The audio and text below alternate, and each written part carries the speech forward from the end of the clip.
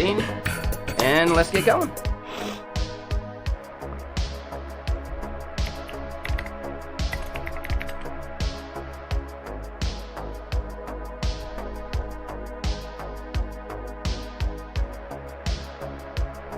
Oh, maybe it does have more. I've never heard of it. The fact that you can host it yourself is pretty cool.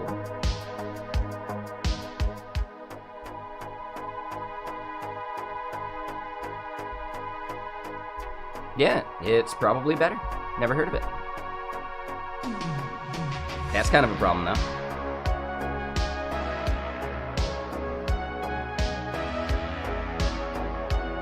I mean, it's on the website, Sam.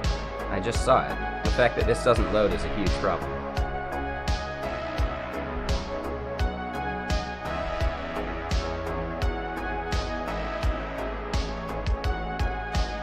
So yeah, I'd say Replic's infinitely better than that.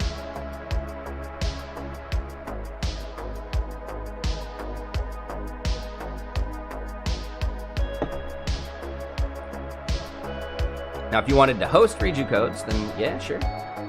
Go for it. But I'm kind of seeing it doesn't look like it gets touched that much. Yeah, something 3 months ago, 5 months ago. No, it's still getting updates.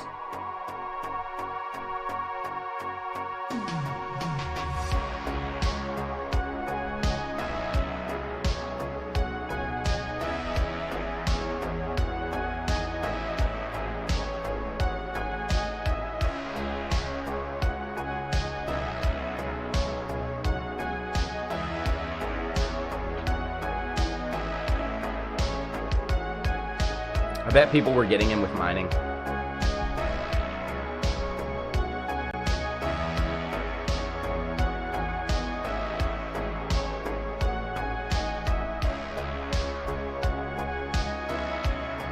I mean, it's just a Docker file. You can host it wherever you want. DigitalOcean or whatever.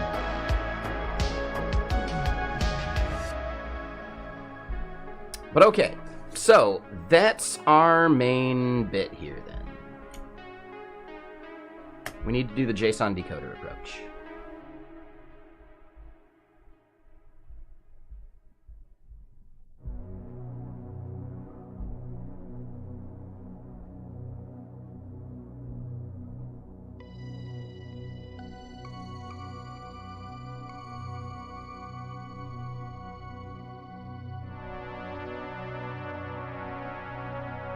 So really, we'd still want to do the values thing. We still want to do that part too.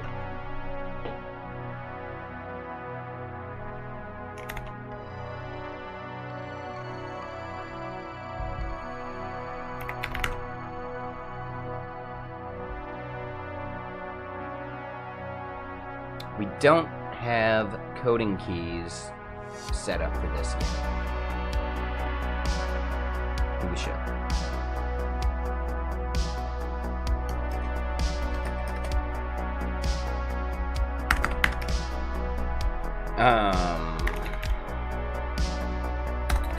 What's the format?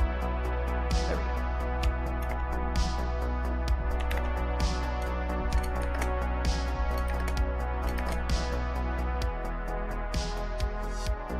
Oh, that's fine. Yeah, no worries. Alright, so the keys that we actually want are name, environment ID, and raw features. Don't need that because that's the same.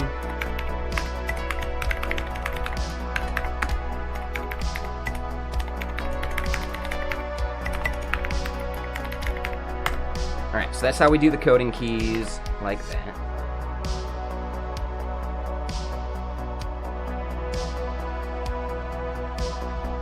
Don't get that. And we don't need to do these safe gets anymore, because it ends up being like this. Not so sure about that.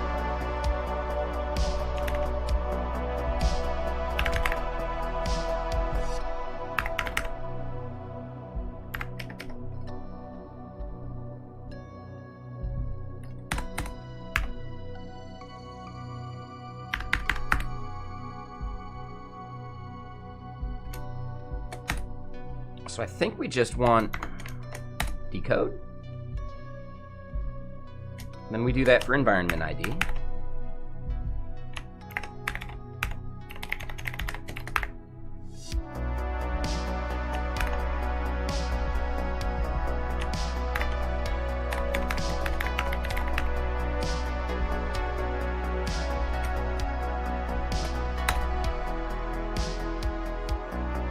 Now, this is no longer that.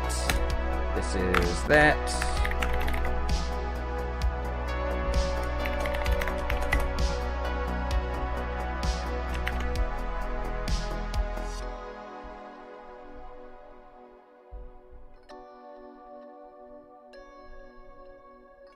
We don't do raw features like that.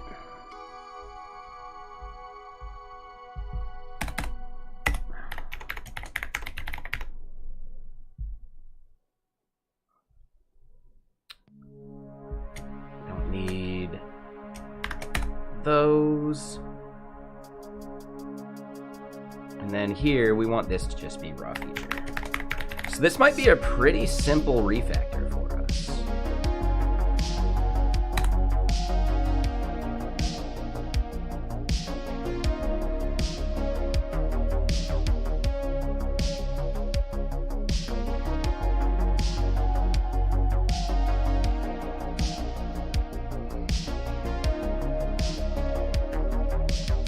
Ooh.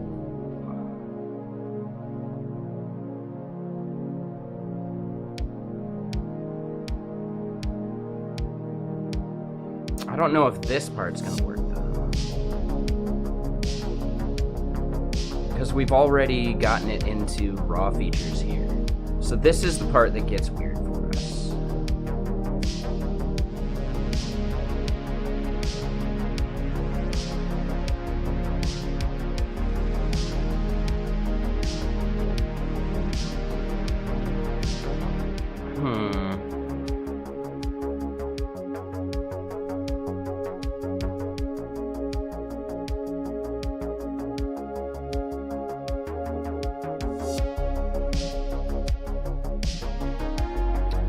So yeah, this is the tricky part. We can get the raw feature just fine.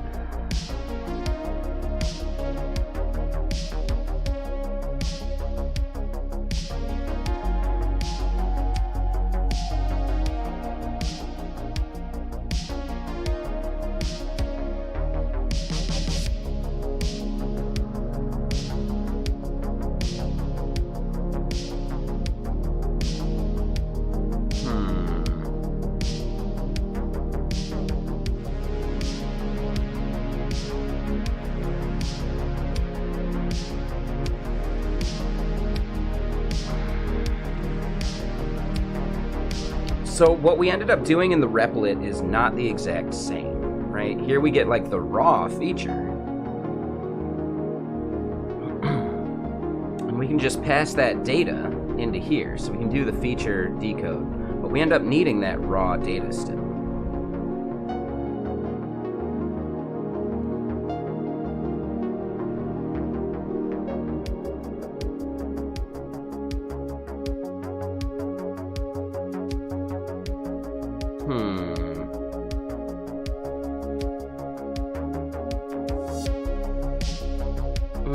Yeah, okay. So, we're gonna wait to fix any of this other stuff, because I think there might be something separate we have to do here. Let's fiddle with this a little bit.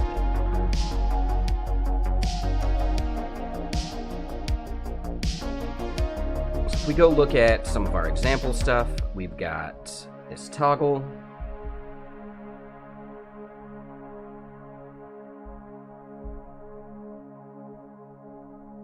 We want to get within our environment. Hey, what up, Space Case? How you doing? Okay, so we're in environments right now. We can just grab a gradual like this one.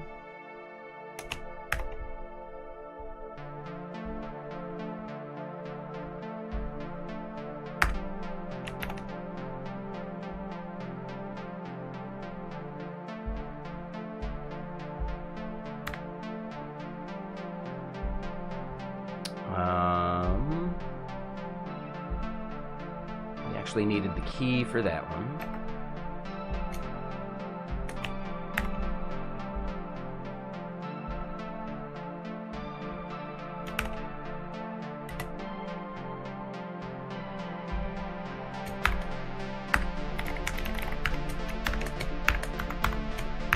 Right, so we do that.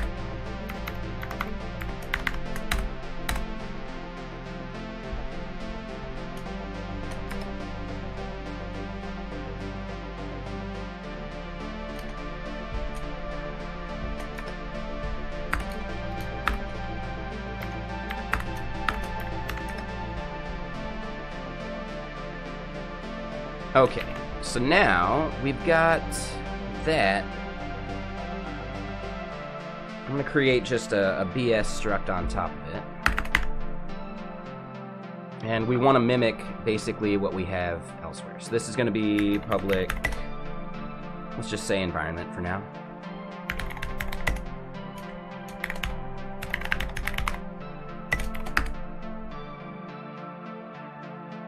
It's going to have just public let features, right? And it's a dictionary keyed by string, has features in it.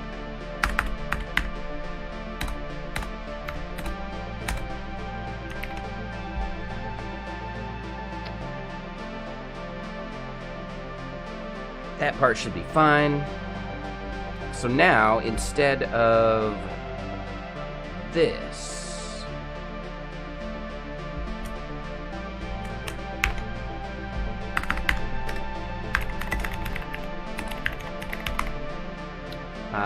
oh, hold on. We need decodable on environment.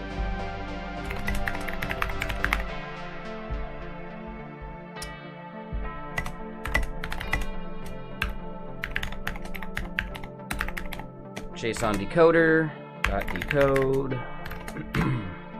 This is environment.self. And their auto-completion in Replit has gotten way better. This is nice. And then this would be data. What did we call this? This is raw environment.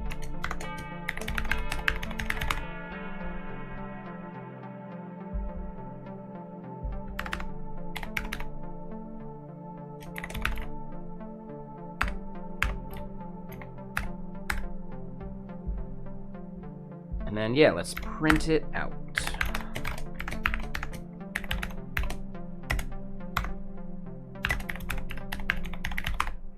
Wow, it even tried to autocomplete the string interpolation that we didn't necessarily need to do. Okay.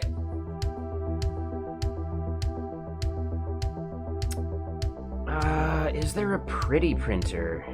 That would be nice. Swift pretty print struct.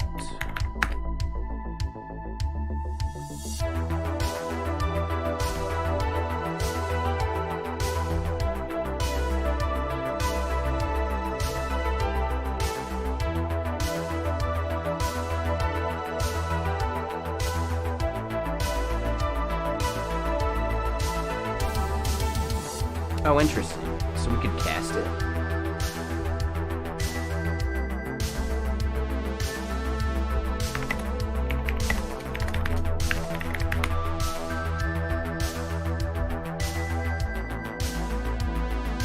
Nope.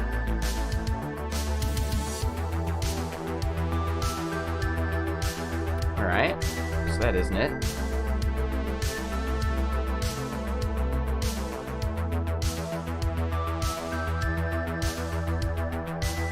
Yikes, here's a simple way to do that.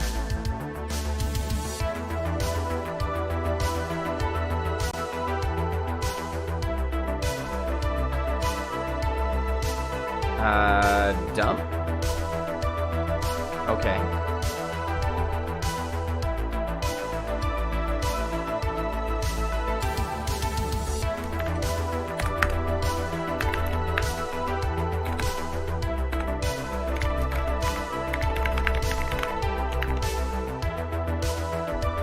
Let's try that.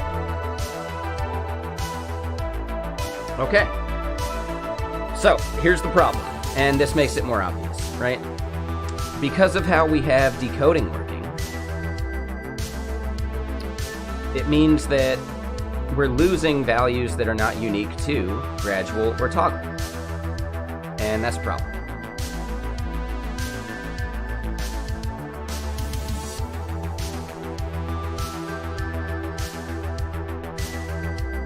So now we need to do, I don't think we need to do coding keys, but we do need to do the decoder thing.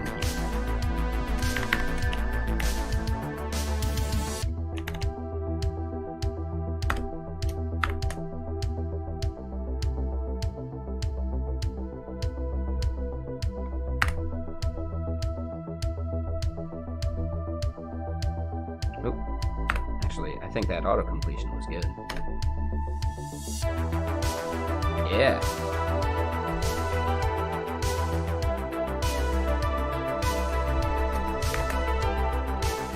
Solid. Alright, so we don't have coding keys because we didn't define it. I guess no matter what, we have to define coding keys. Kind of figured that could be inferred, but I guess not.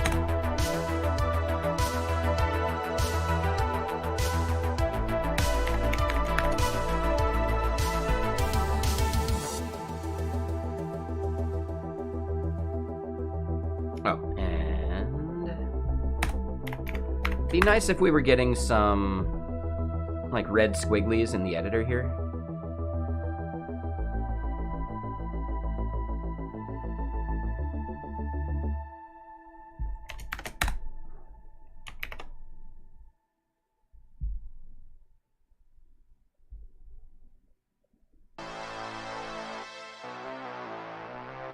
Oh, so must be public. I forgot that part.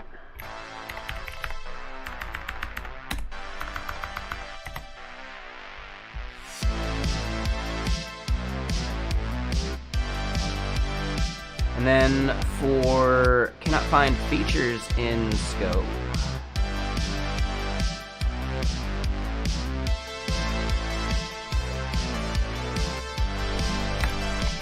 Yeah, just be that. And cool. So, we're now dumpable again.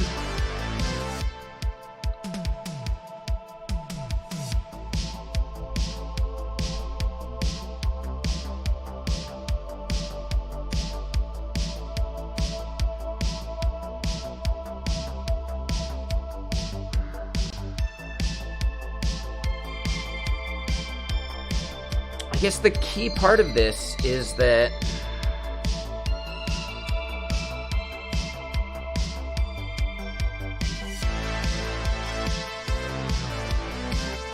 we're not going to be able to decode all of these. So, I guess here's my big example. We do this.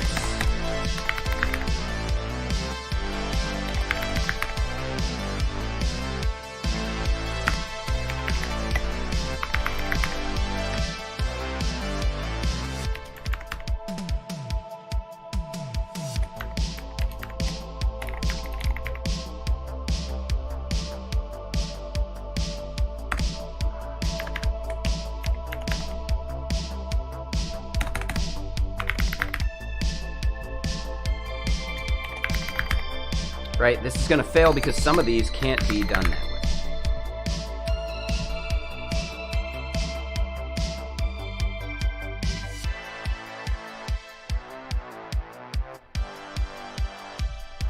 Oh. So we run into an error here because we can't actually do it from the same key anymore.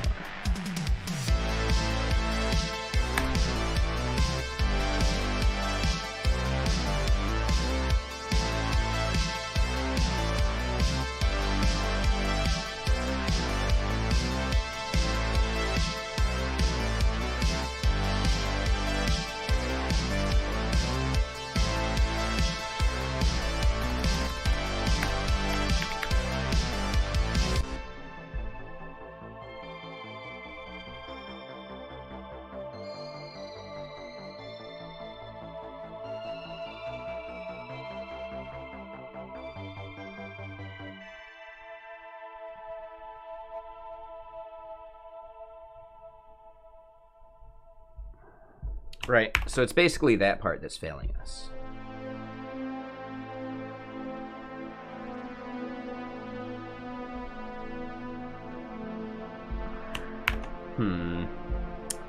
Yeah, so this is still a little trickier than I was planning.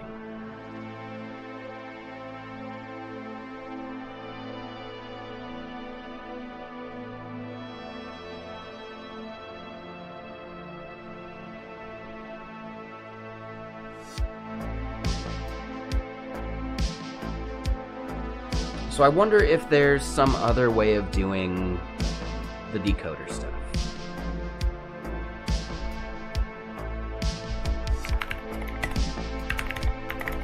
Let's go look at all the methods that is available in the Apple docs. Or that are available. There we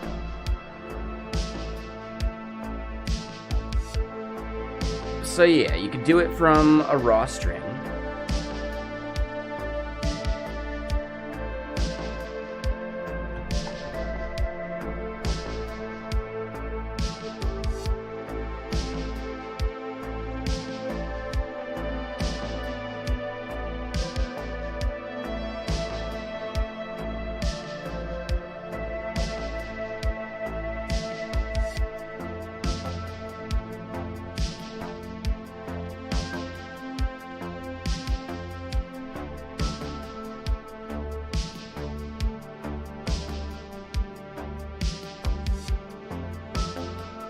So there's a couple different decode methods you can do. What is the method we're calling? It's decoder.container. We don't see that one at all. So conforms to top level decoder. Maybe this has that container function? No.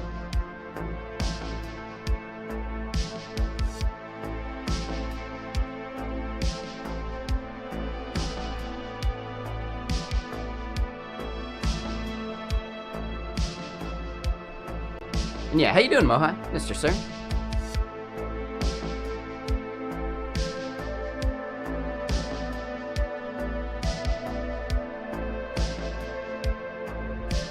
So let's look at data decoding strategies.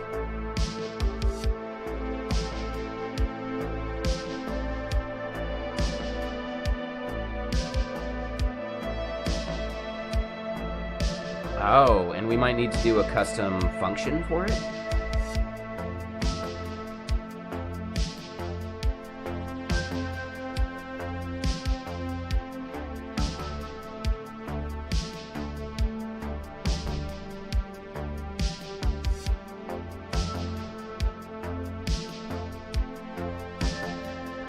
No documentation about it.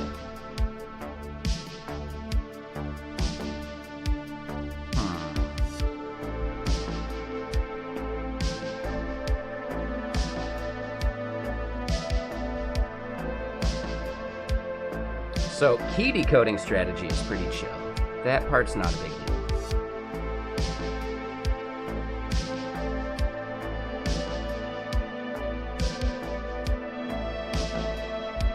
Init creates a decoder. Ooh, yeah. So this container function, I can't even find in their docs.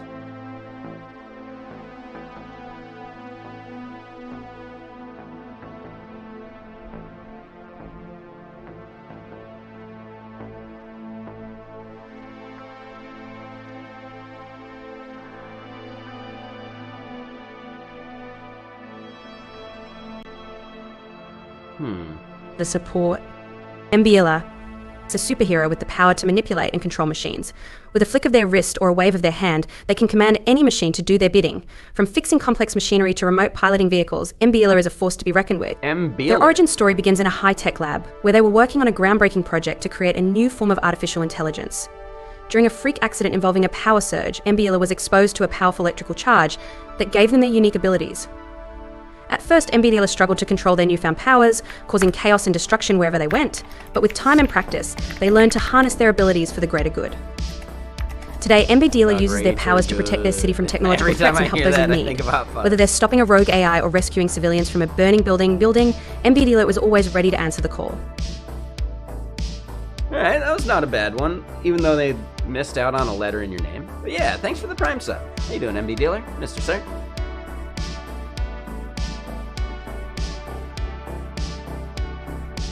And yeah, how's everyone's Saturday going? You having a good day? We're trying to figure out how to do some of this decoder stuff.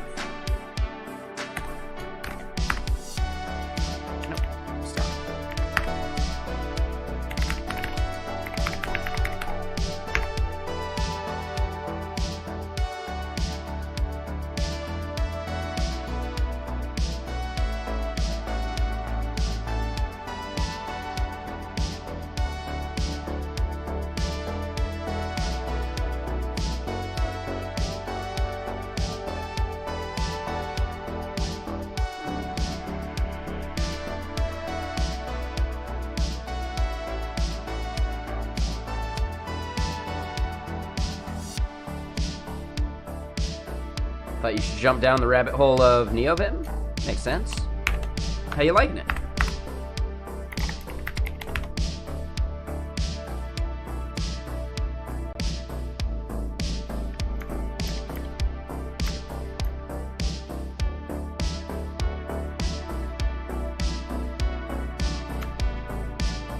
Unkeyed decoding container.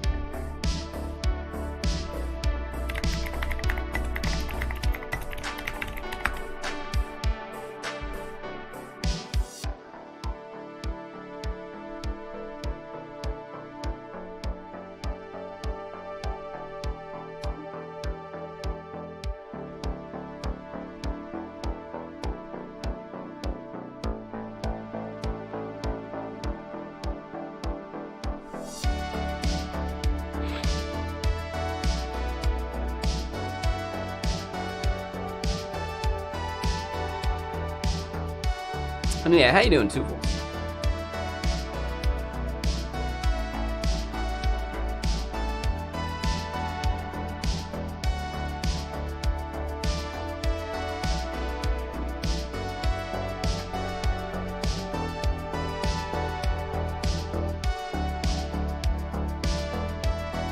I wish I could just pass like a key as a string to do a decode of like a deeply nested part of JSON.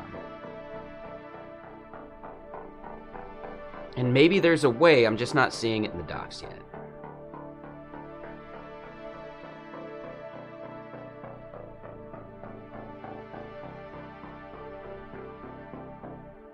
You're being unproductive? I gotcha. Just do the smallest possible thing and get that ball rolling.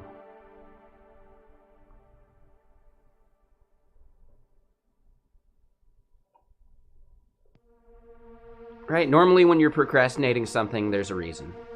Maybe it's because you think the thing you're gonna do is tougher than you expect.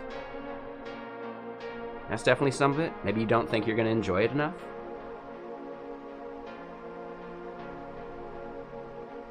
I'd try and really dig into finding that and understanding it. I do the same thing, so I'm not lecturing, I'm just pointing it out.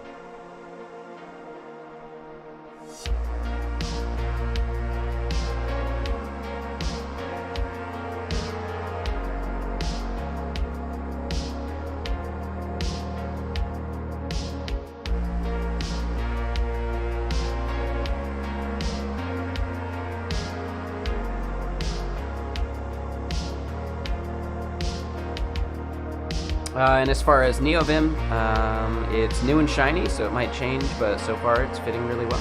Yeah, as long as you enjoy the coding part of it, it doesn't matter what you use. I'm saying. Just don't expect it to be some magical thing that makes you more productive or any of that stuff, right? You can be productive in anything.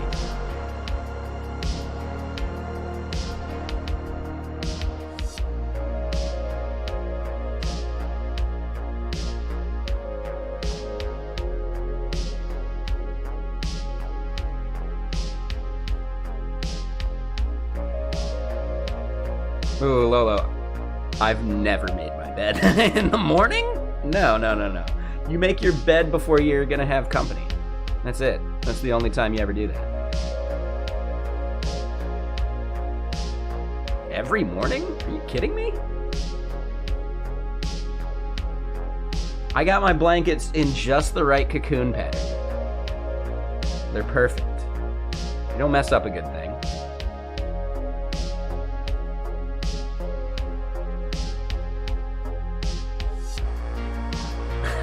No, it's fine, Lola. I'm just joking around. But no, I seriously I never make my bed. I probably should start, but I won't.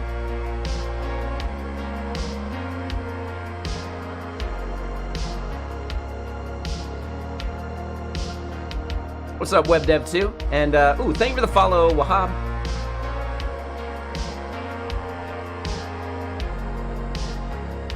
Making the bed prevents it from airing out. Nick, how much are you farting under the covers? Hold up. You don't just like open up the side to like vet that stuff out real quick?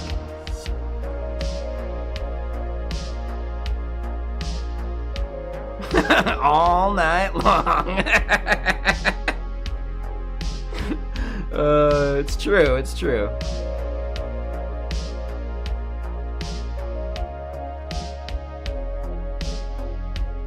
Ah, there you go. That makes sense, too, fools. Many use the bed as a sofa?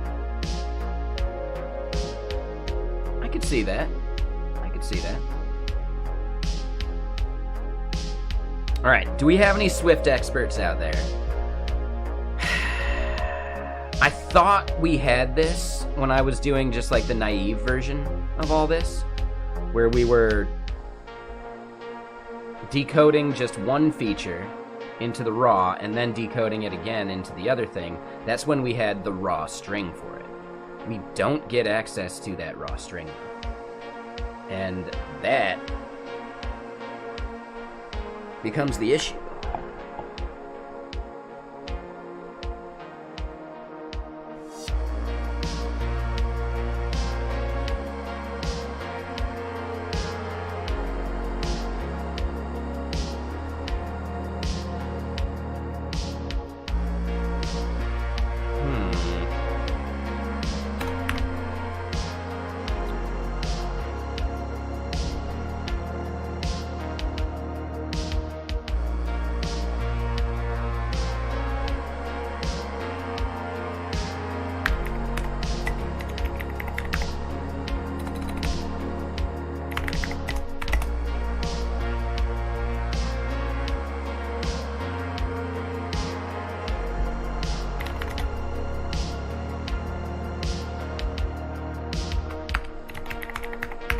So then unkeyed,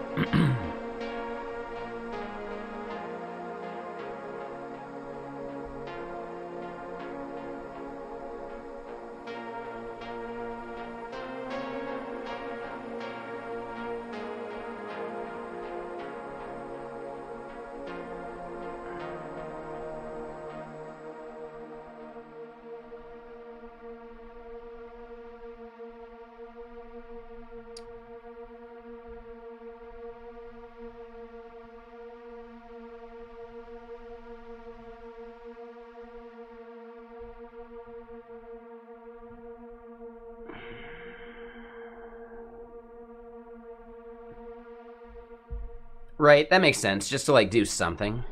Yeah, I get that. No, it makes sense. What if I'm just messy? Right? There's a very fine line between those things.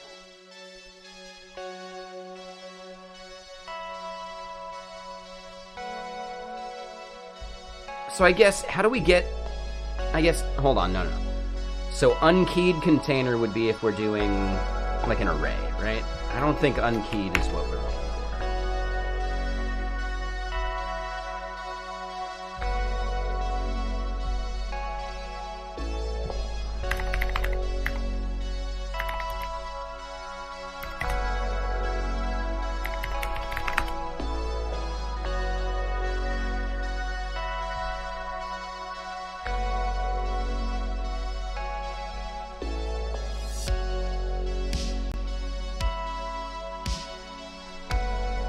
Alright, so if we look at this, decode only part of a JSON document.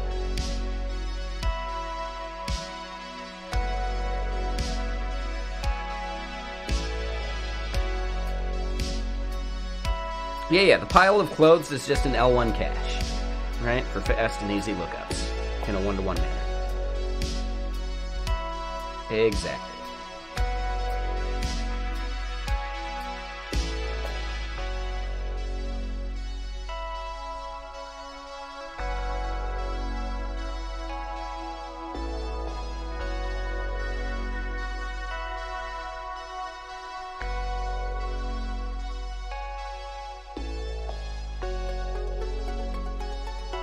Oh, and interesting. They do the extension outside of the struct itself. It's probably nicer.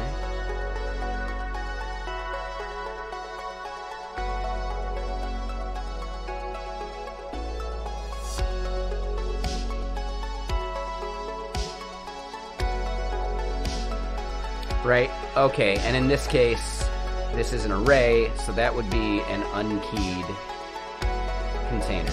Got it. Okay. So, yeah, we're not doing arrays of things for most of that stuff, so it's not an unkeyed container.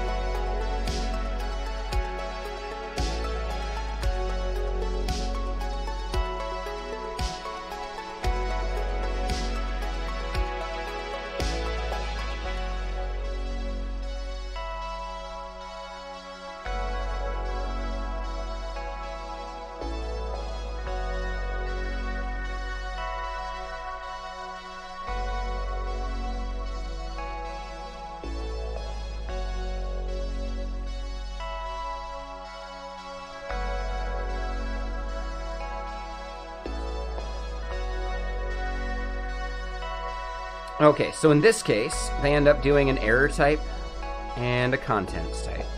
And the value, or technically, hold on. Right, based upon the value of success, you would end up having another thing here. So this is a polymorphic structure. So that's what they're trying to show us here, and that could be useful.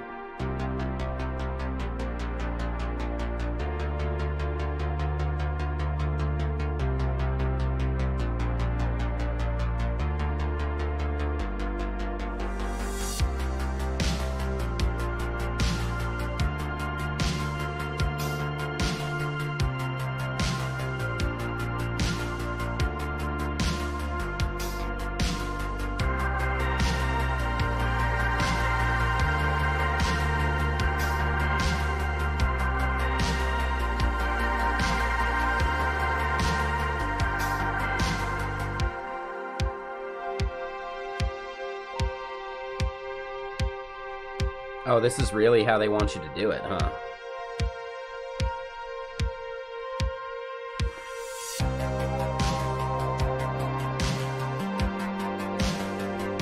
This is the thing that was recommended to us by Joannis yesterday, too.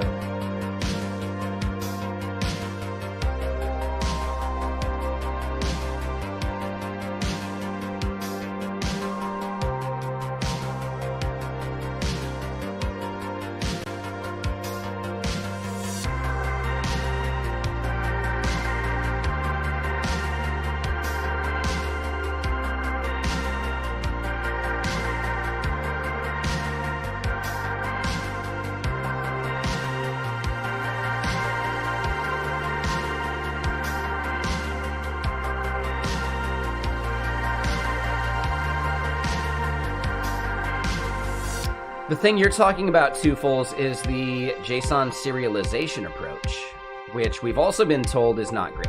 So that's basically what we were doing.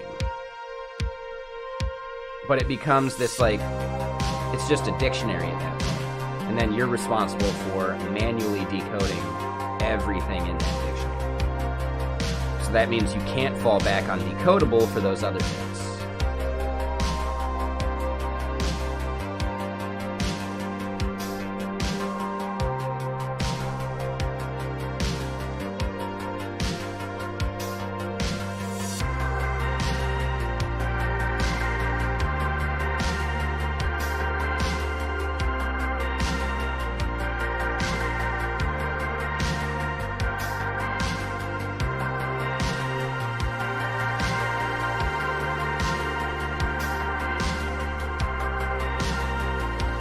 Let's go look at what they're talking about.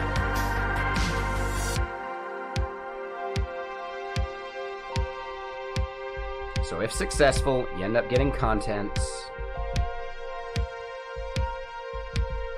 Then there's this unkeyed text entries. Otherwise, you get an error.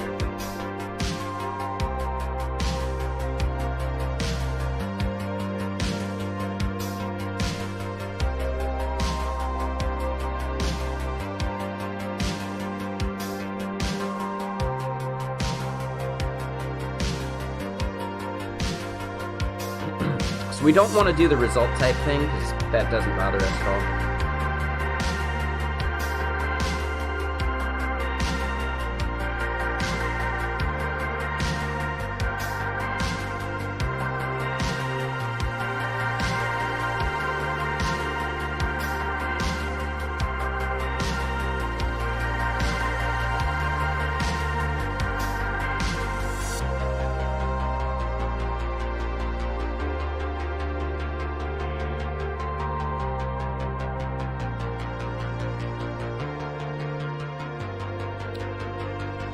So yeah, they just make a init from decoder for all these things.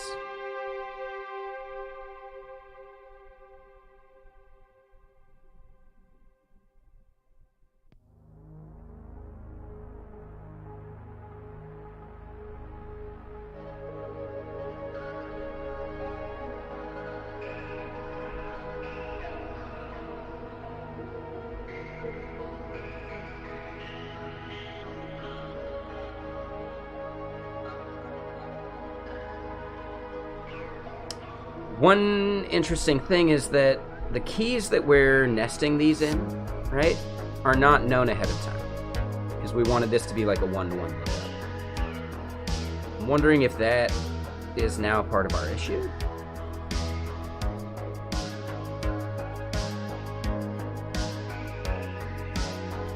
In our JavaScript code, we end up using these keys for that quick lookup.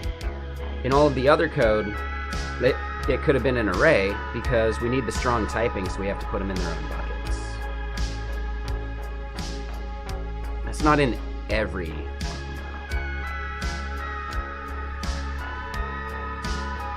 Okay.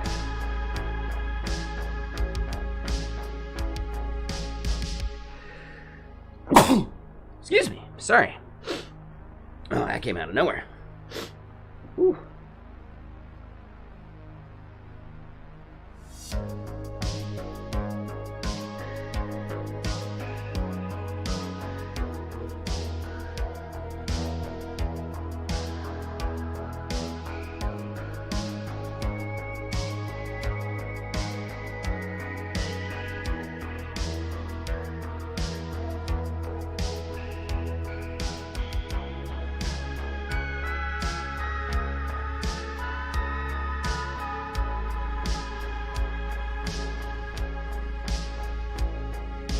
So this is how they do that.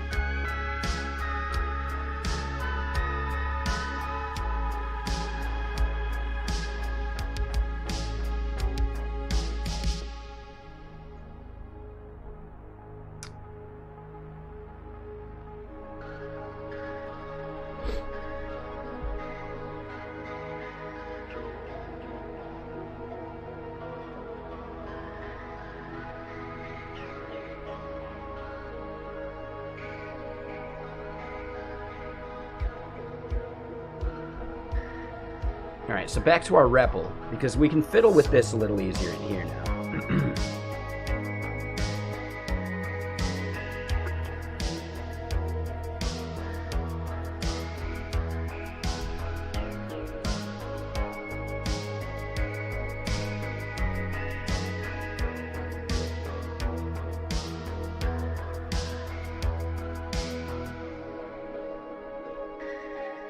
Yep. Yeah, so we end up getting this error because we're trying to do all this. If we just did that, commented out toggle features, that works, and we get it decoded.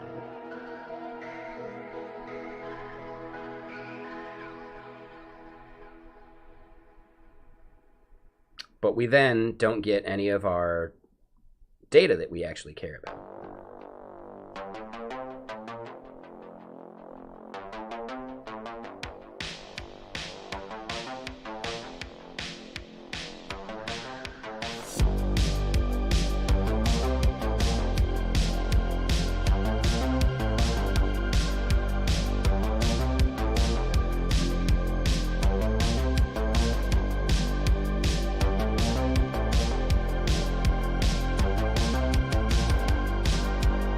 Decodable is the only way to do this, like, really, like, correctly. Which is the problem.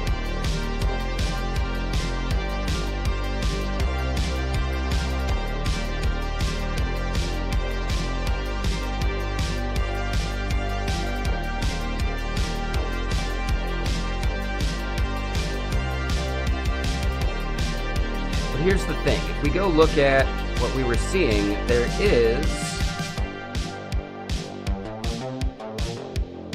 the idea of doing a custom data decoding strategy. JSON serialization does not work in Linux, and we were doing that approach before, but if we were to do JSON serialization, we have to do it for every nested type, right? Which is a bummer.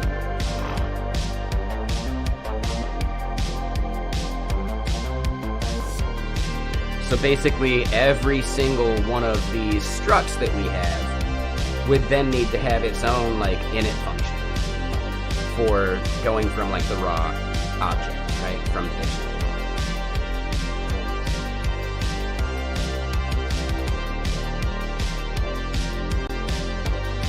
The support. Oh.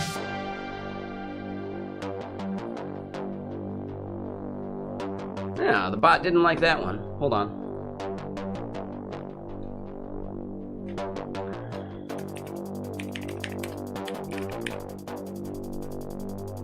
Let's try this again. Thanks for the support, Shakabre. It's a superhero with the power to bring people together and bring out their full potential. With just a few words, Shakabre can inspire and motivate even the most downtrodden individuals. Their origin story begins in a divided city, where Shakabre rallied the community to come together and rebuild after a devastating disaster. From that day forward, Shakabre has dedicated their life to spreading unity and positivity, using their powerful words to bring about change and inspire hope in all those who hear them. That's a solid one. There we go. Yeah, that was a beautiful story. So yeah, thank you for the sub. I appreciate that. And what up, Nikestu? How you doing? Nikostu? I don't know how to pronounce it, sorry. Your friend's trying to train English when you come to stream? Sure, yeah, awesome. And how's it going, Xcoding?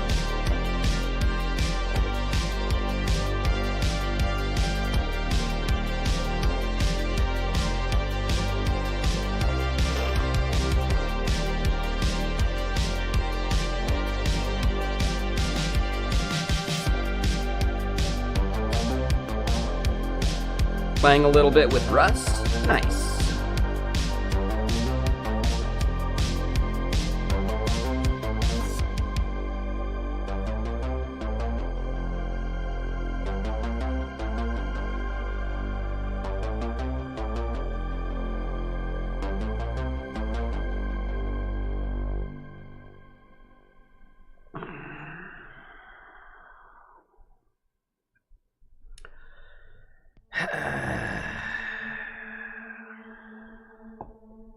Let's double check something.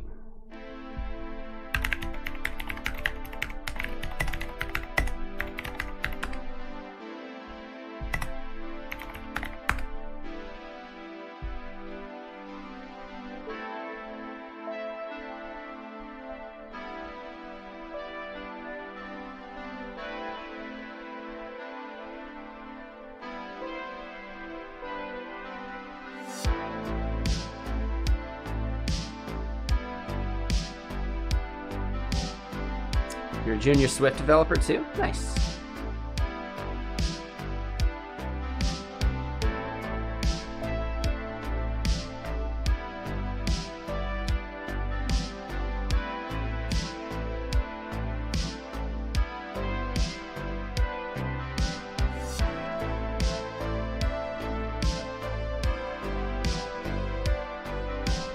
All of them.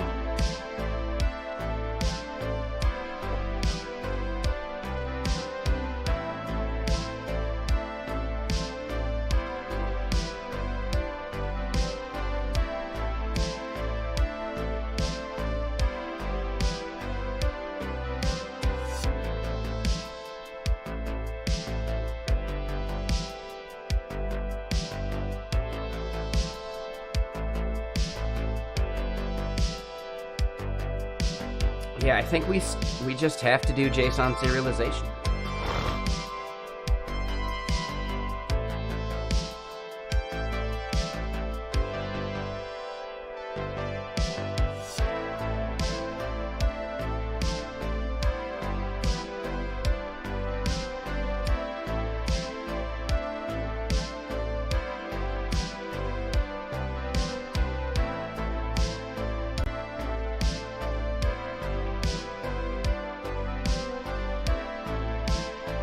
Just make stuff, man. If you want to do little things, you can use Replit, but that's not going to do nearly as much as you're thinking. You can't do a simulator or anything through it. So just start building stuff.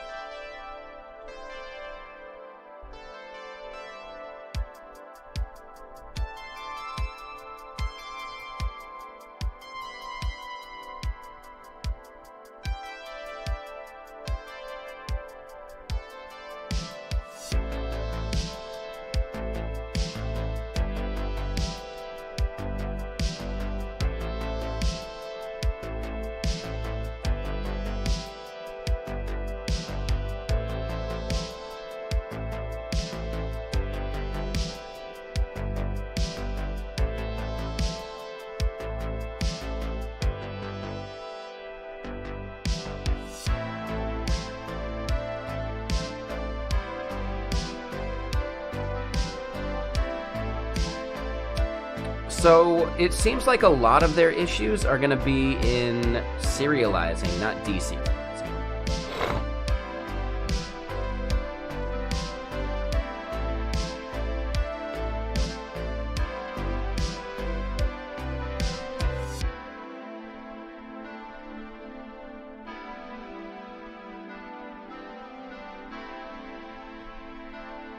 Upgraded your desktop from 16 to 128? Ooh, I bet that felt good.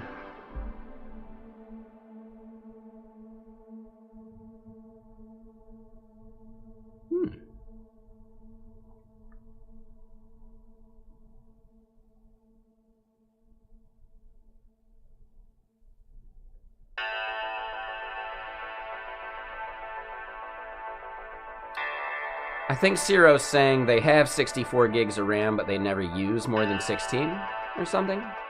I think that's what we're getting at. I don't know. It was a little, like, phrased a little odd. Okay. Ciro, I bet you do, right? There are spikes, etc., that go above that. Just depends on what you're doing.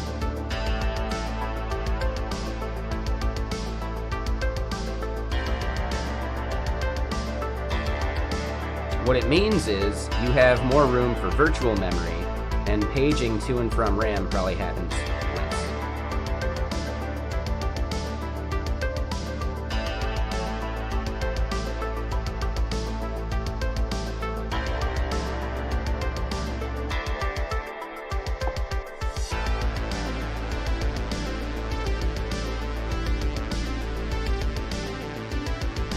Gotcha. Yeah, so it's not a waste. You are definitely spiking above that even at times where you don't even notice it. Having that amount of headroom means that you're going to disk less, which is improving the speed of your machine massively.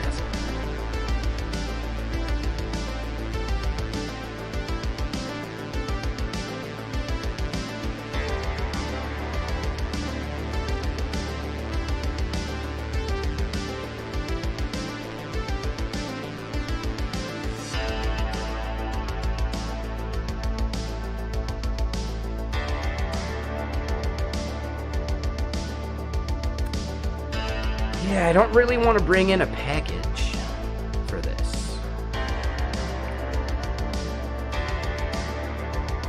Yeah, I think we got to just refactor back. Yep. And we'll just see if we end up having issues.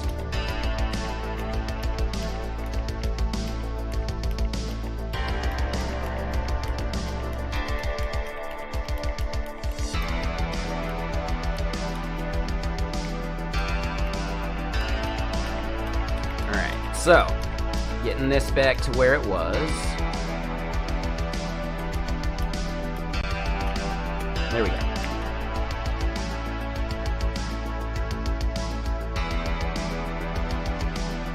Yeah, it's a fine language. Alright, so yeah, the parts where we're doing this decode is just no good. We just can't use decode.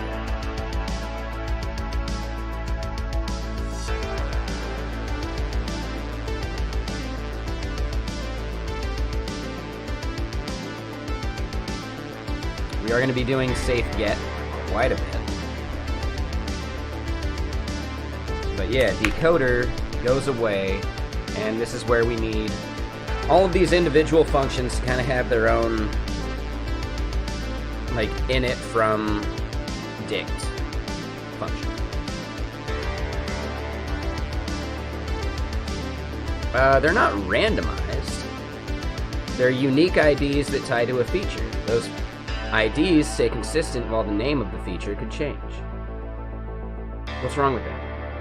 Twofuls, I'm not looking to re-architect my entire JSON structure right now. No, we're not going to discuss that. I have reasons for that. I'm not going to dig into it right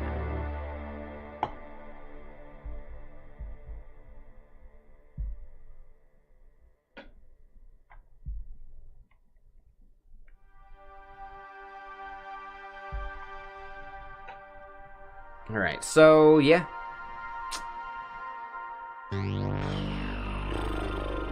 Yeah, this is how we have to do it. So, each one of these things ends up needing its own init function.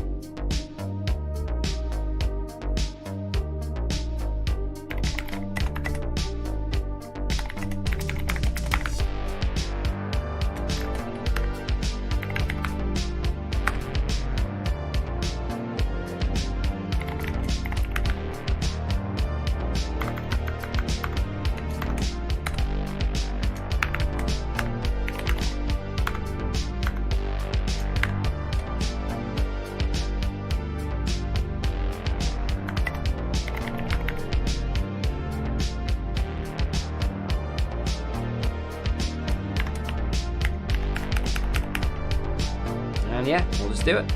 So then this becomes end. Yeah, it's gonna be a whole bunch of boilerplate, but I don't think we can actually avoid it.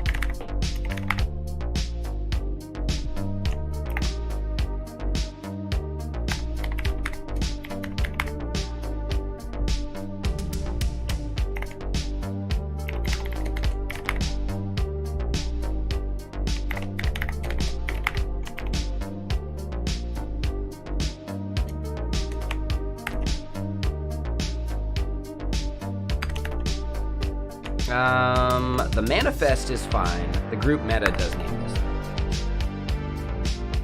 What up, Jarrell? How you doing?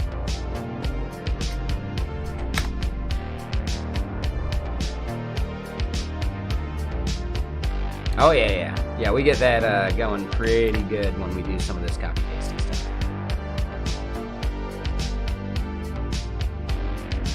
This looks elegant compared to some of the stuff you've had to do, Twofuls. Yeah, I get that. But yeah, how's it going, Finite, Mr. Sir? I liked that joke you made about bringing the clones. That was pretty fun.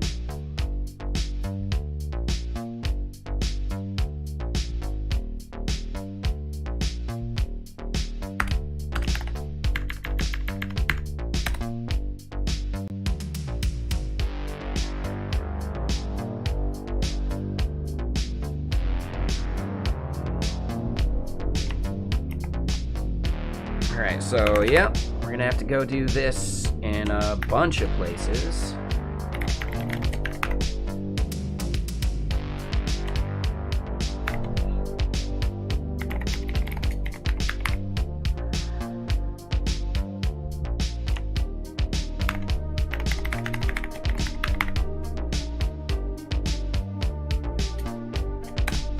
then schedule is actually going to be schedule. Ooh, hold on. We'll say let raw schedule equal try save get. That dictionary is then still from dict.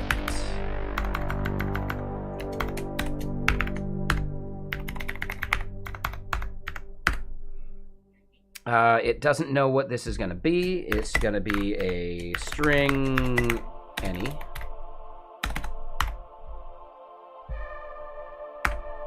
And then schedule is equal to schedule.init from dict, and that dict is raw schedule. Right, so this is going to be how most of this starts to look. For all of our scalar values, right, strings, numbers, even enums, we can just do this part.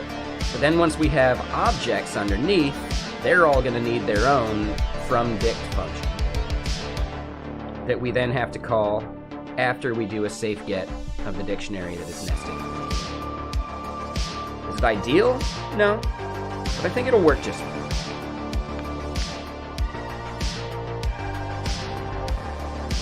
It does mean that we're going to have some duplication between all of our different feature types, which is less ideal,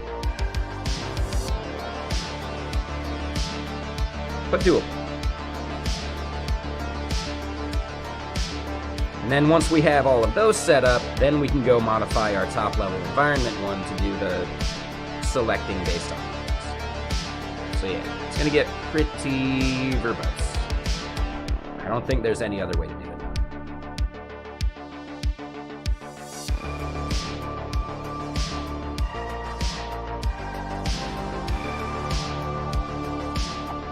Right, once we get into using JSON serializer, it's just a dictionary that we have to look up in. We can no longer pass that directly to the decoder. That's the big problem. So, yep. At least this part gets pretty easy. This is like the boilerplate of what a raw feature is. And then toggle feature is just maybe value equals try safe get.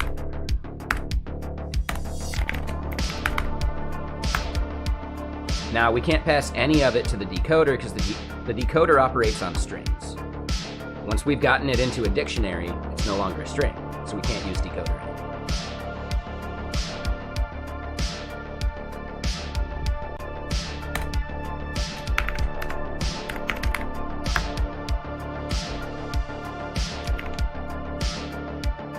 Right, so this is common, right, this top part.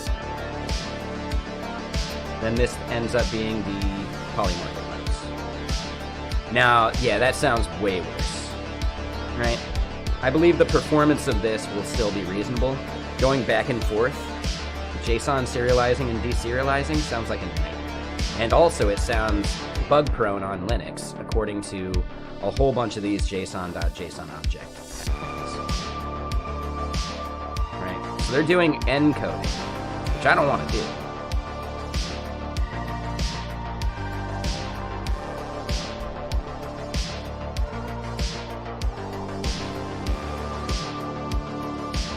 This looks cursed too. Yeah. So, I don't know. I think we want to avoid anything more complicated than what we're doing. Even though it's more boilerplate, it's actually simple. And simple is typically fast.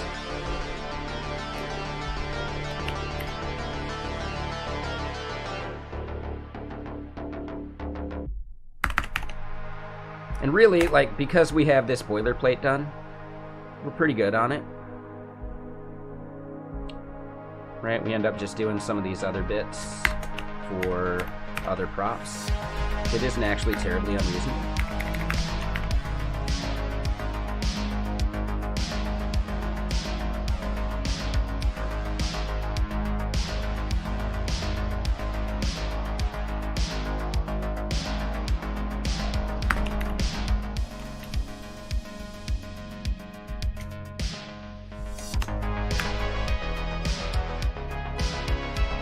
so at least we're not having to like do a whole bunch of like really custom stuff. It's really just for a couple props.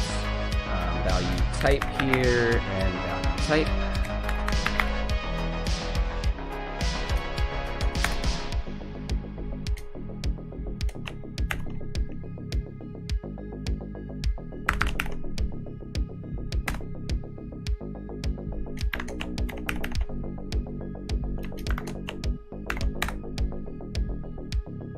Oop.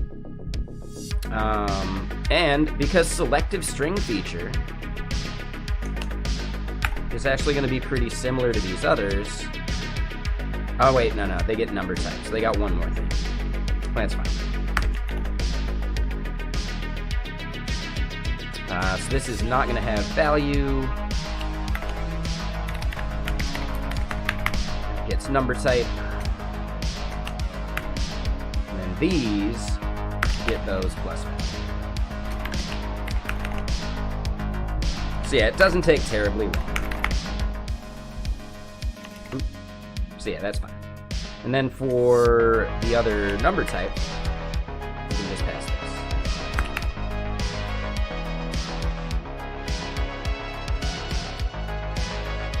I think we're good on that. So yeah, for these other number types here, you can make that nice and easy. Yeah, it'll go actually pretty quick. I was trying to avoid it because, you know, more lines of code means more maintenance. But how often are we actually going to end up needing to touch this? Probably not. And our test should cover anything that we mess up, right?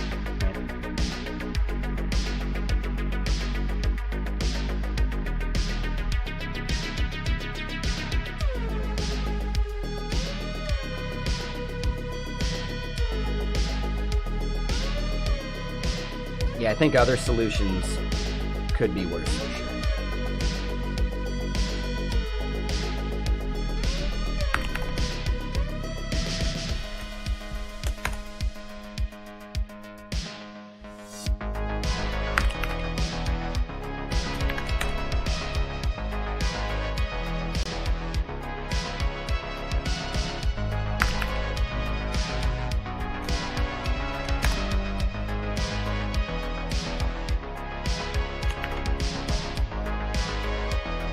So we've got all the features actually done already. So yeah, that went quicker than I was expecting, right? One of those things where you're like dreading doing it and then it's actually not so bad.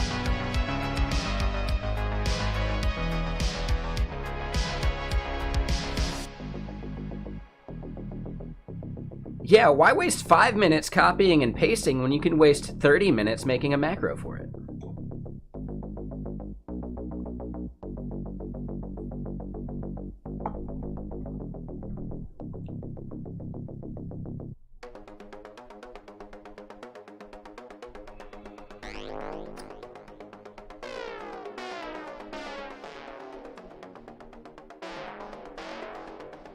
Yeah, I don't think we actually could X Factor, because the way that it needs to assign it to the props that we have here, if we created a reusable bit for that, we'd still have to assign the results of the reusable bit. So I don't think it would save us that much.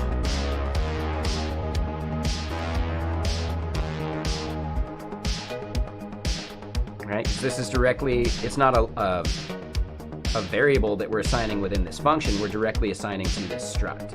So it needs that like context of what it's assigning to. So at that point, even if we boilerplated this part, we still have to assign it in some way.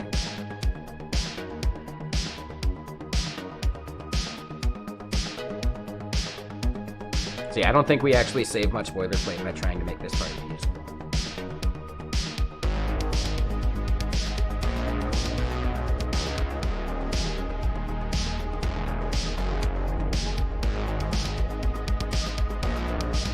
Possible.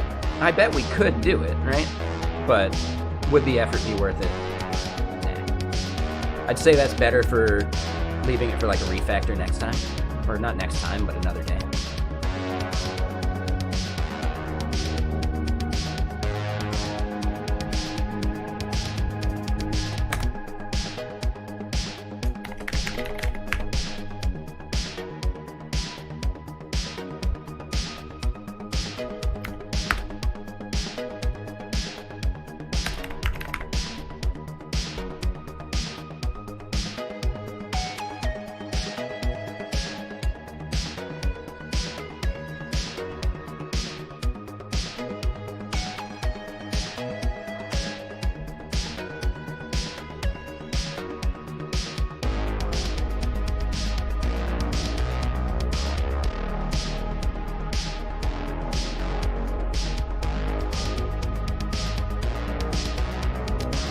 Interesting.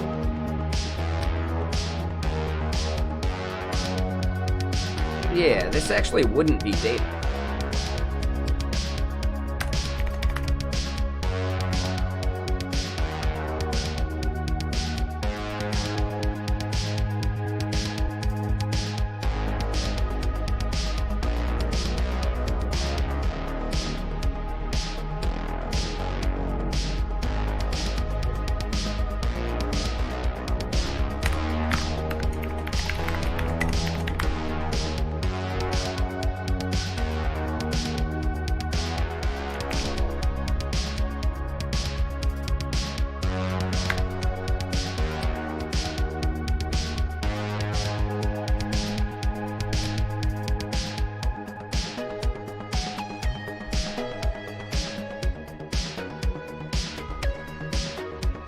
Yeah, so let's grab this part.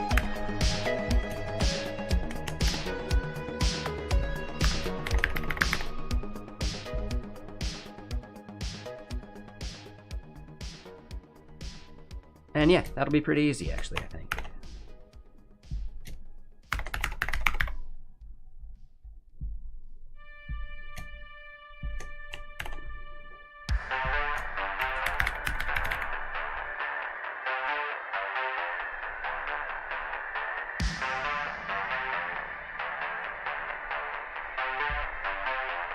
So Max, even if we're using an optional, we need to unwrap the option, right?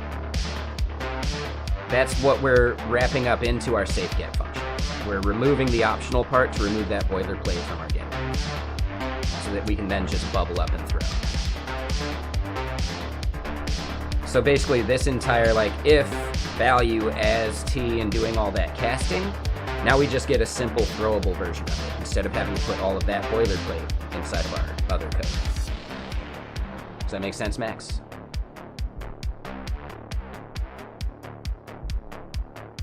Not from what I found.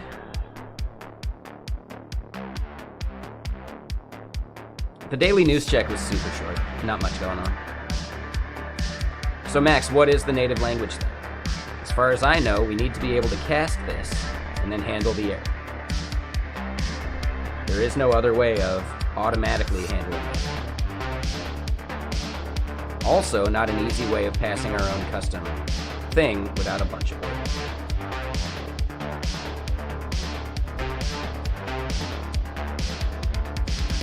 From what I've seen, the native way of doing this is putting this type of guard let all over your code, right? Or an if let all over your code.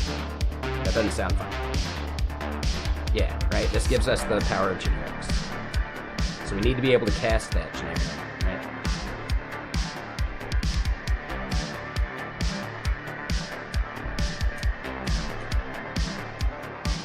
Where were you on Twitter when I asked all my Swift viewers if it was okay?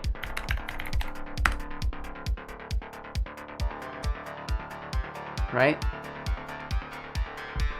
Your time to protest was a week ago, man. Hold on, let's find it. Oh, Twitter's blocked me. Oh, shit. Well, that would make sense. But yeah, basically this.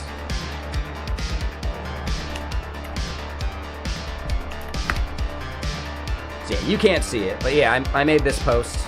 I needed this like safe getter function with generics for casting and all that stuff. This right here is so much cleaner than throwing this all over the place. That's carbon.sh. One thing to remember if you're trying to be accessible and, you know, for differently abled people on Twitter, the right thing to do is also have a gist that you link out to that actually has the code in there, because I guess the gist prints out code better than trying to like just copy and paste code into the alt text. So yeah, carbon.now.sh is the tool that you'll see most people tend to use, but if you want to make it as accessible as possible, you're also going to want to go create like a gist for it and, you know, link out to that in your alt text. That's technically what I understand as far as what Graham has told us about accessibility before. I'm not positive on it. It's just my quick assumption.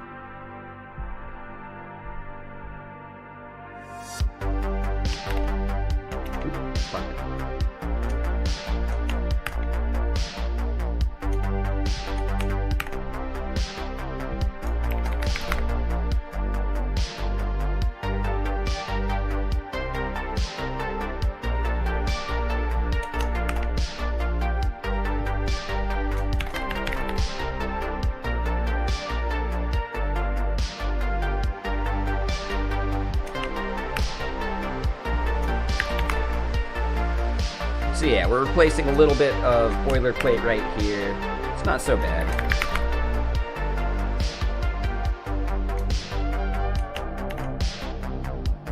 This is value feature.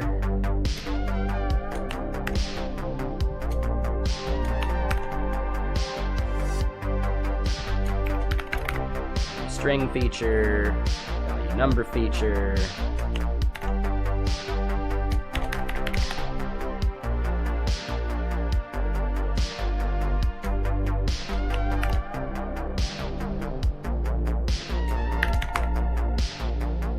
What up, Tommy? How you doing?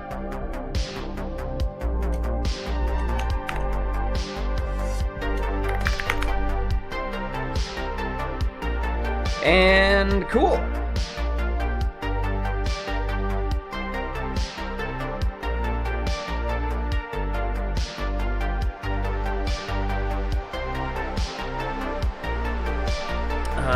Group meta should be decodable.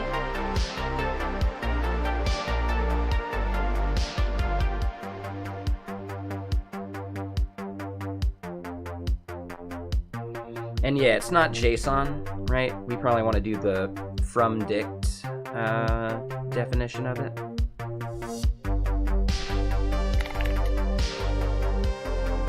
Oh, wait.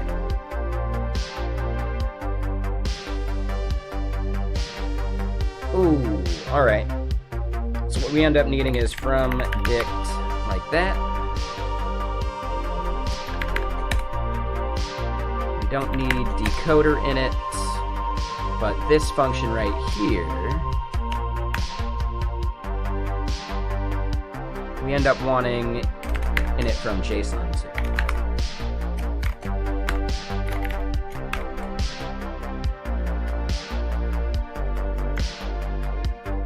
No, we don't. No, it's just from dict, and it's not a string.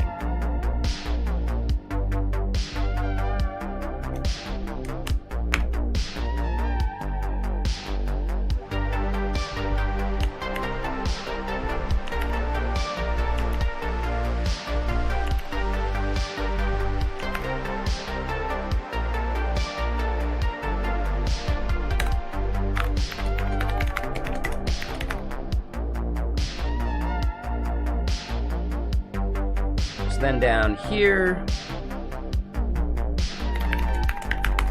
right, that has to go from dict like that. Raw environments here is not a string. That is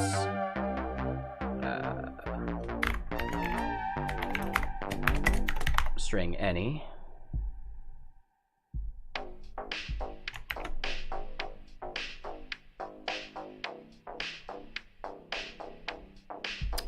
And we can't do this. We need, yep, this ends up being the, right, not value, because that's not a UTF-8.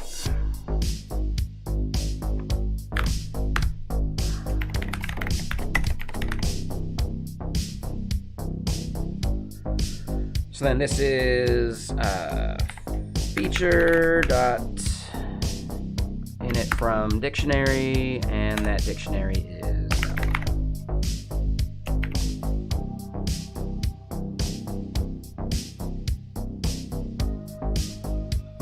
all right, let's see if our tests actually pass now. Or at least if we get to a, you know, better place. What do we think? Will it blend? Oh, we got an error.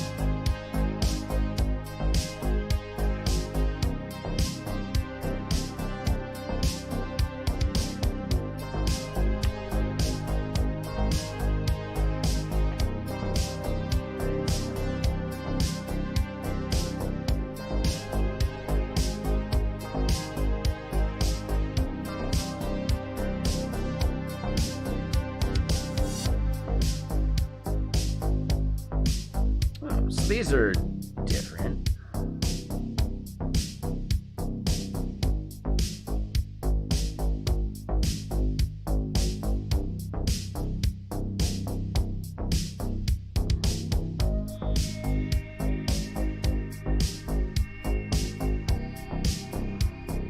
Scroll way up here. So schedule.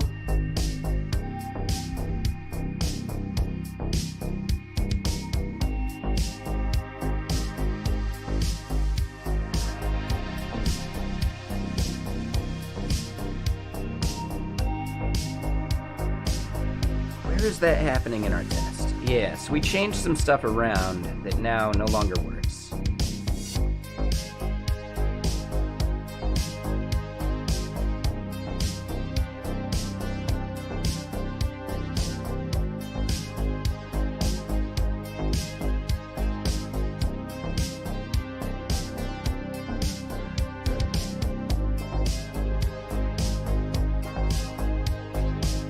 So hold on, scheduling tests seems to be the only place. Oh, we're hitting a fatal error for it. That would be why. Okay.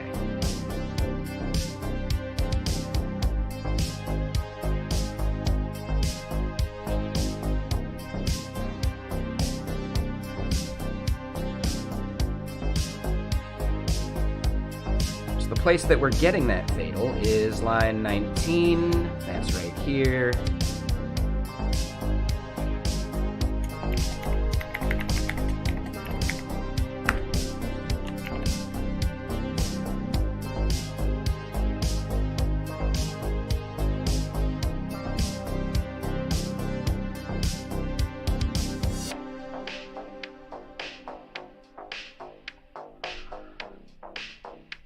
So wait, because we create that init function,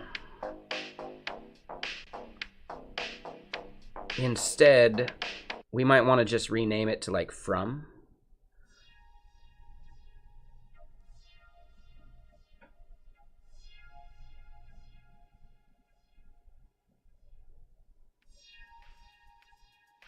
Okay.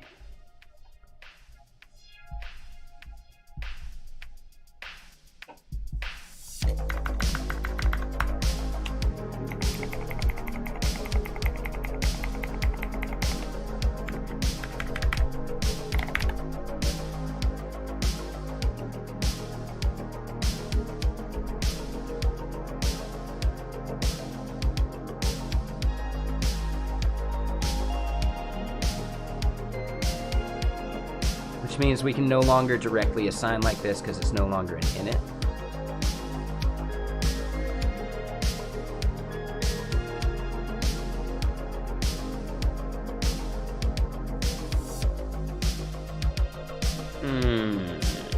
Okay, so hold on.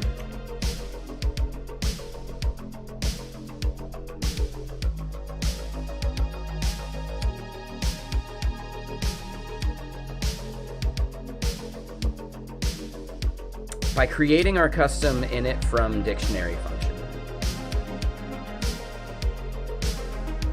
it seems like we're overriding Swift's ability to do like an inferred init function.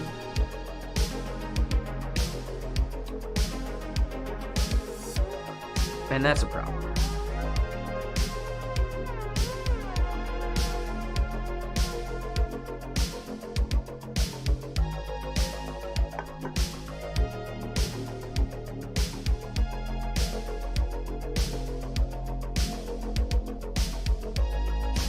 I can move this init into an extension. Oh, okay. Okay. And I've seen that like kind of like this. Yeah, okay. So then if I just do extension below this, right?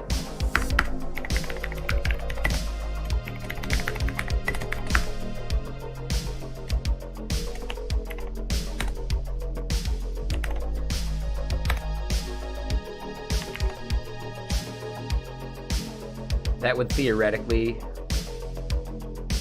get us past where that failure was. I just want to verify that now.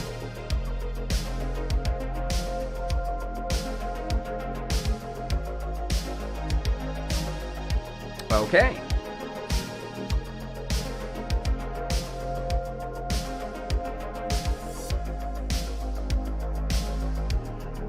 And that was the only one that we actually needed it for. Okay.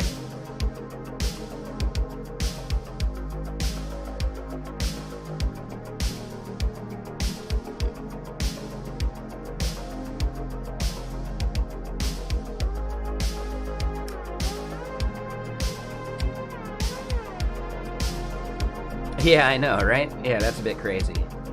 All right.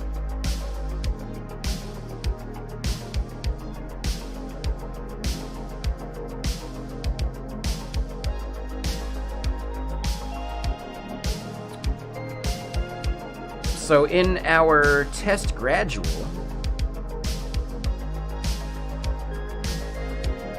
could not safely get value from dict, operation could not be completed.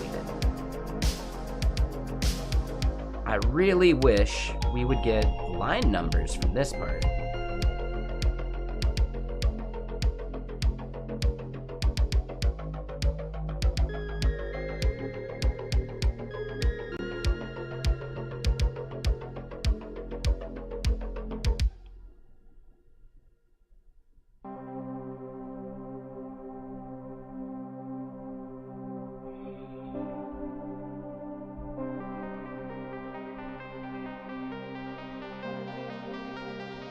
Okay, so let's go look at our client tests again.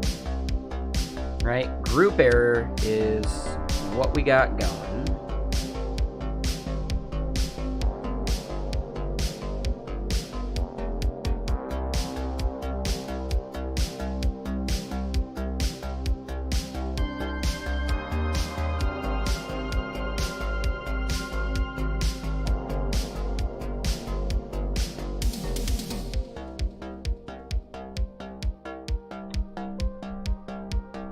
Pretty sure it's here in get flags because that's where group error is happening, right? Yeah.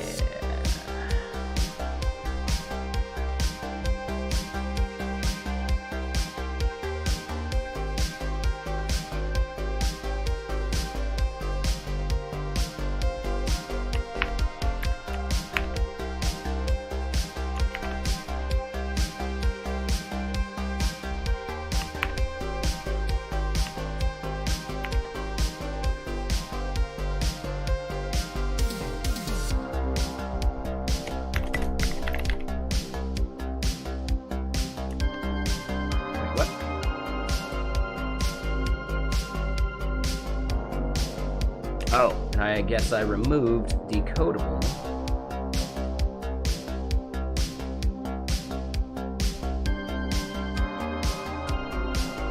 From the group.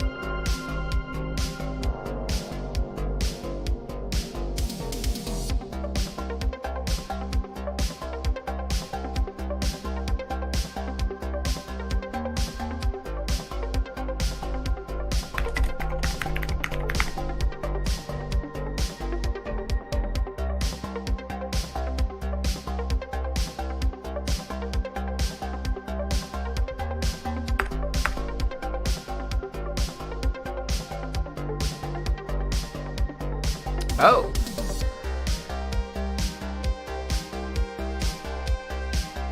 So technically, no, we were still using JSON serialization there.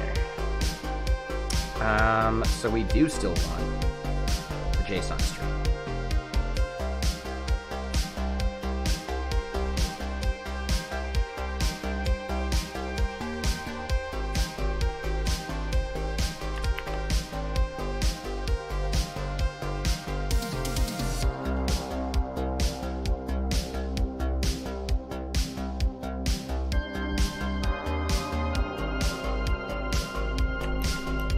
So let's go back to this part. Response is a string.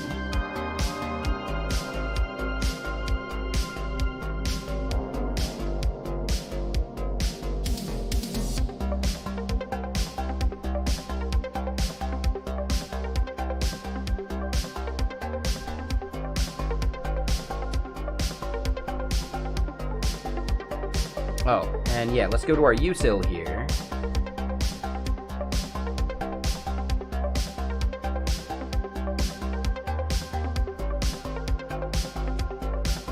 Technically, that value is not required.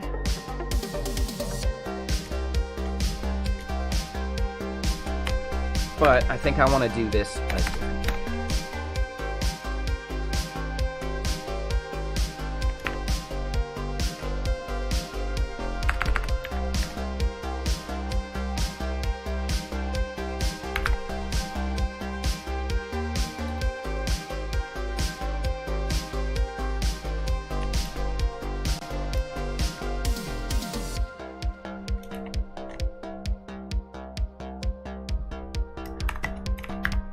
I think if we explicitly assign it to nil, we should be good. So then if all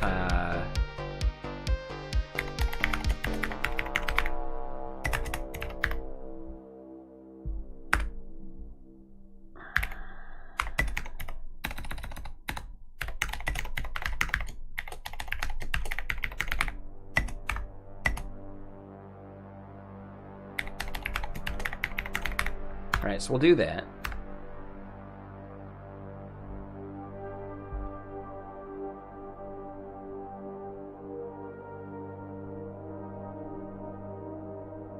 And oh wait, yeah, I don't think I realized the fact that Glasses uses a green screen now. When did that change? That was a while back, huh? That was like a couple weeks ago.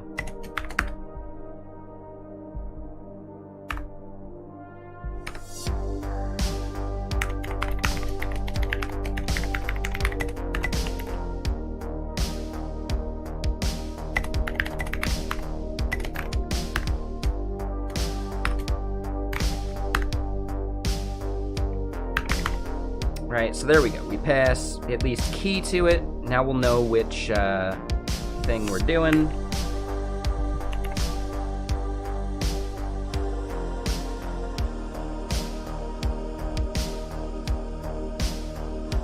Oh, and we can just do this. Yeah, I keep forgetting about that.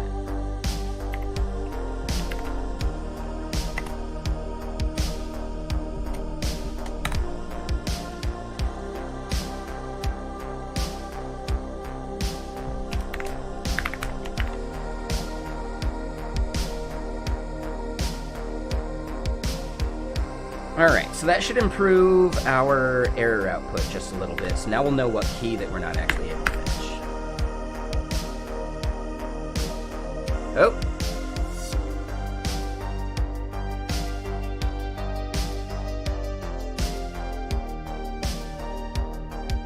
Did I forget to save another file? No. Alright, let's... Oh man, bunch of errors.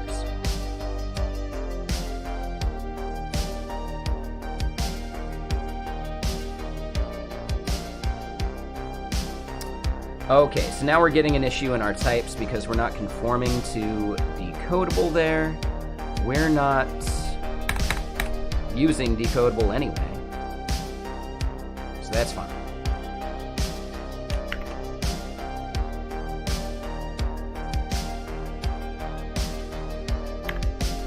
Let's try this again after clearing.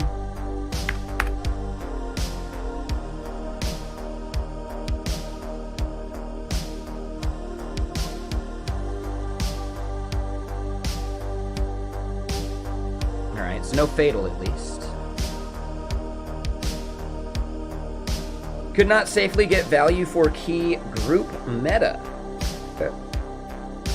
And that's the only one we're failing at? It's likely that it's just the first one we're failing at.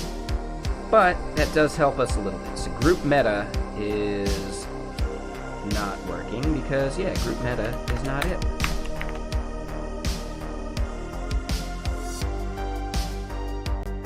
Well, that's an easy fix.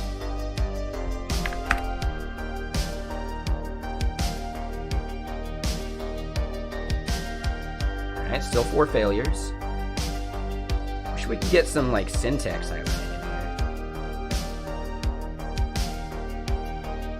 here. Alright. Still could not safely get value for key meta from the dictionary that we're passing to it.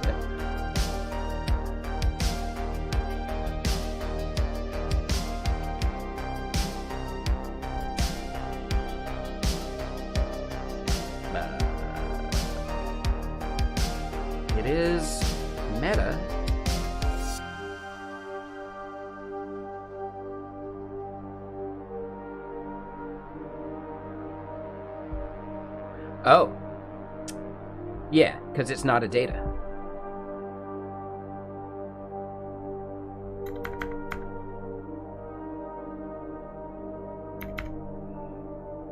Yep, which means we won't be able to do this either. So technically, this is actually just string any. None of them, Utingo. Yeah, they're the worst. Now, if you're not living in the US, they're probably a good idea. I don't have any preference for any of them, so yeah, no idea. But if you live in anywhere that's somewhat expensive to live in, it's a race to the bottom that you'll never be able to afford against people who can charge way less in other countries. So yeah, because it's a global marketplace like that, you're never going to be able to compete with people who live somewhere cheap. Now, if you live somewhere cheap, then go for it. But because of that, I don't have any knowledge about it because it's not worth investing into here in the US. Personally, as far as I'm concerned.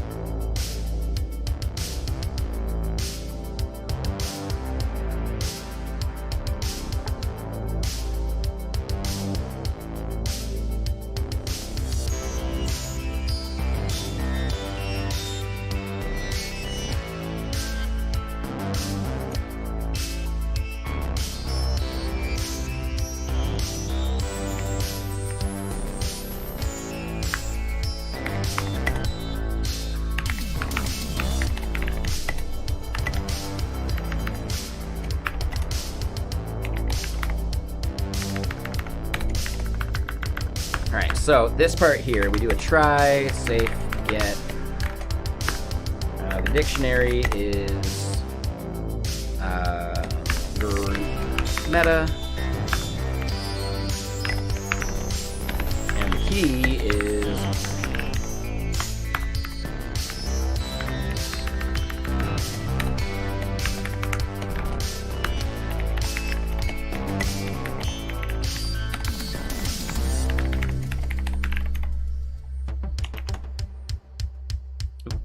this is group meta. Oh, if I can type.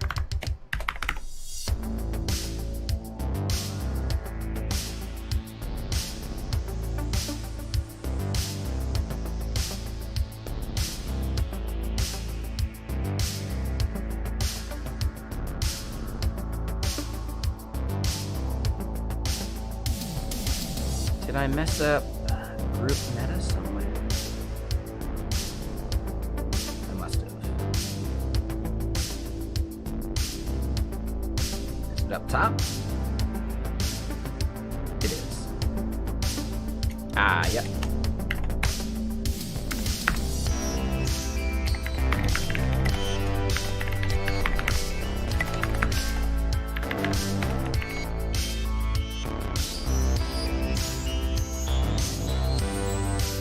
If you ever want to look any of that stuff up, there's websites. Payscale is probably one of the better ones. I don't know for sure.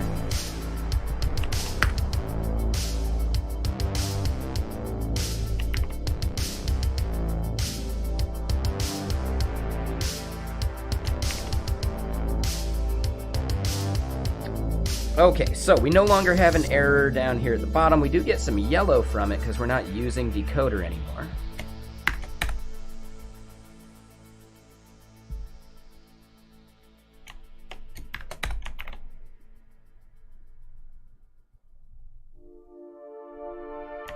I'll leave that function just in case. Okay, cool. Let's see. Sorry, Laser, we get that comment too much. I'm tempted to just hide that portion of the screen.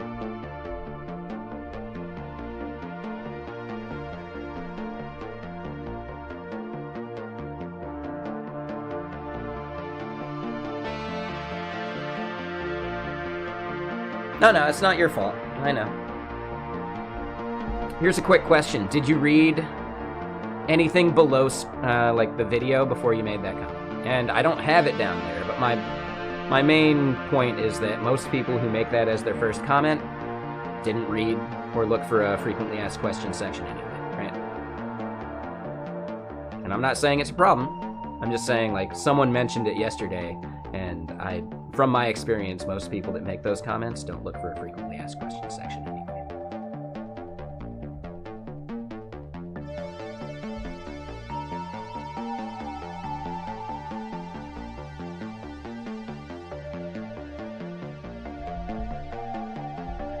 Yeah, now you know, right? I'm not trying to make you feel bad about it. I'm just curious. Did you try looking for a frequently asked questions section? And the answer no is totally fine. I'm just trying to, like, really understand someone else's comment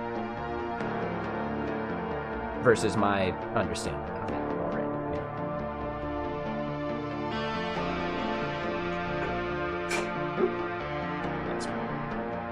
Yeah, that's fine.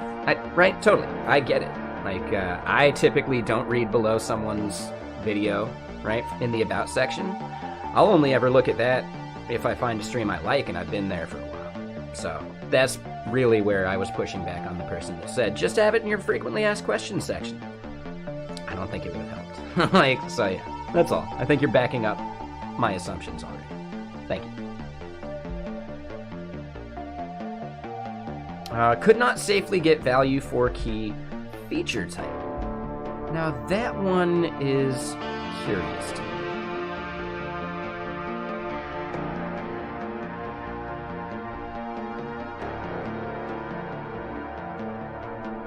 There you go. Yeah, exactly. It's just one of those things.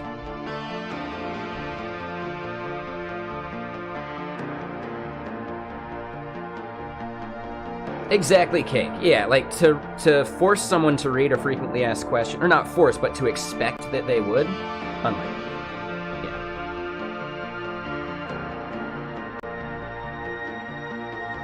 Exactly, right? You need to already be invested. It looks like our bot did not chime in for Laser's name. So yeah, Laser, thank you for the Prime sub. When you do sub to this channel, you get... right, so Laser, I think I said Lake for some reason, because I was reading Cake, I bet. But yeah, Laser, hold on. Laser1CA. Let's see if they pronounce this one.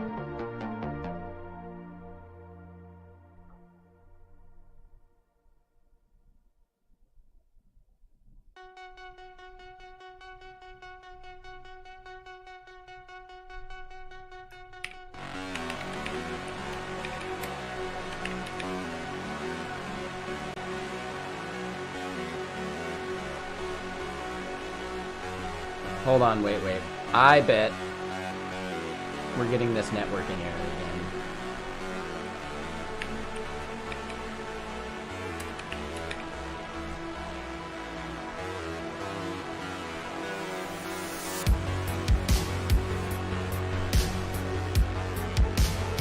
I don't even see it going. I don't even see the request get sent. What?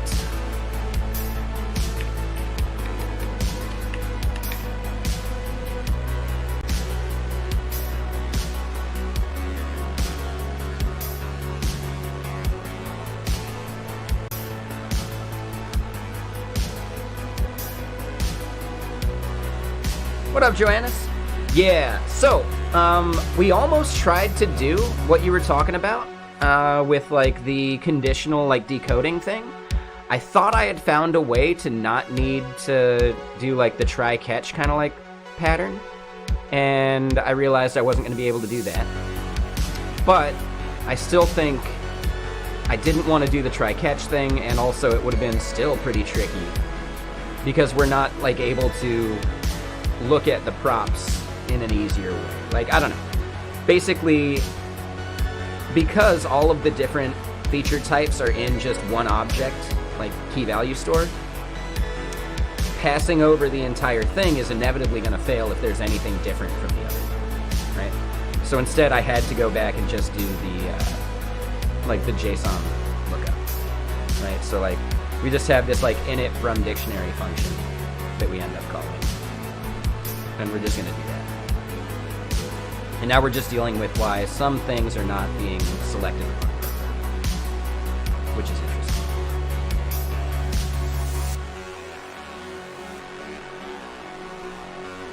So they're not arrays.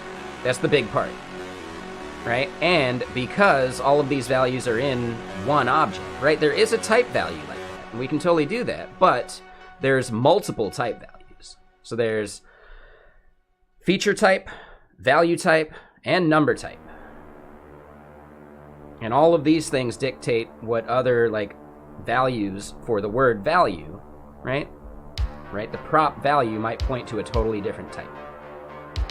If we had completely different props for all those things, it would be easier, I think. But because value itself is polymorphic between all of these types, that's where we run into the issues. I'm pretty sure.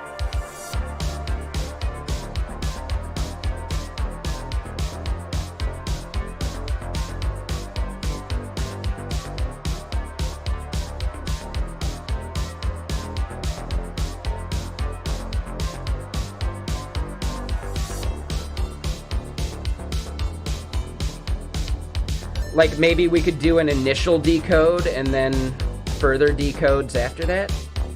Maybe. I think we're good. I think just doing the dictionary lookup is going to be fine. We tried going down that route, it just didn't seem to work that well.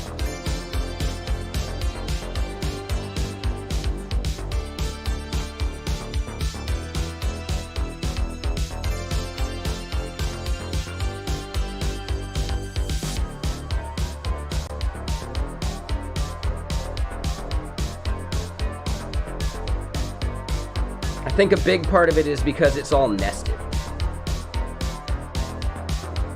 If we were doing it at the top level, it might be simpler. But because it's all kind of nested within, we'd have to decode like the feature to get that. But then we'd still have to like, yeah, I don't know. I think it gets pretty gross. We can try and refactor back again later. I'm gonna just do this part for now.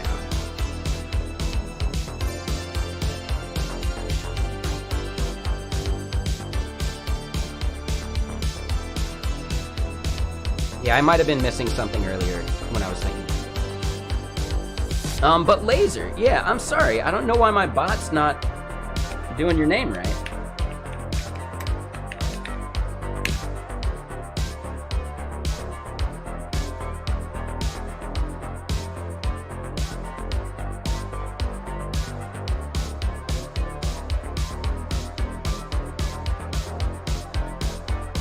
Oh, maybe because lasers are a weapon?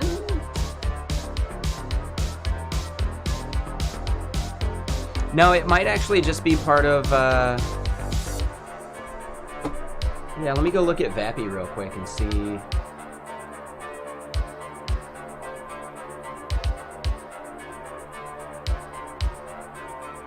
Pipeline error, first message failed.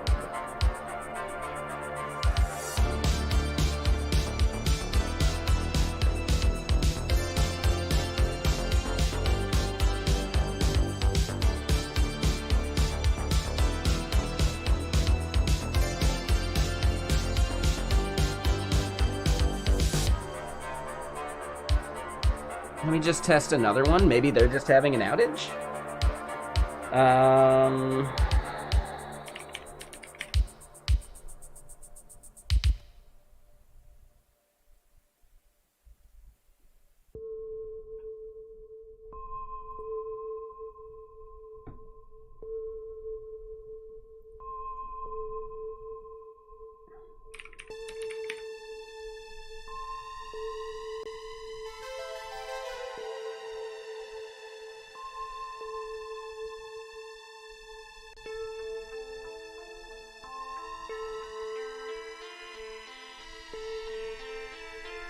I think Vappy is just having an outage right now. Yeah.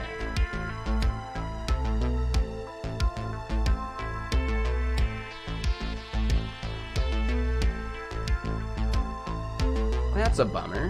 Hold on, let's just double check one more time. And yeah, sorry, Joannis, 1 second.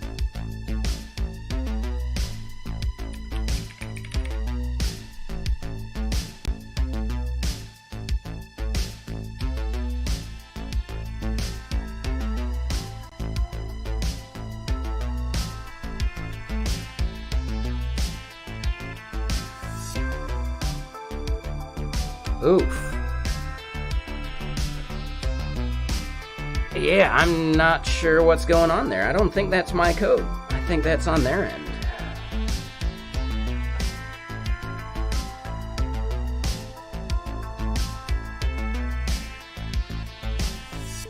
Okay, so, Joannis, yeah, let me go look at it real quick.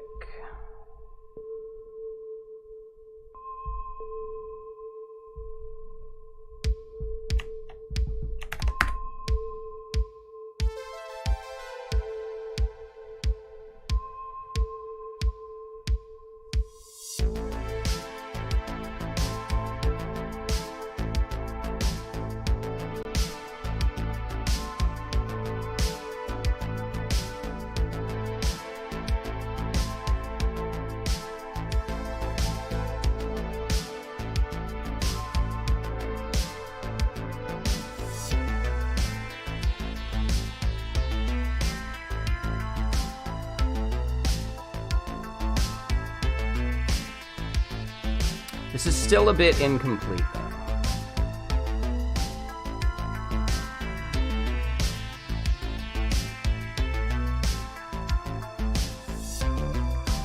And here's another big part. So, Joannis, this is why maybe it's less doable, right? Because this is how our structure is actually done. So here in environments and then features, we have a key that is totally random. So we can't do a decode because we don't know this key ahead of time.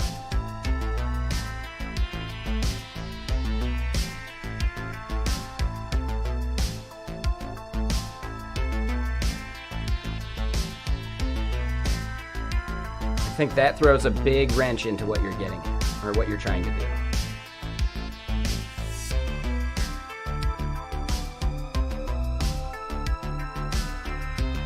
Again, I get you. Dictionary is a codable type, sure, that's fine. But when we go to environments, and we were to take what's in an environment, and this key, actually, hold on, let's say when we're within this environment, when we go to features here, we don't know what this key is going to be ahead of time. So then how do we conditionally turn this into one thing? Yeah, we'll wait.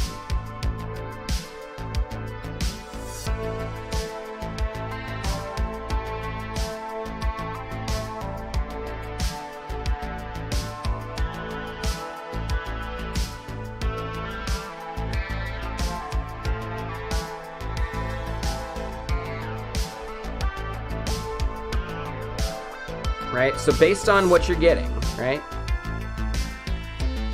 Feature, I mean, I'm not even sure what this part's meaning for what we're doing, right? But you'd have to do for key dot type, and within, like, let me just put it this way. We have a feature that is a struct, and then we have other features that don't inherit from it because you don't have inheritance with structs that way, right? So we'd have to like switch upon which decoder we use for those. But we only have the name of the features key when we're trying to decode the environment. So we do environment, right? And then decoder.decode. This would be some type that we have to decode it to for features, right? So then that would be string to a feature, right? So it would be technically a dictionary that is keyed by string to feature. Once we have that, though, how do we end up getting to the individual feature within that features key? And we can't. Because once we've decoded it, we lose all of the props that weren't part of the thing we decoded it to. No, I still think you're missing it. Right? Let's look at it right here. So I can do, and I have a REPL that I think might make more sense for you to fill in with, right? Your gist was missing the track.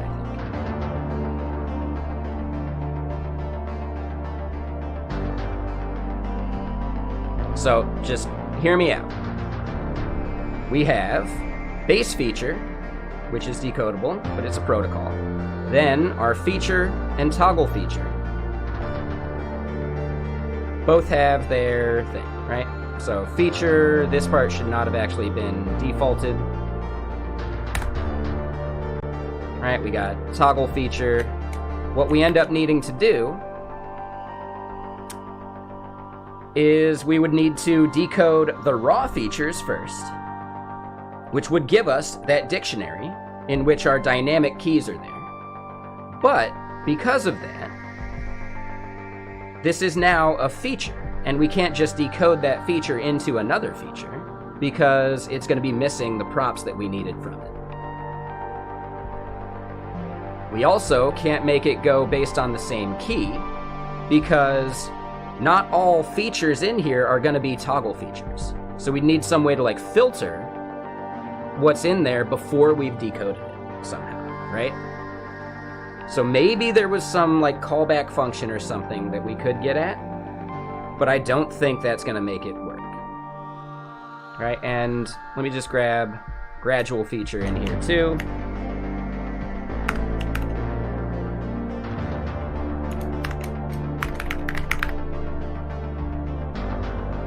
Value here is float 64.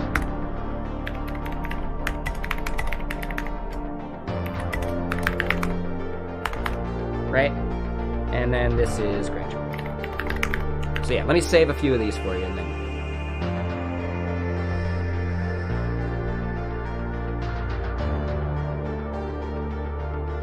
Yeah, I mean, I would say here's exactly what we're trying to do. Yeah, and Joannis, I just couldn't find docs or anything for it. So if there's not good documentation for it, it's definitely not something I want to reach for in my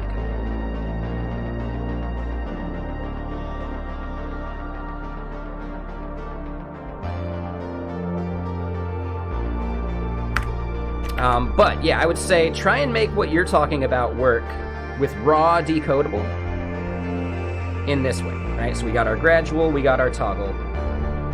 Right, and that will determine what our values are in here, right, and what an extra prop might be. So yeah, if you can make it work for this, then we can chat. But yeah, at this point, I don't think the gist you had was getting at what our actual problem is. And feel free to like, you know, fork this and modify anything here in like the do section. This was just me like trying to like fiddle with it and see what's going on.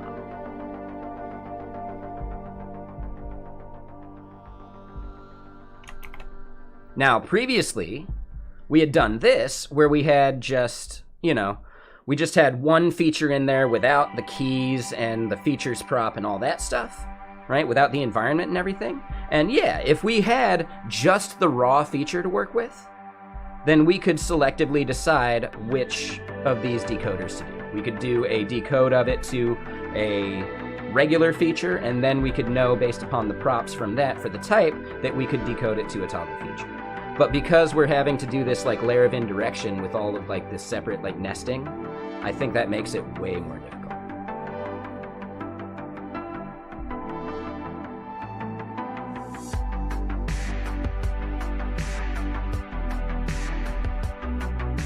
So yeah, in this case, I think what we're doing with just JSON deserialization or JSON serializer is easier to reason about as well because there's documentation and it works exactly like how we're doing it in the code.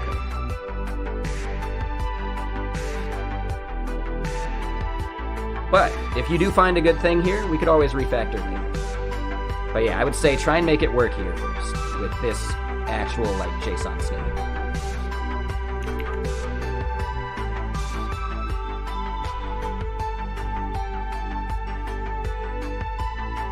If you want, right? You don't have to do anything.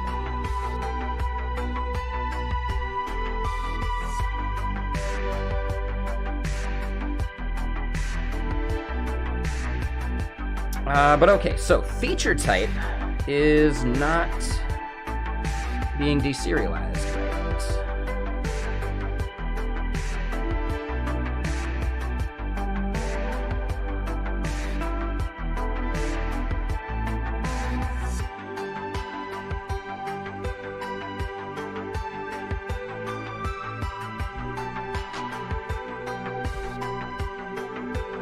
Oh, and maybe we just don't even need to do that.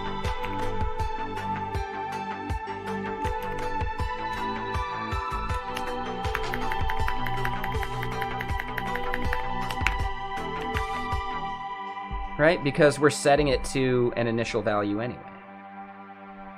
So there's only one place that we actually need to do that, I think. So here in this, we do that.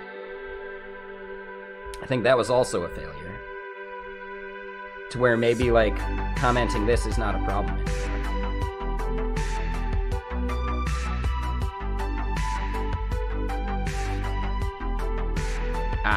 Hold up. This one would need it, though.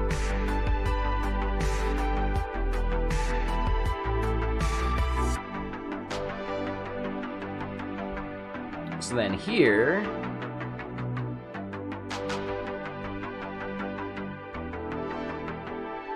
value type does need to be done there.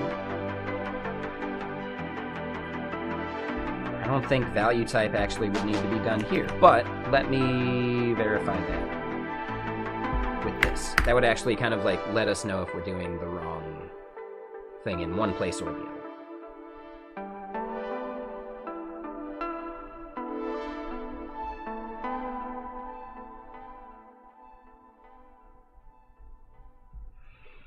Could not safely get value for key feature type from dictionary.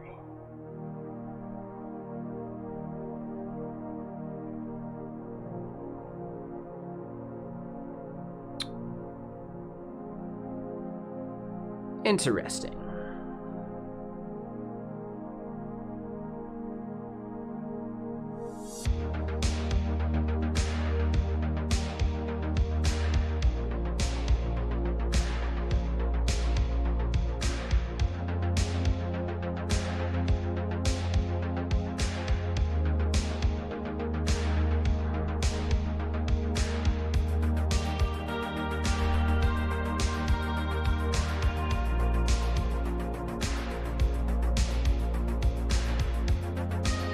So it's still feature type that's our issue.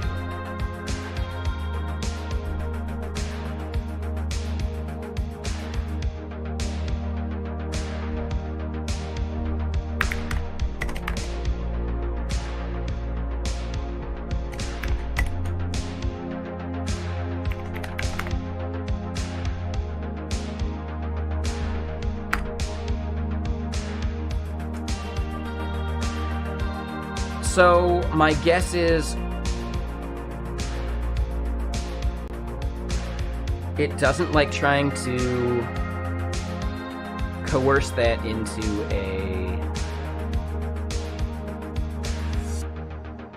an enum.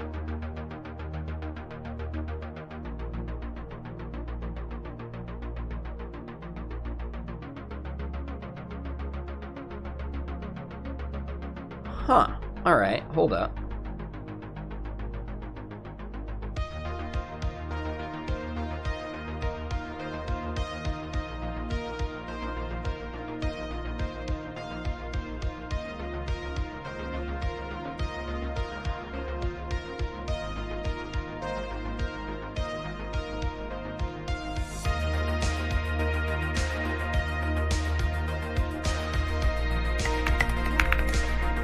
Schedule type needed that at the bare minimum. Feature type is the one that's yelling at us.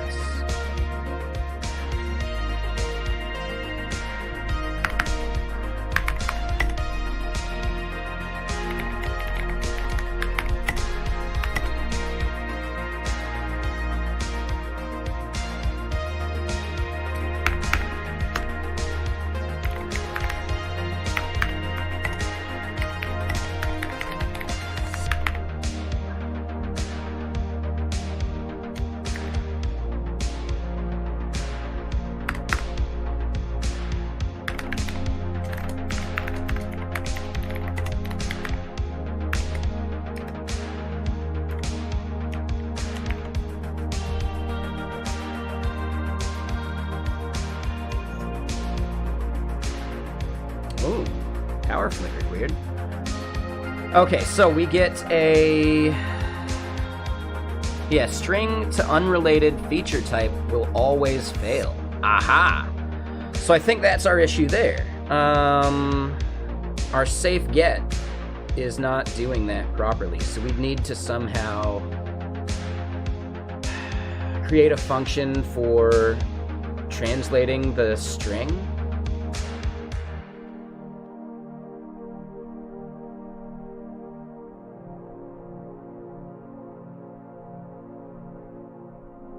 And this might be a decodable thing, right? But we don't have a decoder in that context, so I think still just a function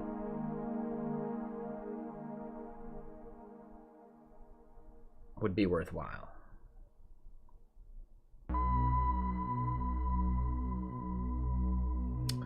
So I think we're realizing that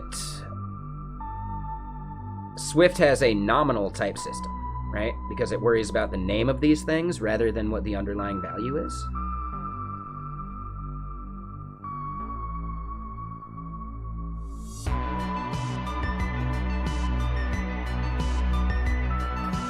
Yeah, I think that makes sense. Power definitely didn't go out. I think breakers got tripped or anything either. Weird. Ooh, Joannis, I would say just fork the... right? Fork the REPL.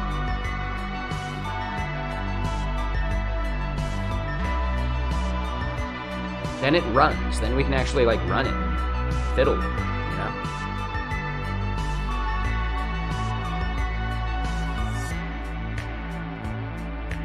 Yeah, that's the requisite. Like, I don't think the gist is the way to go because it doesn't run.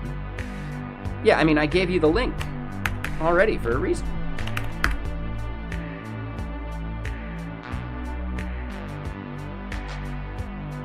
Yeah.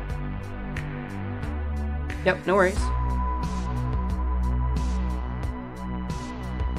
Now, ignore the whole, like, feature type part. So yeah, fork it and remove that. But yeah, make it work within this REPL, and that would actually explain a lot more to us.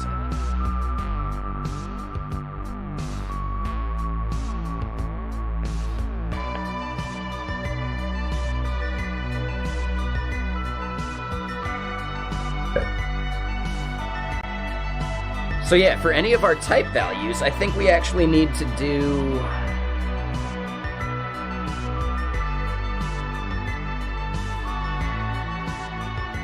like manual coercion. So for an enum,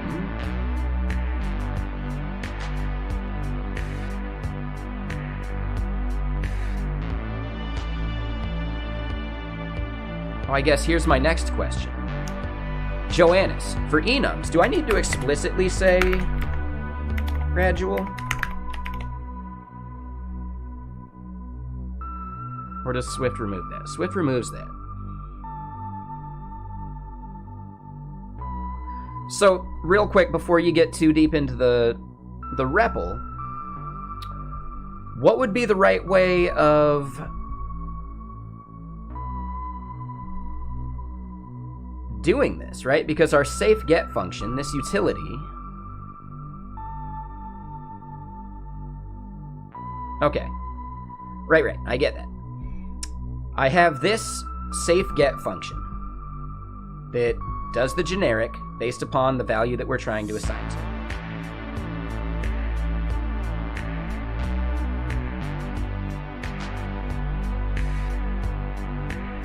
It does not seem to be able to coerce a string value, which would be our gradual, into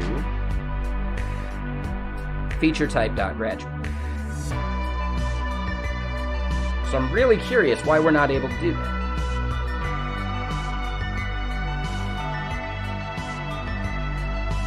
Right, like why wouldn't we be able to cast a string to the relevant enum?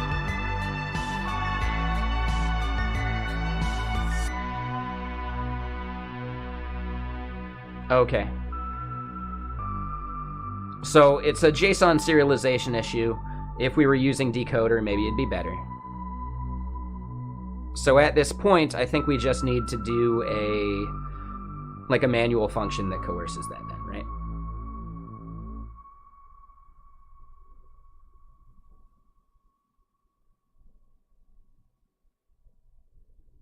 If we want to stick with JSON serialization.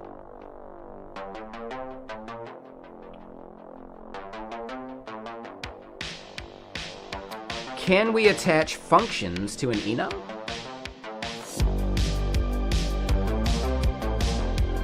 Keep in mind, we're not using decode. We would want to cast. And you can add functions to an enum. Okay. So I could just theoretically do enum.from, give it the string value, and then that would work, right?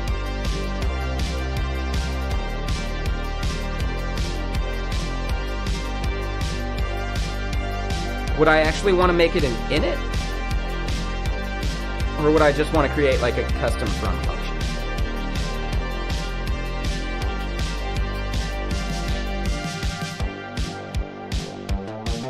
I guess either way works, right?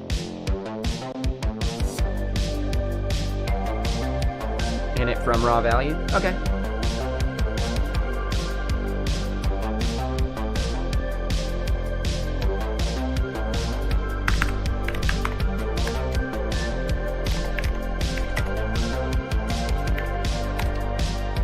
Now, is raw value actually a type?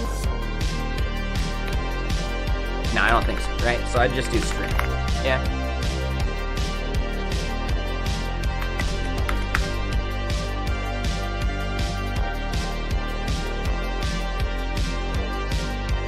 Oh, gotcha. All right. So then from here, I would just want to match on it, right? So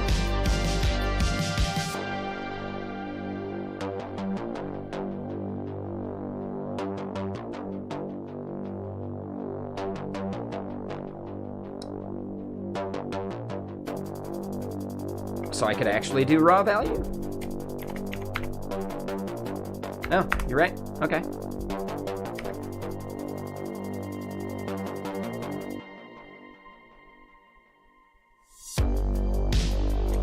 Okay, so because I'm conforming to string, then it would actually just be, like, there would be a constructor, so instead I could just, hold on.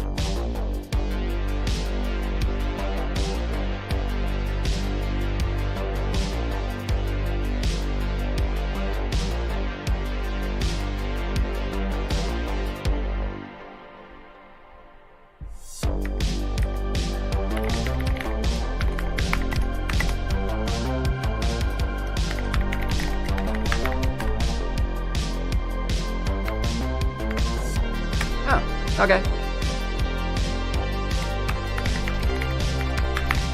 And then we'd be good? It looks okay to me, yeah? We probably have to do a try.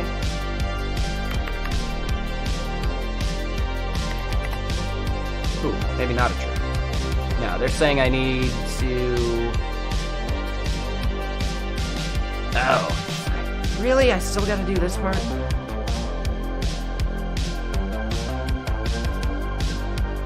Well, okay, so it's not throwing, it could return nil, so I would have to, like, coerce it.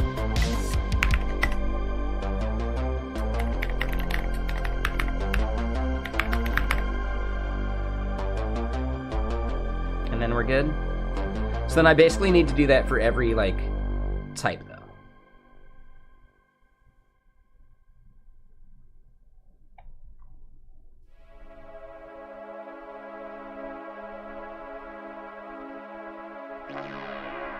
So I could extend raw representable. Okay, I think I get that.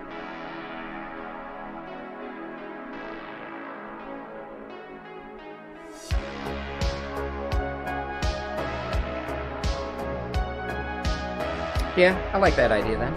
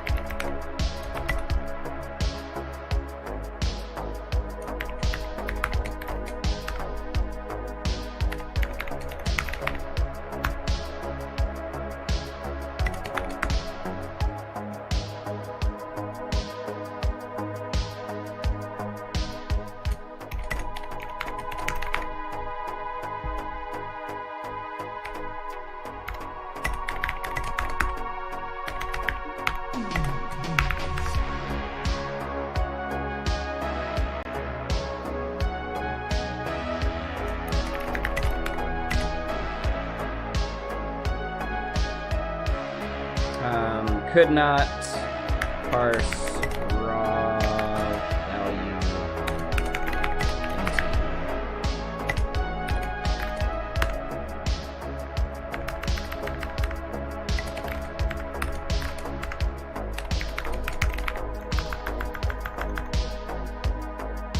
And then I think we could do something like self dot type.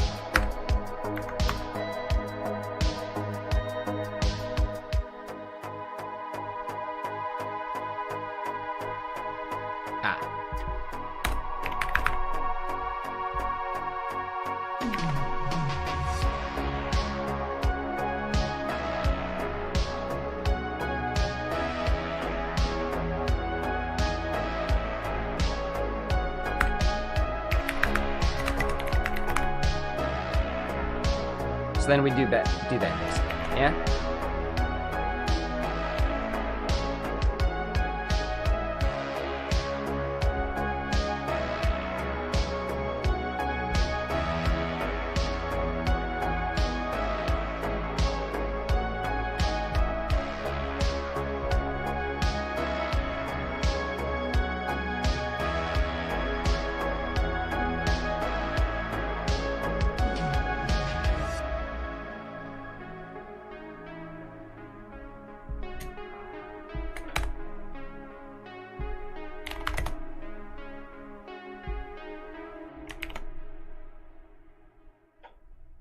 Okay.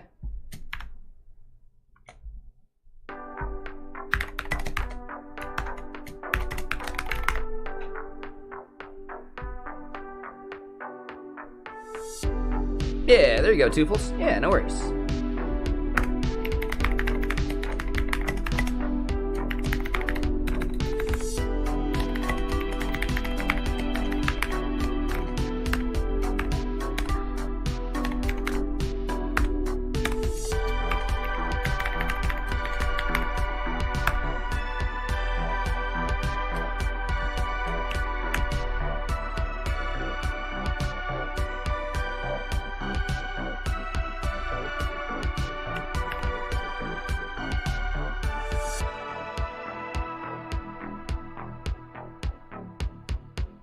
Yeah, Tufels, that was something other people recommended too, and I don't like the idea.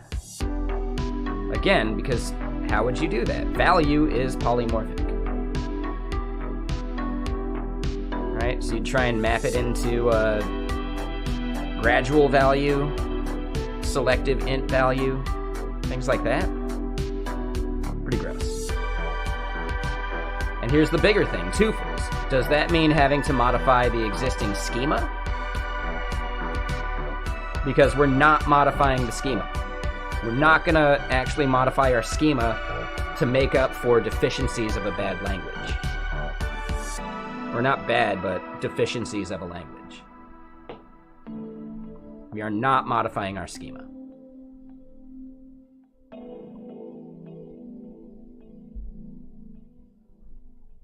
Right? This thing is totally fine in a bunch of other languages. It's only an issue in this one so far. Technically, Go has a similar issue.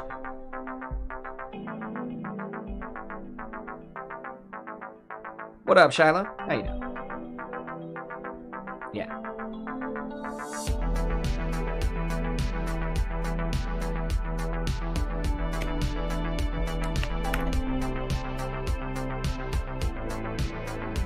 Oh, 1 second, Joannis.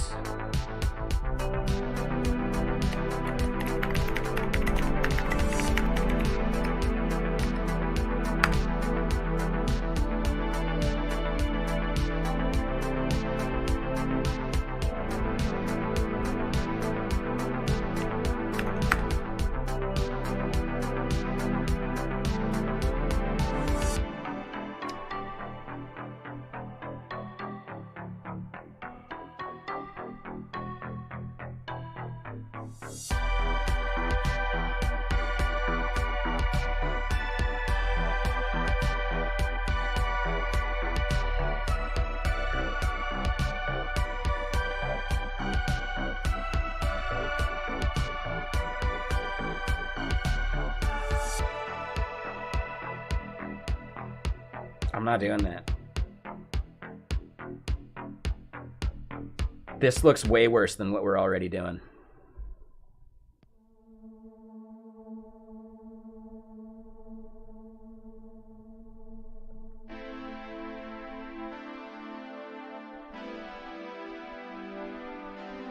Yeah, nah. I'm good on it.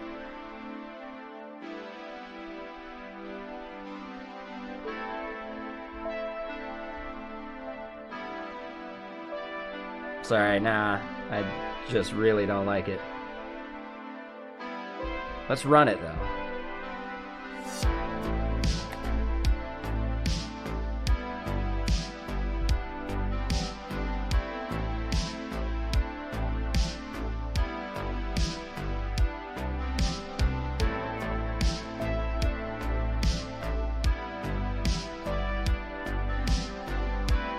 I mean, what we're doing is type check too, because it throws if it's broken. Right? Yours would throw in the same way. So they're both type checked.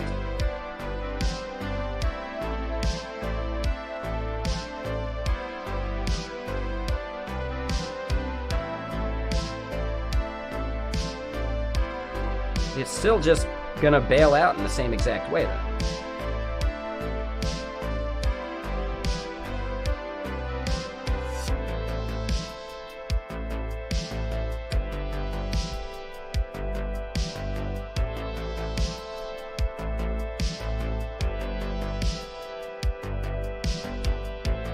Well, that just seems weird.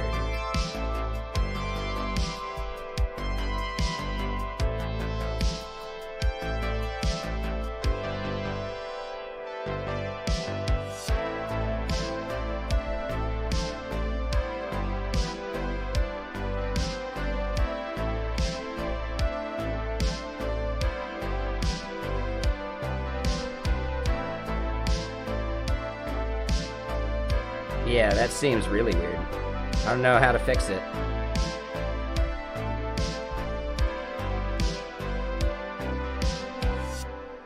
I could keep refreshing, but yeah, I don't know.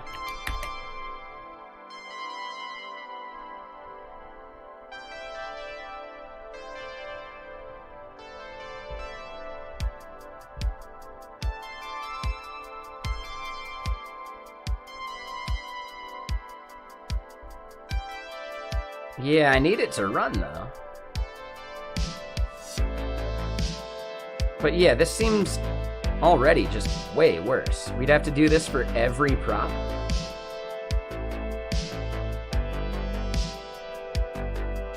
Yeah, maybe.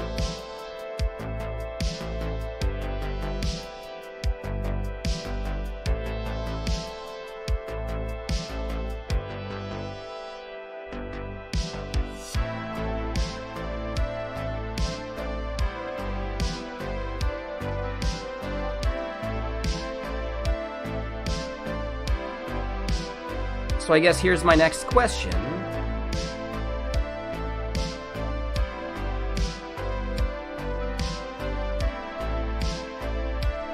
Why don't you need it for these other ones?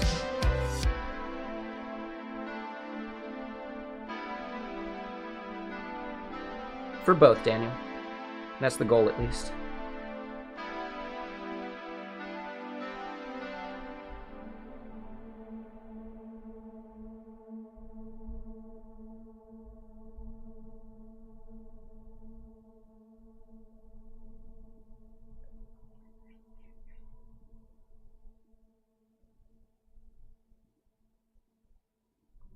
No, I'm not talking about on the enum.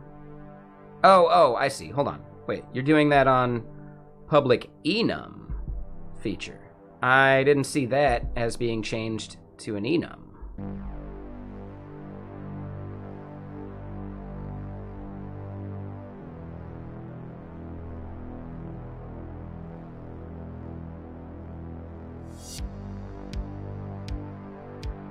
It would be the same, Daniel.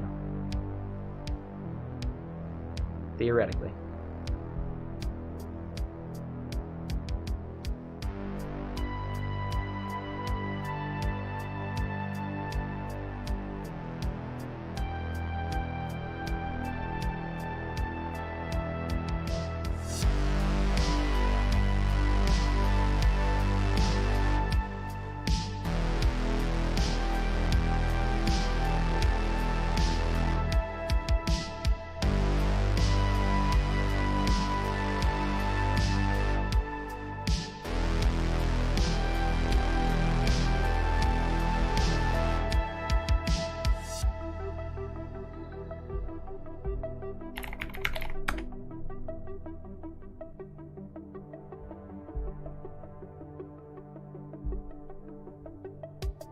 Can I fork this one again?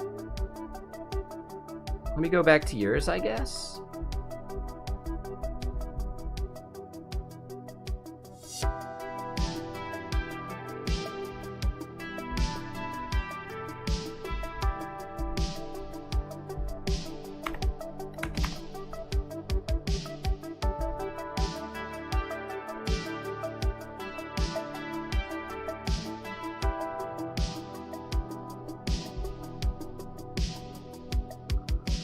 Hold on, run isn't configured.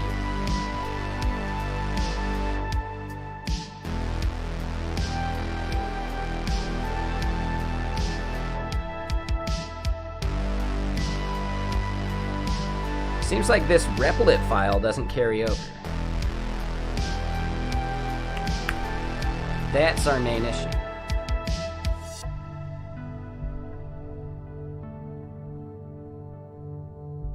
Oh wait, no, it is there.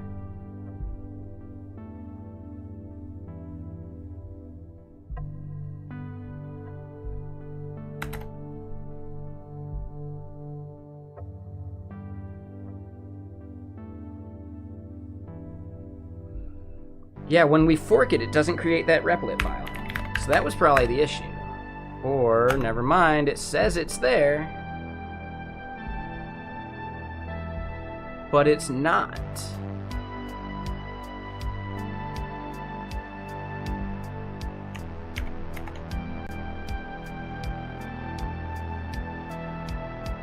That is so weird to me. Alright, let's try and create a new one.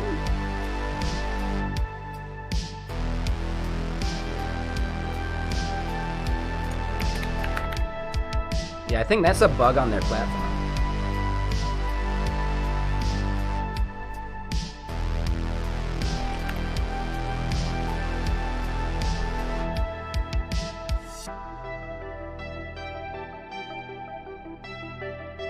You say this is more performant. I don't know. That seemed pretty slow. I'm kidding. I'm just having fun. It was probably some caching issues. So we do see that value is there.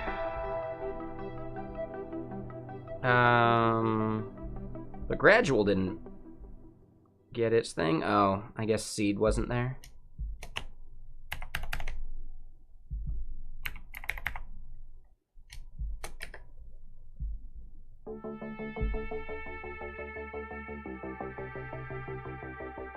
Okay, so that does work. Stream died? Just try and refresh.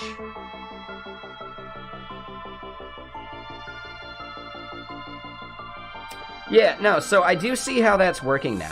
Yeah, we'd have to go with like this weird enum at this level.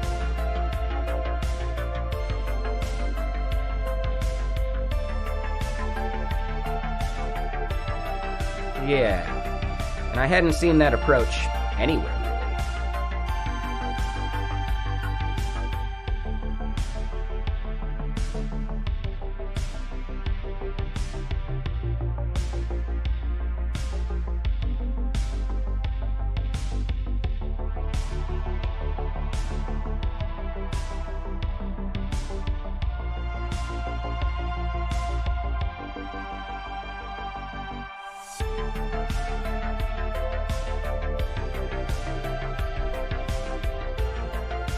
Yeah, I'd love to compare the performance of these two.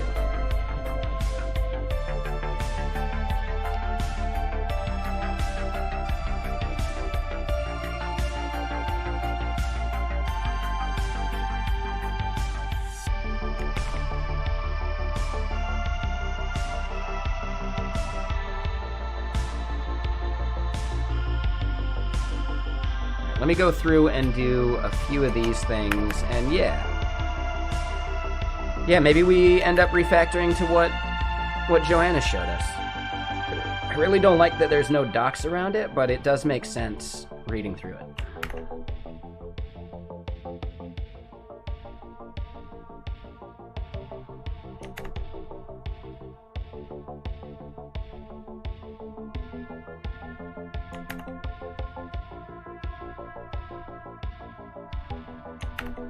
And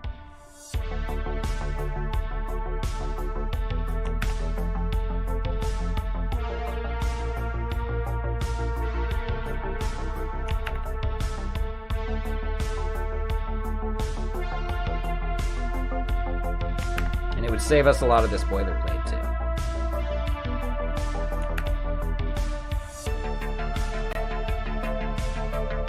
Yeah, exactly.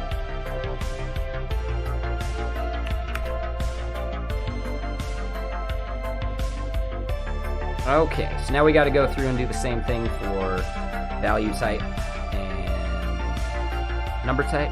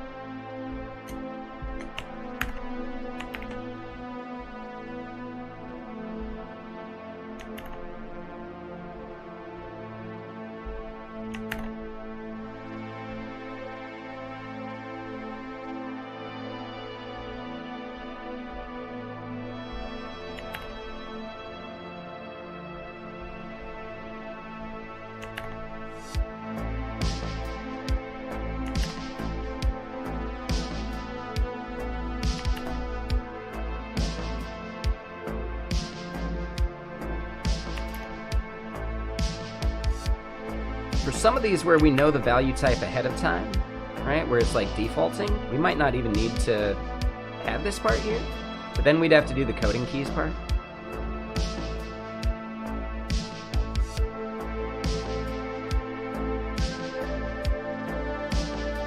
I have no idea about float 64 versus double.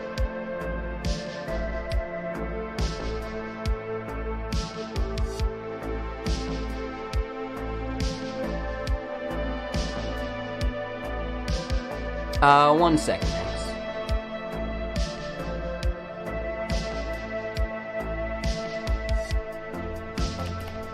Yeah, let me do this part real quick.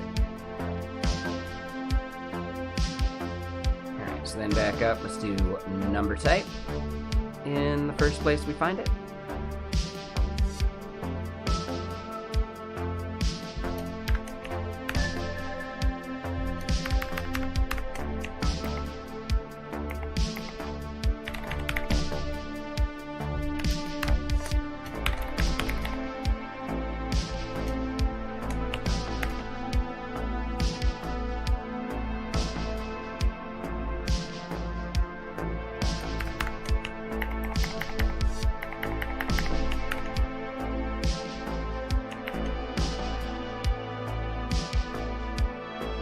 Alright, let's see if that does what we're looking for here.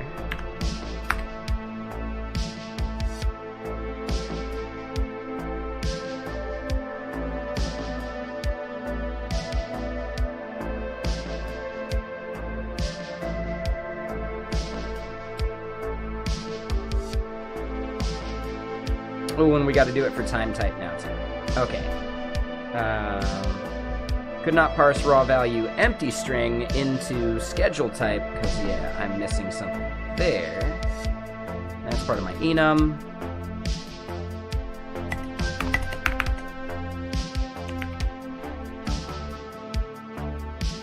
String number int float there is fine. That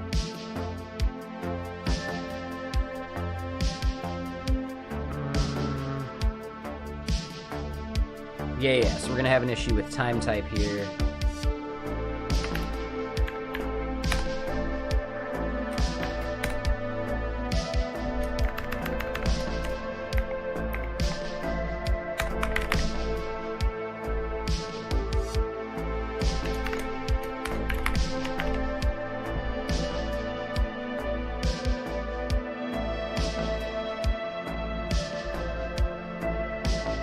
Oh, schedule time type.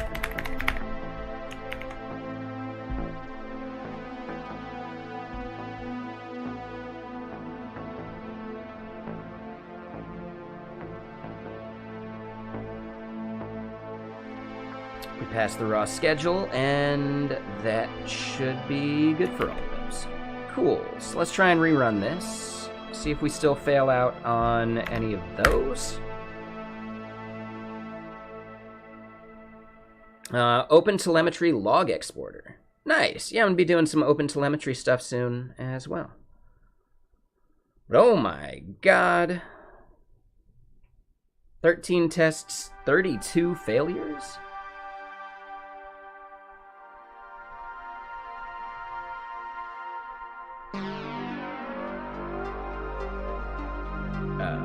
What?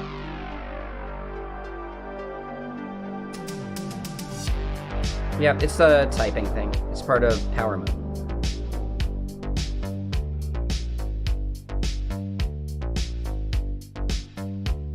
Could not safely get value for key. Gradual. From the dictionary. And it's saying that's in our test line 70.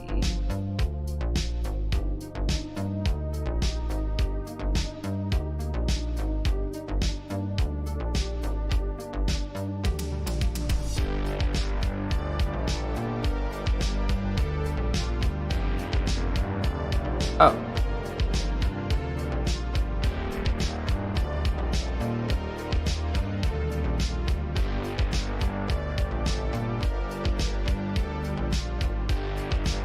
Okay, so that's a different issue there.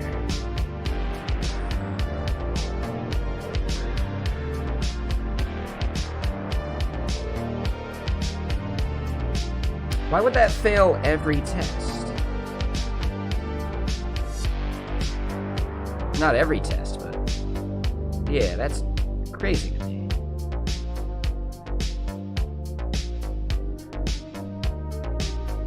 Okay, so if we look at the error, it's the title of our test, or our group, is not in the dictionary that we're trying to look it up.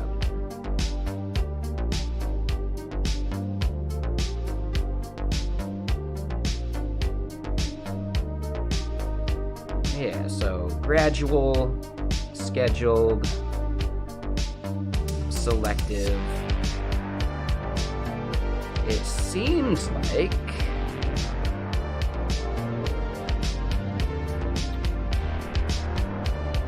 our test here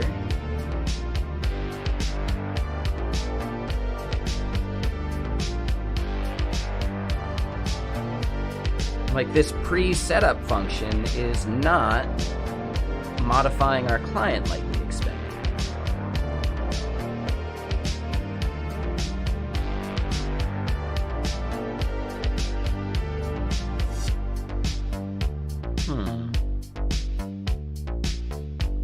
So if you wanted to provide a cloud facility service and charge for it, but release the actual web application code as open source under a license, what is one example of a good license to use?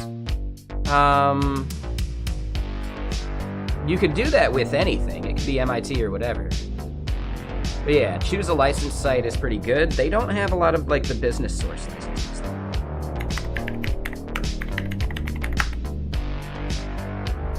So here's the big question, Zero. Would you want other people to be able to host it and run it commercially? Or would you only want them to be able to do so within their enterprise or, you know, personal projects? So yeah, choose a license, pretty good site, but I don't think it does the business source license. So at some point, if you want to be the only person that can create a commercial product around it, yeah, that would be BSL and MariaDB, I think, created it.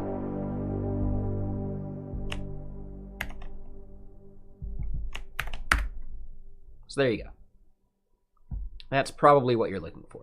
You'd still want to license it as something else eventually, though, right? So there's like when you make a publish, there's a 4-year period in which it's yours, and then after that 4-year period, it's open source. And you can change that 4-year period based upon how you write the license. But that's going to be your work to do at that point.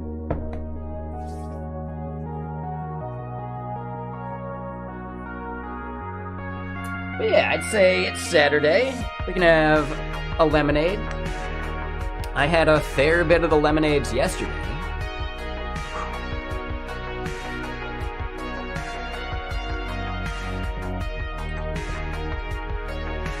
We went golfing at 5 Iron, which was pretty fun. And then, yeah, afterwards, I just kind of like hung around Capitol Hill because I was already parked and had a decent spot.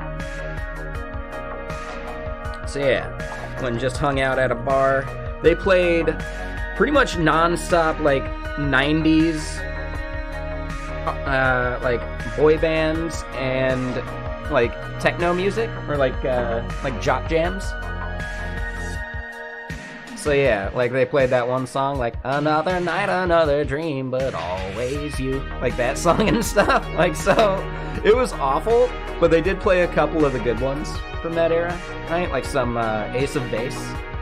They played the 2 good Ace of Base songs, right? Sign and All That She Wants Is Another Baby. I don't know what the actual name of the song is. Those 2 songs were great. The rest was meh.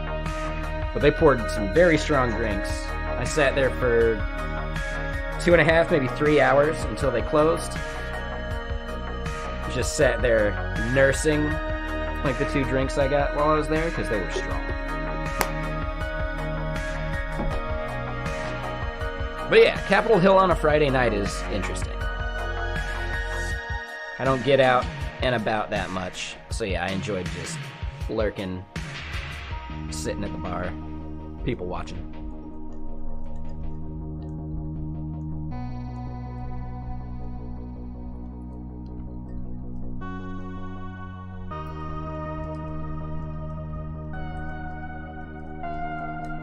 Yeah, exactly. That's typically how I work at, you know, like when I go out to a bar and just hang out. It's just a people watching time. Something slightly different than just sitting at home.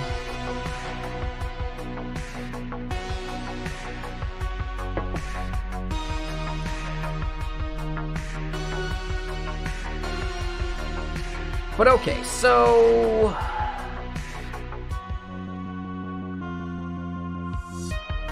ooh, yeah. Like after, like we had like bar food, like some sliders and pretzel and mac and cheese bites, which were all right. That was pretty fun. But then after that, I still needed food in my belly, so I hit up this like ramen place. That first time I had eaten there was a bit meh. This time was amazing. Like this time they really killed it. It's the ramen place like right next to Numo's, or not right next to, but like on that same block. It was good. So yeah, I'll be heading there pretty much any chance I get into Capitol Hill and I need a meal. There's a couple good Mexican food places too.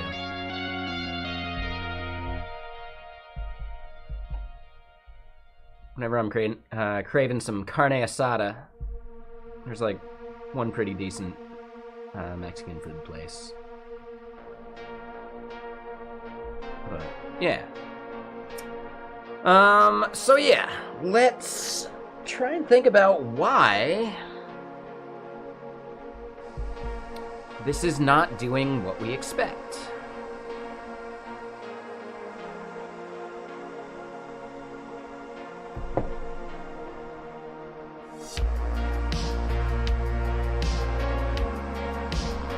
So I really don't want to do the client portion every.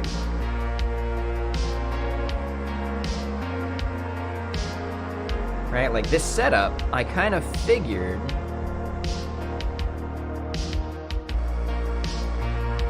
hold on, let me look at this again. Right, we're using the existing Vexilla client. But when we get into here, I don't think we're getting what I expected. So let's just do a print client dump, and let's see what we can get.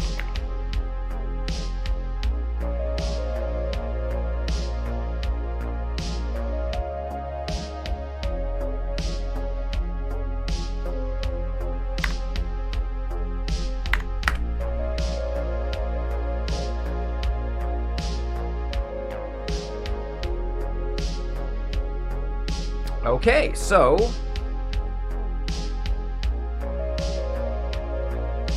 we've got our group lookup table. We get 0 flag groups so far.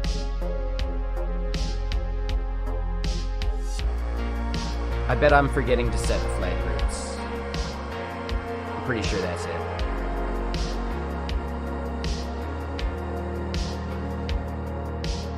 Yeah, so we get our manifest value.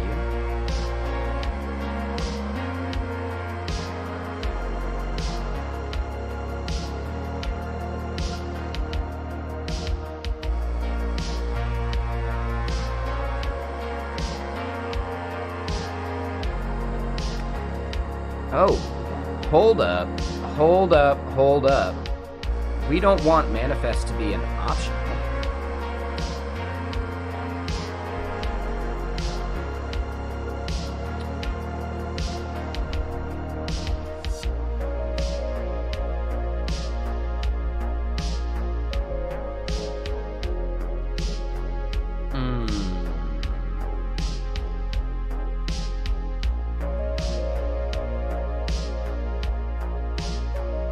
So that's okay being an option.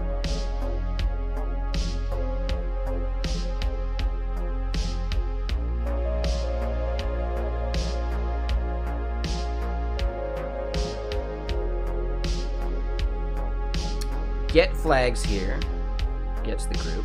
We also do flag groups, group ID. So yeah, hold on.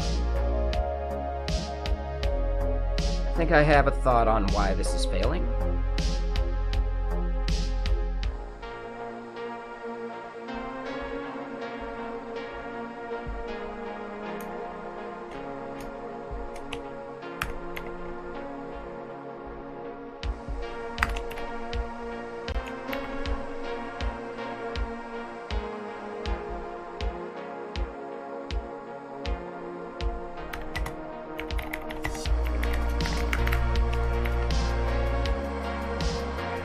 Double check and make sure that's actually getting set within our lookup tables. I think that's our issue.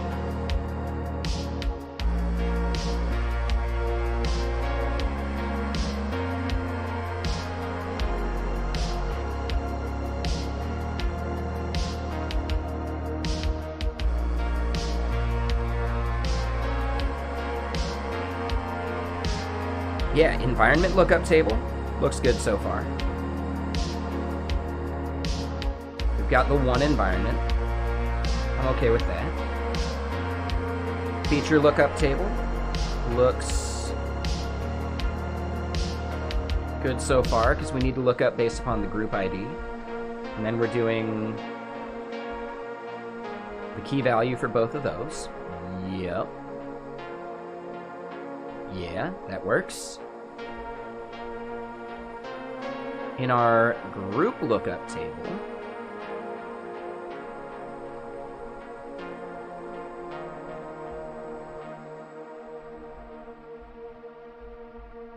oh, interesting. So yeah, because these are being done in parallel, I wonder if we're running into an issue with that.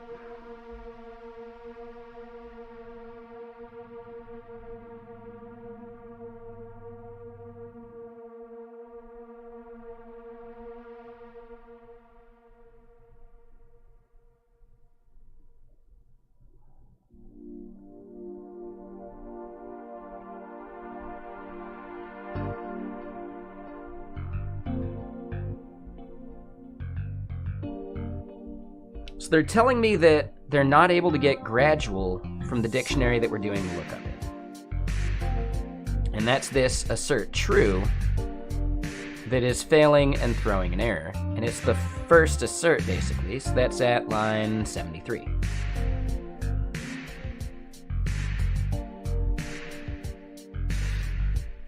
So we got to look at why this is not doing that. So Vexilla client.should. Let's go look at that function. And it's technically going to be in our getter. All right, so get feature.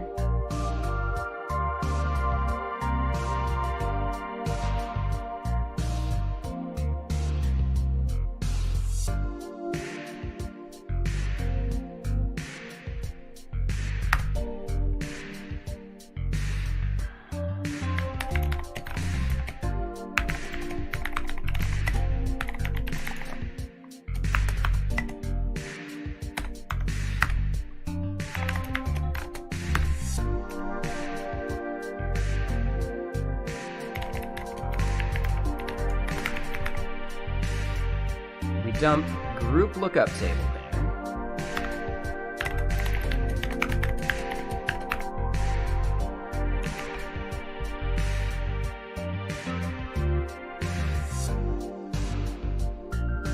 Oh, nope. Nope, I already see it. I already see it. Right, group ID. So hold on. Group name or ID. Yep, that's it. So we want to get it there, but we don't want to use it here. That was it. So we don't even need to do that. When we look for feature name or ID, we have to do that within the group feature lookup table, and that's fine. So yeah, I think we're actually good here.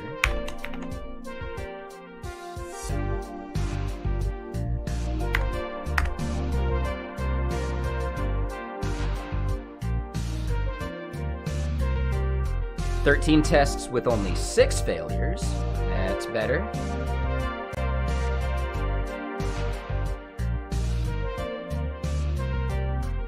Okay, so 73 and 74 there are an issue.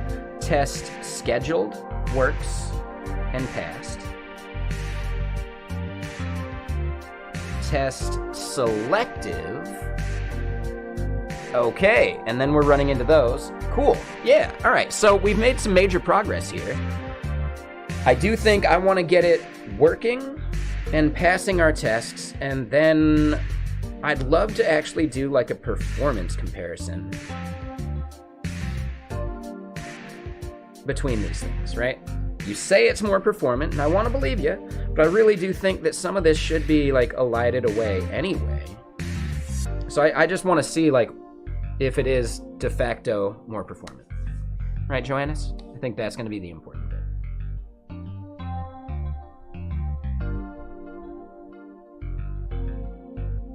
Not saying I don't believe you, but I'd still like to like verify it, you know?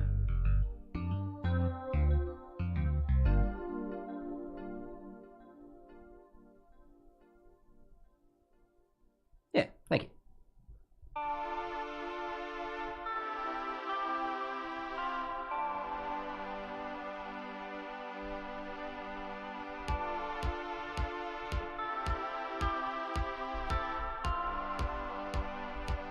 Okay. So the actual failures are that our gradual is not the value we expected. That's the first step. So assert true failed for one of them, assert false failed for the other.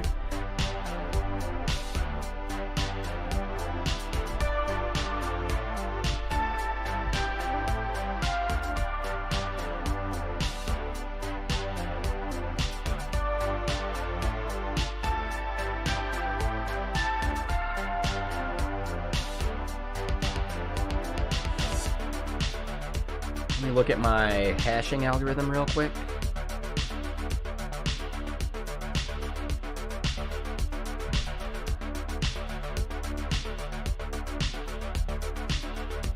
A lot of those look right. So yeah, these tests are working.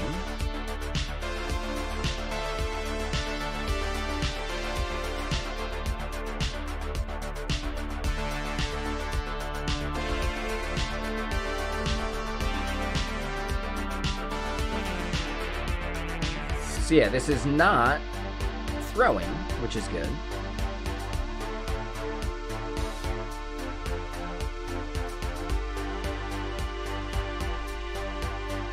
So let's go into our should function.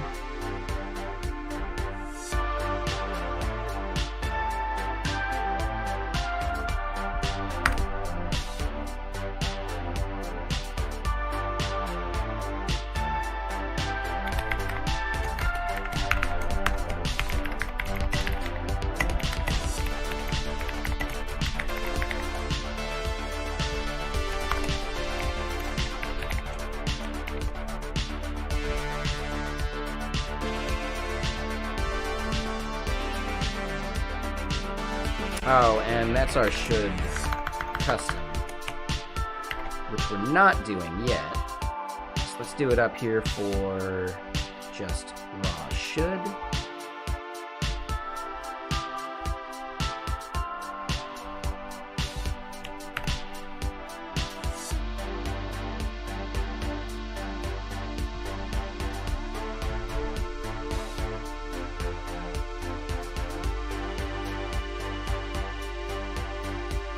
then in here,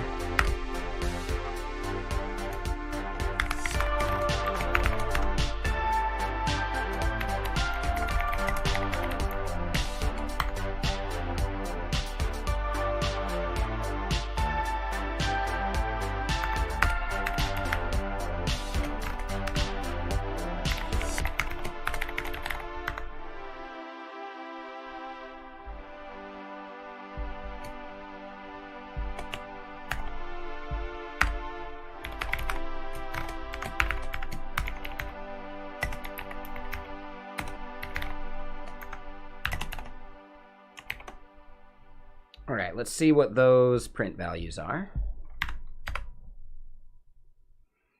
Almost 1 a.m. Yeah, get some sleep. We'll see you again soon.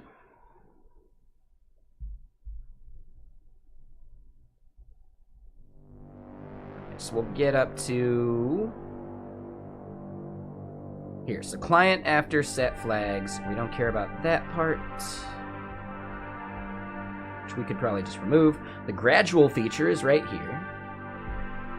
We see that schedule is empty. So that's getting parsed just fine. We've got our value of 0.4 and a seed of 0.11. Our hash result is 0.28.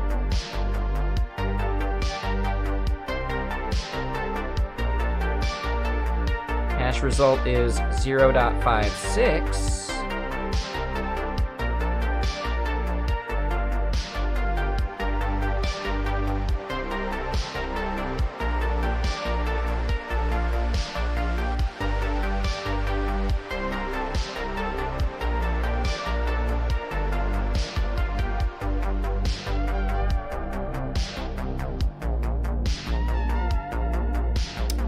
I wonder if that's just a flaw of how the test is written. So maybe I need to pull that out.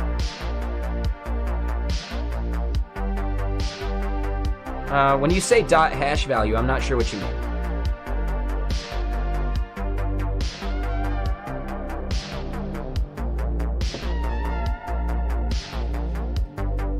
It's not a native Swift thing whatsoever. For a gradual release, we need to hash some value that you pass us between 0 and 1, or 0 and 100. That is the percentage of people that would get it. So for a gradual release, releasing out to 40% of people, I would hash that to a number between 0 and 1. And if I want to have that be less than 40% to release it, or less than 0.4.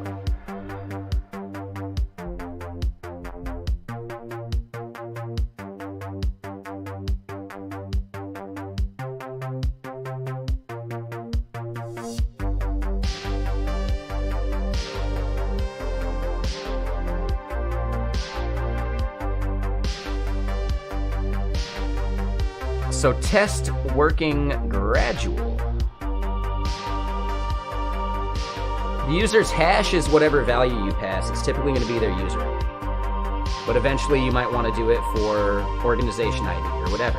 That's why we have a should custom string versus just should. Should is whatever you've set as their instance ID. Should custom string allows you to pass anything that you want to hash.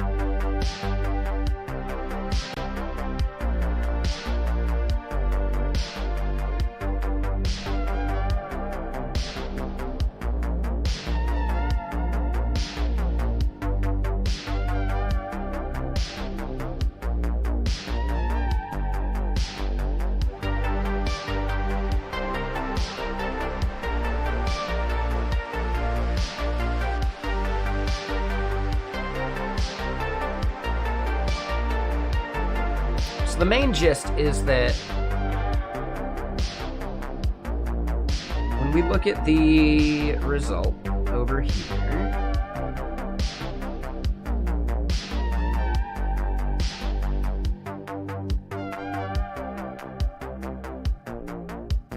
that should be false.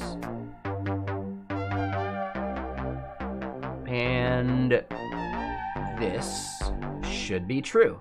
right? Because our value here is the 0.4, our seed is 0.11. All that looks right to me.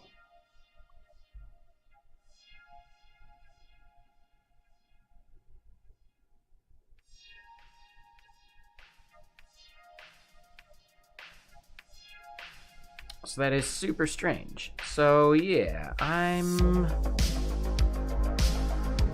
gonna log out these values too, right? Is the fact that we're doing a try for it the issue?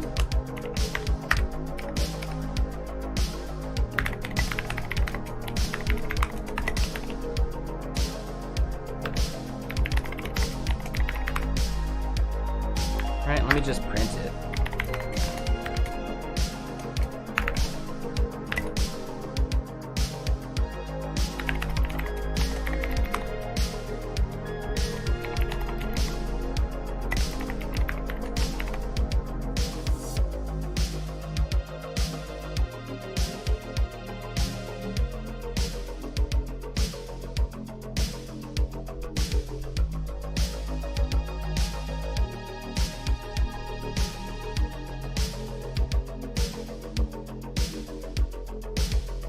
Let's do one more thing. So yeah, this client we know is actually getting sick. I wonder if we're just dealing with race conditions from this trying to be parallelized.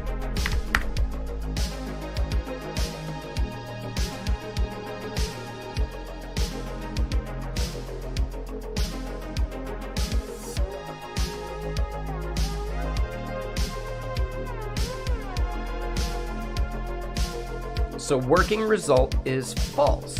Okay.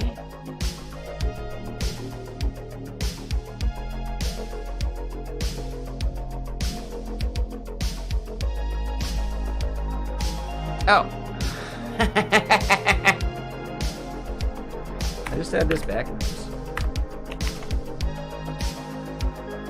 I didn't even read that part.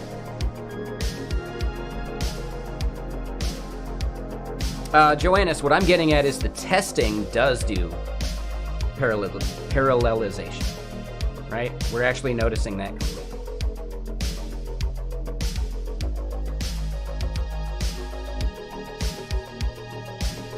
All of these tests are run in parallel.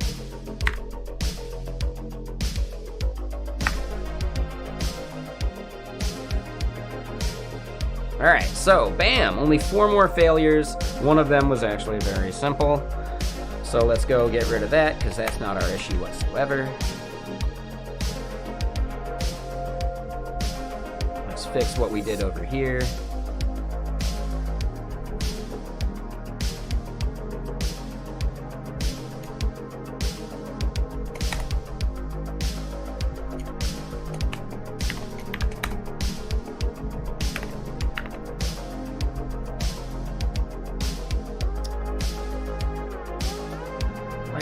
Rerun just to clean things up so it's easier to read and reason through.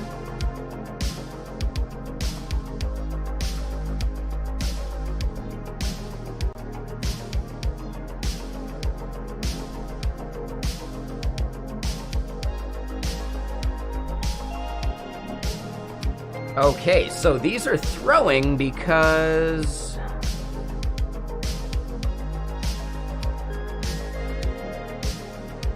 we've got something wrong in our selective test, and it's only those. Our test value tests are fine. Those pass. So it's test selective that we're having an issue with, and it's because it's running the wrong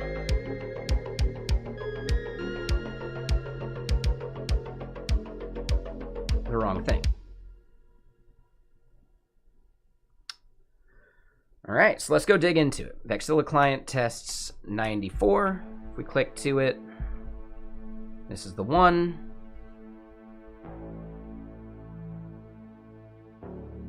Should custom int or should custom int 64, right? So group namer ID selective, feature namer ID number.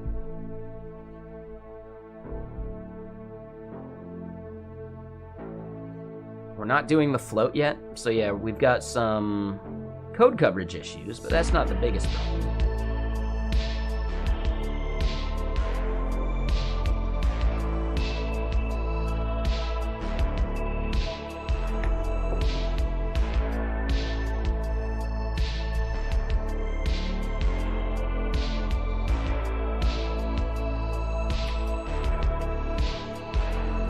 we get into should custom int 64, and this is where they're complaining.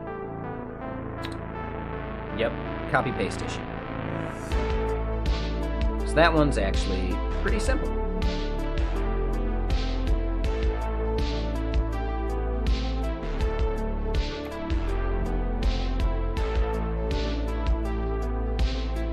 Yep, total copy paste issue.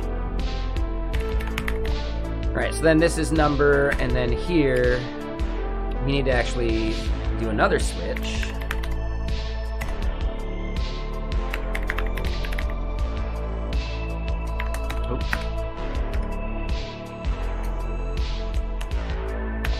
We need to do this. This is selective number features.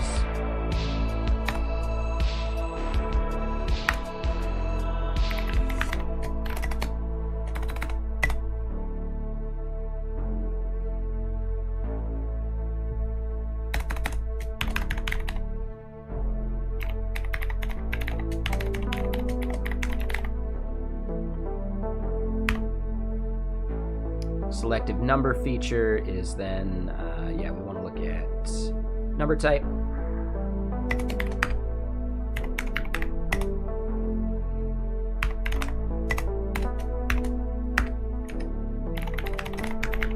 Do that for now, and then default.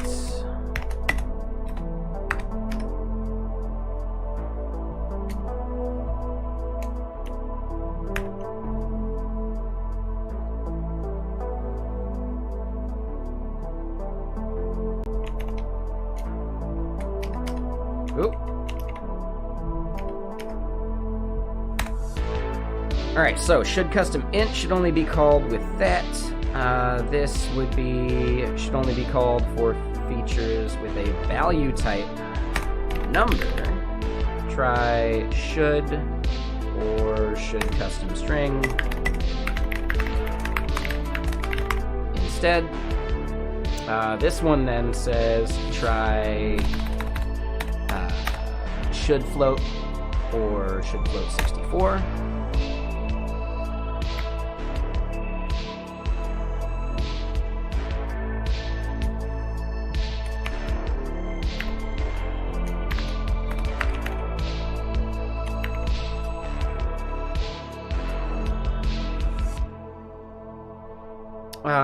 Does it help me understand programming in general? I guess. No, it's nice to just see how other languages handle things with their various different type systems. But it's all language specific.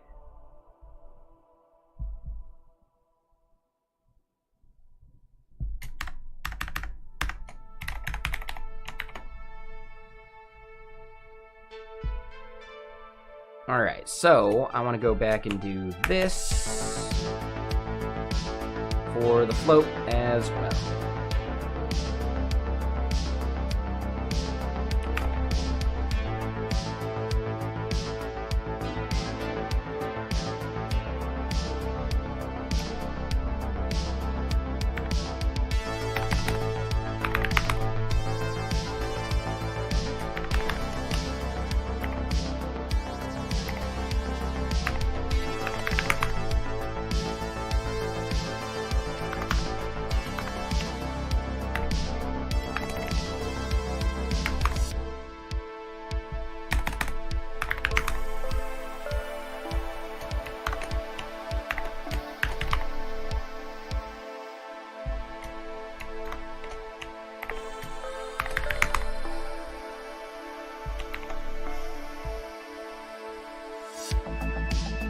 Okay, so I think that ends up making those tests pass too. No? Maybe not. What part's failing now?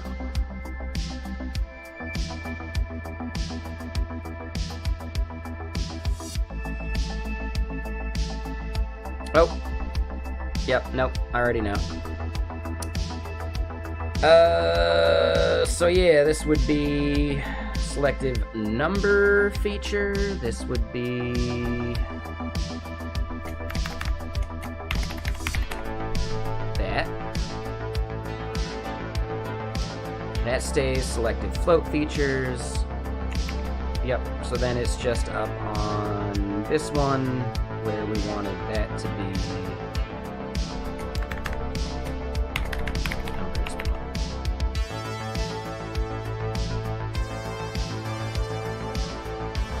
All right, will it blend?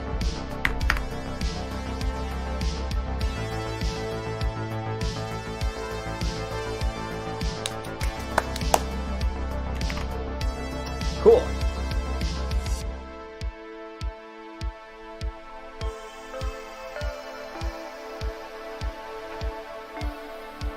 All right, so we've got our tests done. It does work exactly as we want. The performance difference, like you mentioned, Joannis, is probably not going to be that important because this is a thing that just happens, right? Like when you do your fetch. So the fetch is most likely not on your hot path. So it's not even a big deal.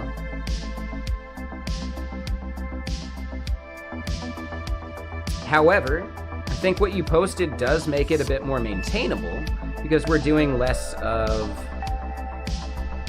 you know, these like from dictionary functions, right?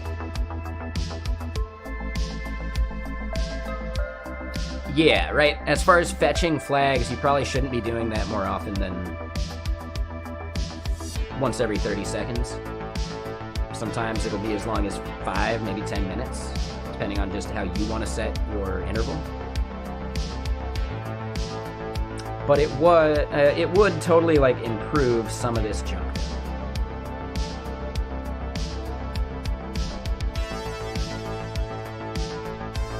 Right, the amount of code would most likely decrease.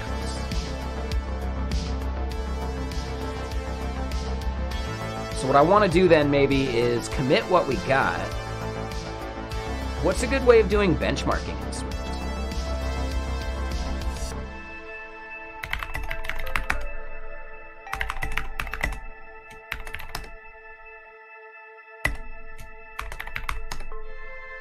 Ordo 1, okay.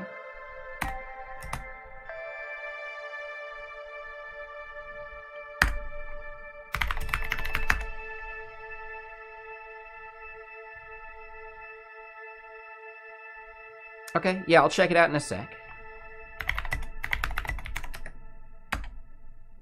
What did we change in that? Minimum version, which we had to do, yep.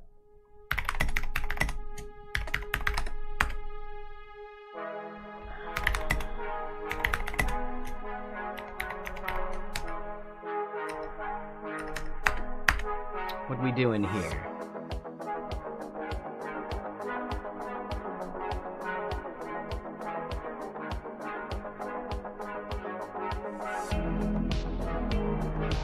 Yeah, I'm not sure that's actually true. I mean, we said we're targeting 5.5. I'm wondering if Swift, like, wouldn't Swift look at what we have set in our package?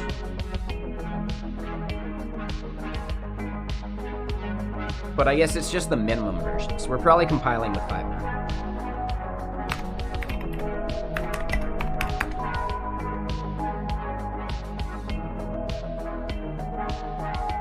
Oh, 5.5.2.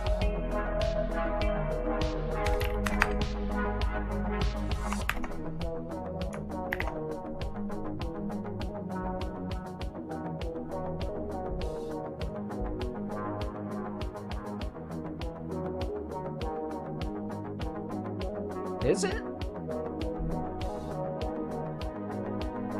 I mean, it says literally the minimum version of Swift. And this was boilerplate that we found elsewhere.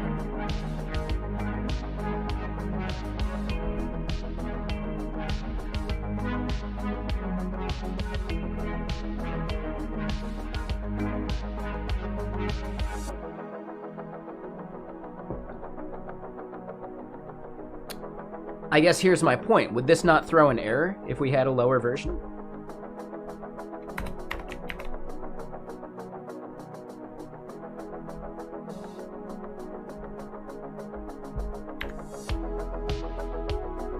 Yeah, see? We get an error already. Now, maybe that's for the extension?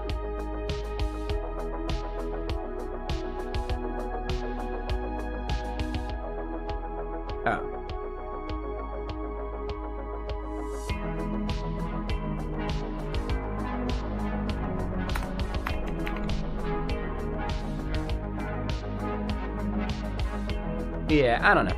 It seems fine.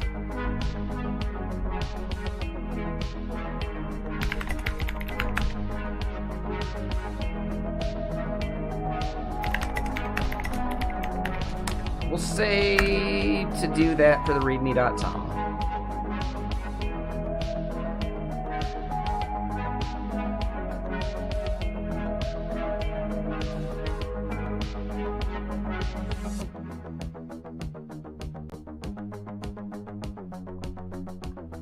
Gotcha, Johannes. Yeah, I still want to maintain as far of a backwards compatibility as I can.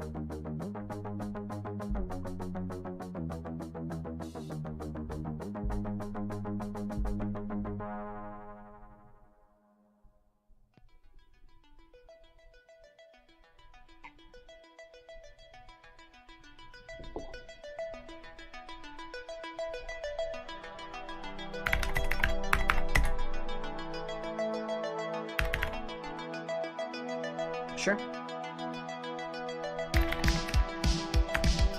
What did we change in the Kotlin code?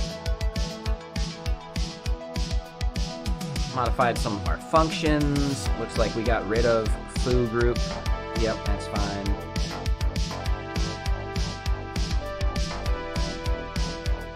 Added some comments and refactored the seed stuff. Yeah, we'll do that as a separate commit.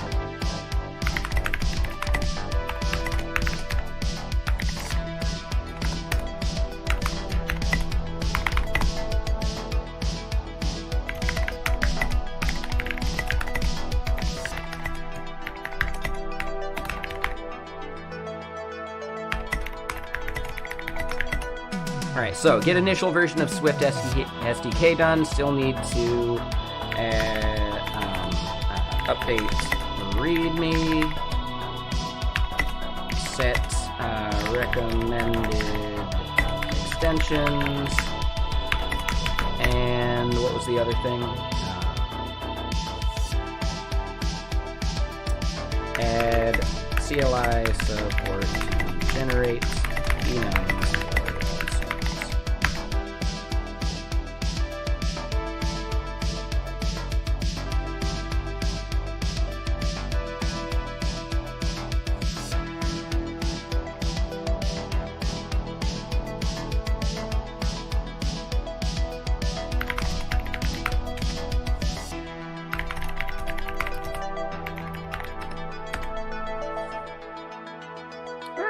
So, oh, I don't like that.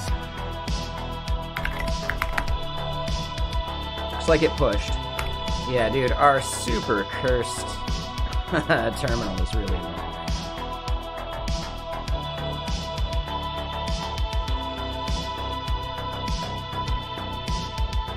Oh, and I missed a hello. Yeah, Ash, if you're still out there. Sorry, I totally missed that.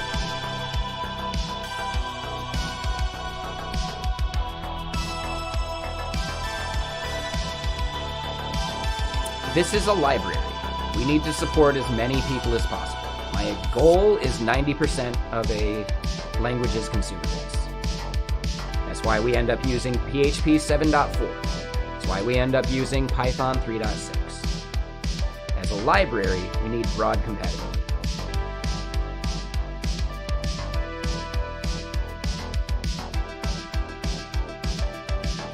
Alright, there may be users that just can't upgrade their Swift version.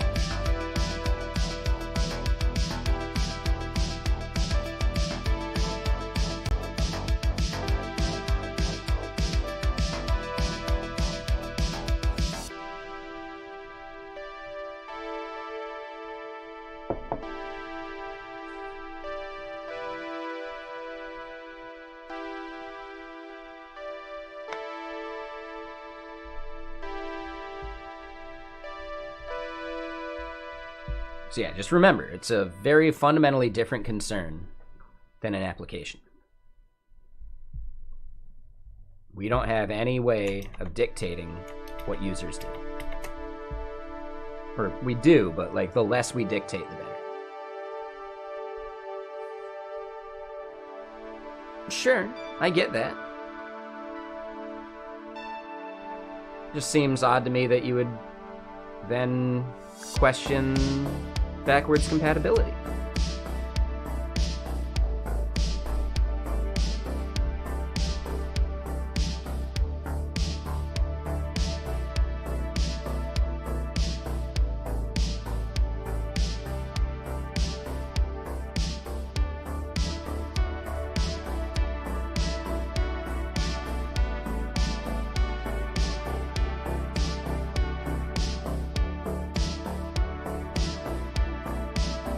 Right? Based on numbers I've seen, there's only ever going to be 40% of the iOS user base, right? Like iPhone owners that are actually staying up to date that quickly.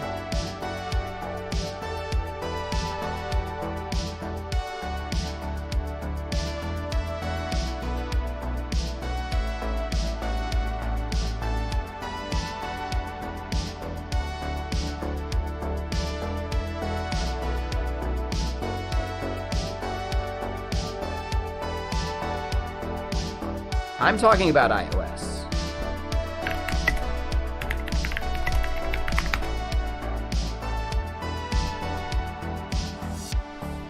Right? This chart right here. Okay, it looks like it does get up to 50%. You were talking about Swift. Sure, but Swift is actually bound to iOS version stuff. Older versions of iOS don't support latest Swift.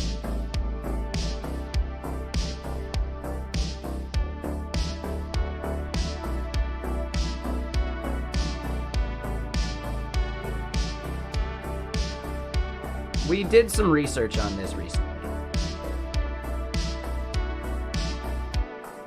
There are certain features of Swift that require bare minimum iOS versions or macOS versions.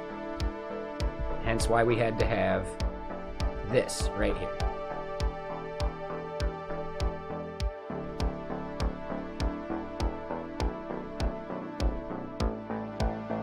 Right? If we could use any version we wanted, we wouldn't need this block, right?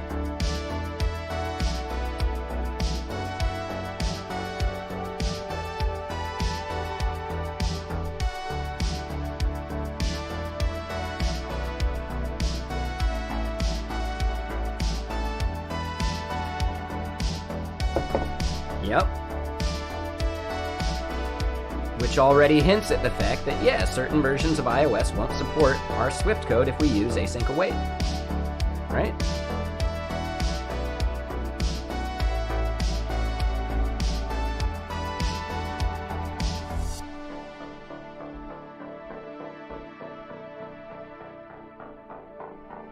Yeah, and I know it's an old version, but as far as numbers go, it seems to me that this other number is still a major portion of users. Now, it doesn't get us that much more data. We could probably download the CSV. That might help.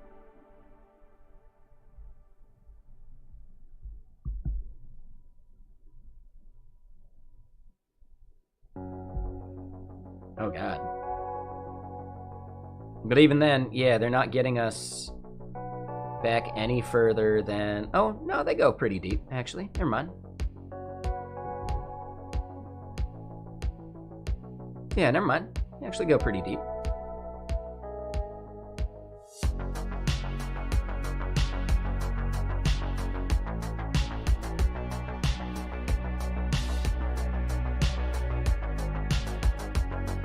So yeah, looks like 12.5 still has a fairly significant usage base. Do you see any others in that? So yeah, 12.5 seems like the latest one for some older versions.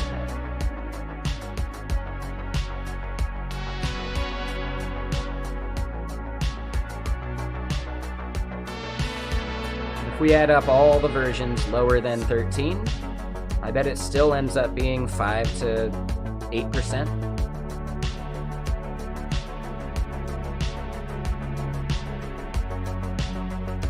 Yes, and I get that, Joannis, but what I'm getting at is async await is the bare minimum, and that gets us 90% usage.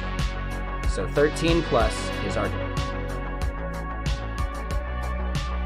Anything newer than that, I don't want, because it then misses my 90%.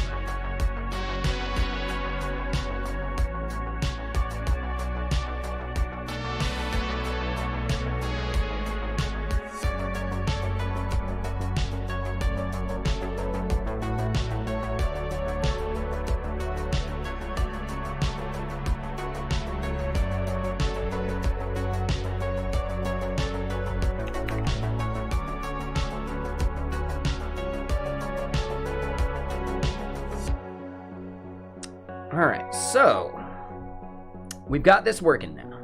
I'm not sure why these tests keep yelling at us. I think this is just plain wrong. I think even if we restart the extension host, it doesn't do what we expected, but let's try.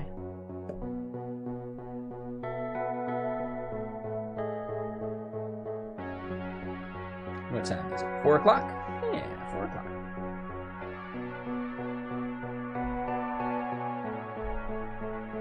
So,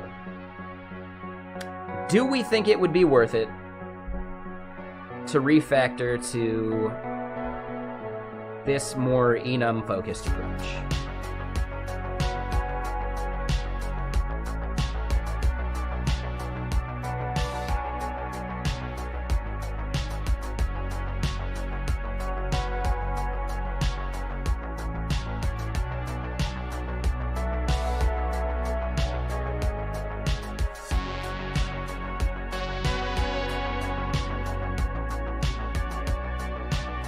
Maybe.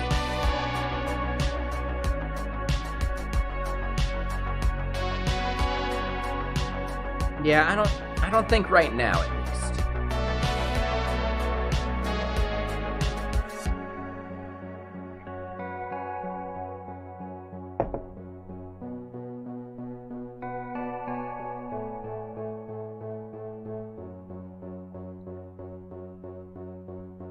So yeah, we'll leave that for now. I do want to keep this around, though. We can close some of the other tabs. Here's a question for you, Joannis, that I would value your input. Have I done anything with Vapor? I have a Vapor sticker. I tried using it back in the day, but their docs were sorely, sorely missing a whole bunch of stuff. Right, so I'm talking like 2016.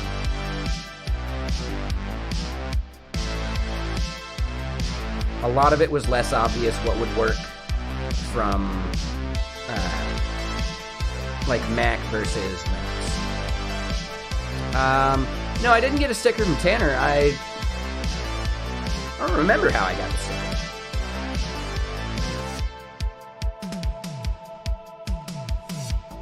I got it remotely. I don't remember how though. Maybe it was. I used to go to a bunch of different meetups. It might have been at Qualtrics used to do a meetup. I might have picked it up at the Qualtrics meetup because they were very like mobile focused.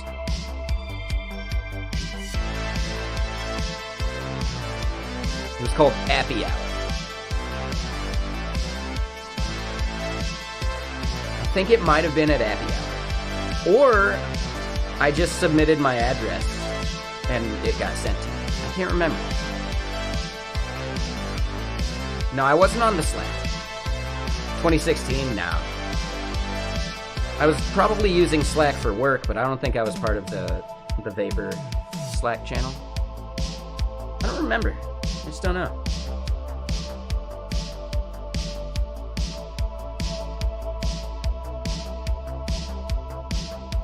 Discord these days, I assume. Yeah, makes sense. Yeah, I would really need like the documentation story to be a bit better than it was. Maybe it's fine these days. But here's the question. I have a CLI tool. And that CLI tool, let me pull it up.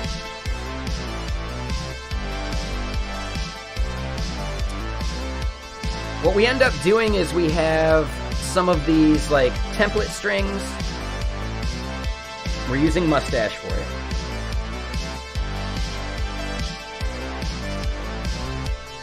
Oh, it's still as bad documentation-wise? Yeah, I probably wouldn't be that pumped on doing server-side script.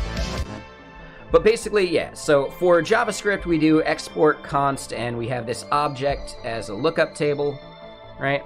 And in that lookup table, we end up just getting our IDs and stuff. What that means is that, let's go look at the Rust code as an example. We end up generating this like example.rs file that has this module for gradual group, and then we can do gradual group.name, and that gives us this string that we can pass in. Or we can actually just do like the AKS thing. Oh, nice. Mongo Kitten. Is that like the Mongo driver for Swift?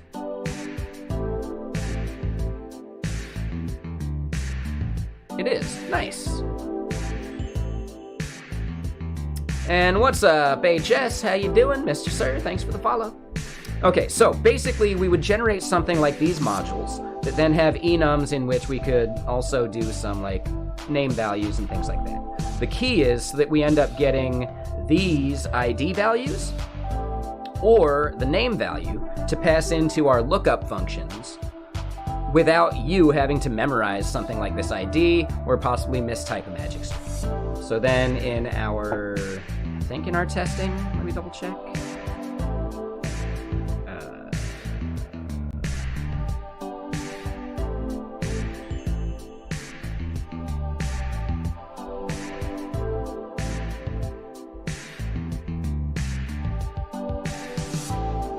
Right, so then in our testing, we're not doing it here.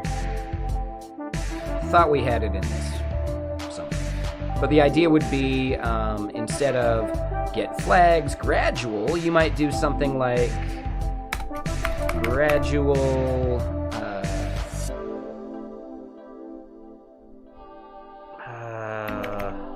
group. This is going to be bad syntax, right? Gradual group dot name, right?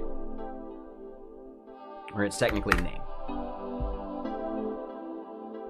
That actually doesn't yell at us. But the idea would be to eliminate magic strings for, you know, our consumers.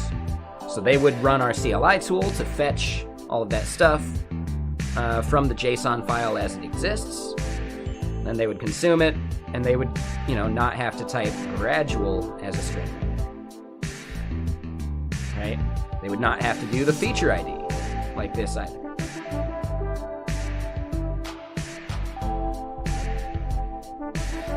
So yeah, main gist is generate enums like these example enums, save users having to manually type strings, right? They'd get auto completion and all that stuff. So that's what we want to do. For the most part, we could just do enums, right? So, hold on. Let me just undo what we've done here. Don't save.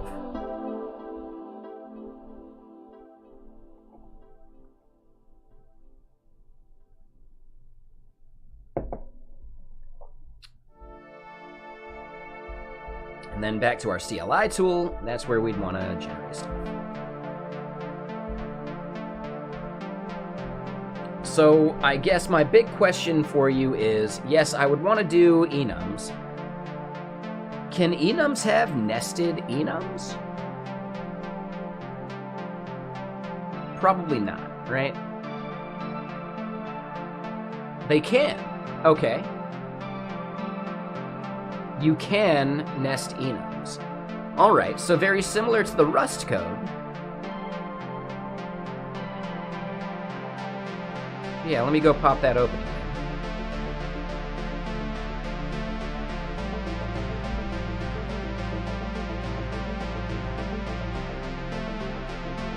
Right, looking at how this Rust is written, are you familiar with Rust? Optional is a value containing enum? Oh, interesting. Okay. So basically, would you do a top level enum gradual group, have the name equal to gradual, ID equal to that, and then within it have environments that are then an enum that evaluates the same way?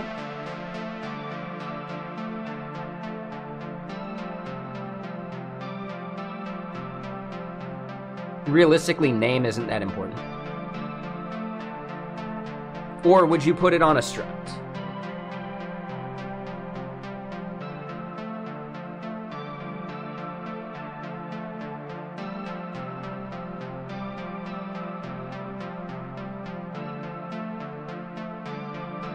So that's what I'm getting at. Yeah. So right here, this would be the top level enum for the gradual group, because features are group specific, right? So I could have a feature called test working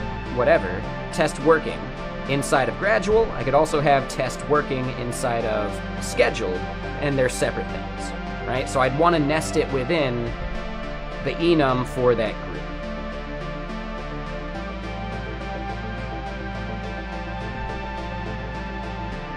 No.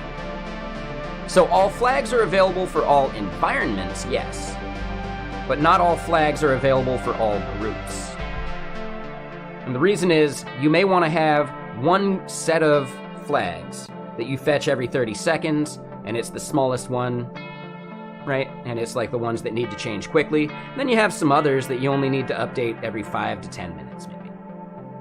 Right? So you're like parceling out the size of your payloads based upon how often you need to fetch them, etc. So technically each group is its own kind of self-contained thing.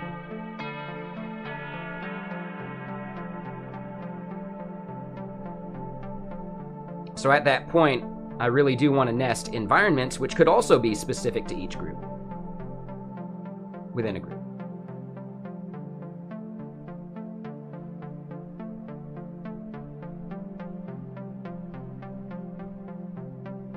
So let me go show you an example, right? That's what I was showing right here.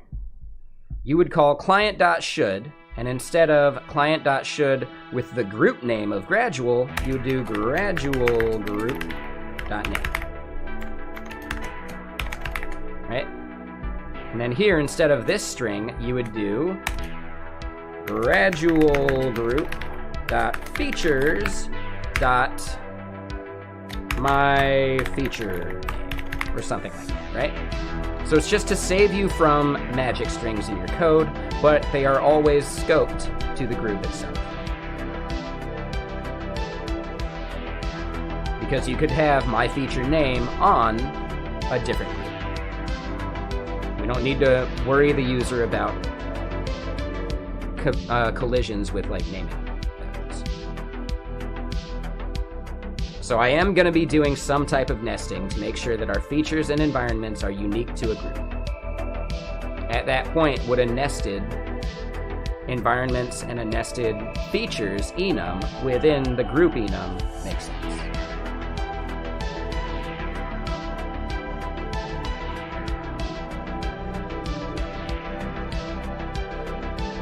Or is like a static struct a better idea? I don't know.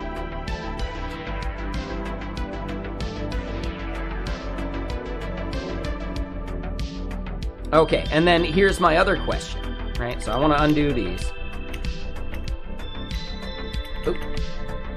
Yeah. There we go. Get that back to how it was. Call it good. So then, looking at our Swift code,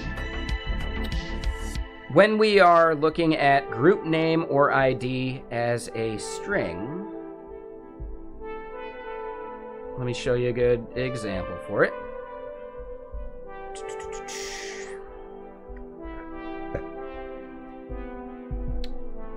Is Swift nominally typed? Or if I were to like do a should function in my test, would I need to cast my enum to a string? Or could I just pass the enum like name? Because that would really hint at me doing either a struct or anything. So enum would work fine here as long as the value is a string, correct? Okay. I just wanted to double check that before I went down the route of like, you know, making it all work. So, okay, that does help.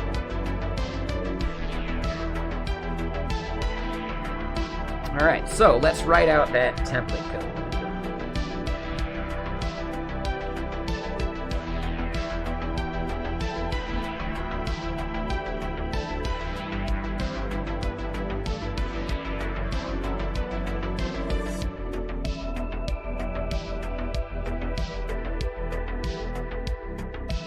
Wait, would I have to do generics or not?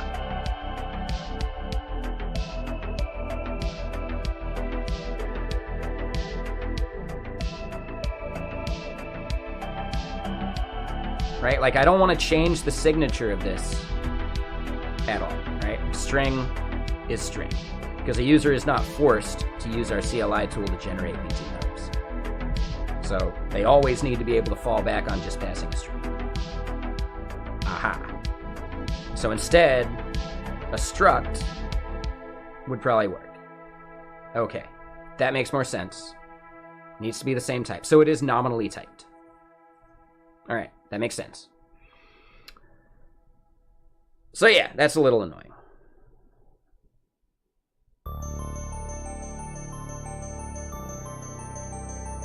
Right, and that's why in our, right, if we look at our template for TypeScript, it's why we do export const instead of an enum. Because export const is still, right, this group.name, or gradual group.name, would actually just still be a string.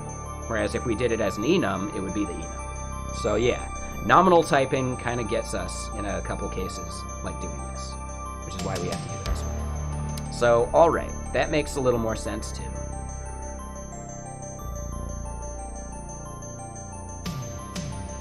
Okay, makes sense. Yeah, this is royalty-free music. You can use it for anything. So yeah, this dude, his music gets used all over the place.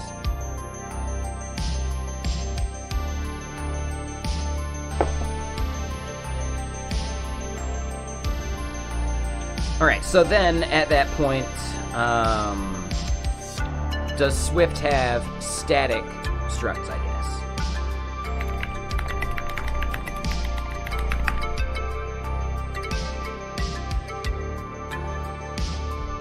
Looks like it does have static structs. We'd just define it as a struct. The props would then be static, and we're good to go. And a struct could have a nested static struct as well.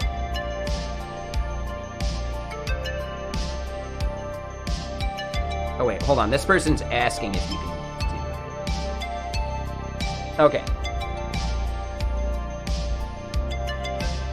So yeah, just nested static structs is probably the way to go, right?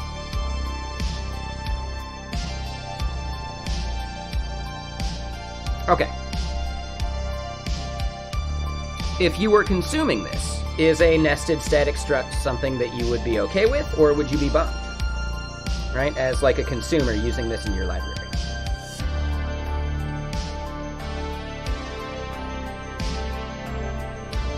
Not bummed? All right, cool. Yeah, thank you. I appreciate this. That was really like the big part. I want to make sure that it's like what we're doing with this, you know, these generated types. We want to make sure that that's idiomatic within an ecosystem. So, perfect. Thank you.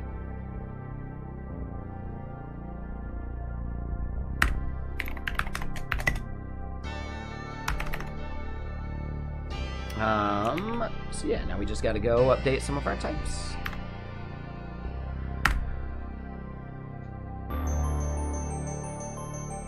Gotcha. So, one more quick question. If I were doing, like, if I were to port this, would this be usable inside of Objective-C code? Right? The thing that you've seen us write. As this Swift library, would someone be able to consume this Swift library within Objective-C code, or do we end up needing to write, like, a whole separate Objective-C SDK?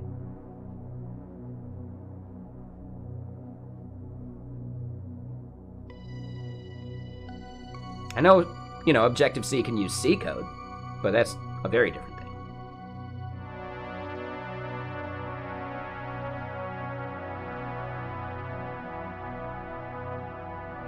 We could use this in Objective-C. So my idea would then be, instead of calling it Swift, just call it Cocoa, right? Not the async await bits, though. Oh. Right.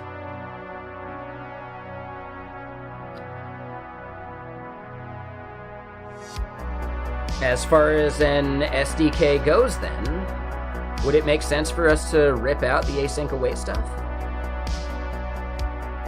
just to be able to support Objective-C without having to write a separate SDK?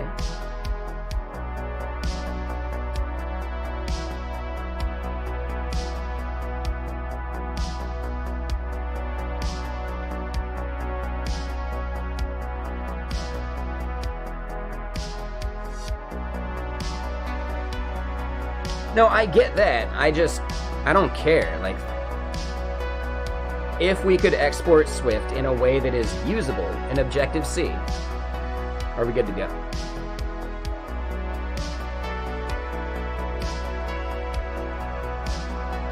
Or would you rather, like, as a consumer, if you were writing an Objective-C iOS application, nah, that doesn't work for me. We want broad applicability.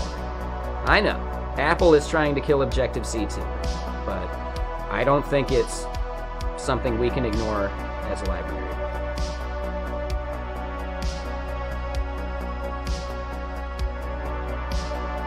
Right? For the same reason with how we built the Kotlin, you can use our Kotlin library in Java code just fine.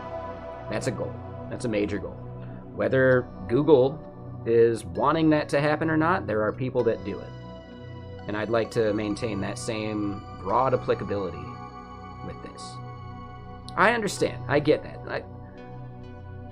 I don't care. That part doesn't matter. If I can scratch 2 itches at the same time, that's better, as far as my bandwidth for maintaining code.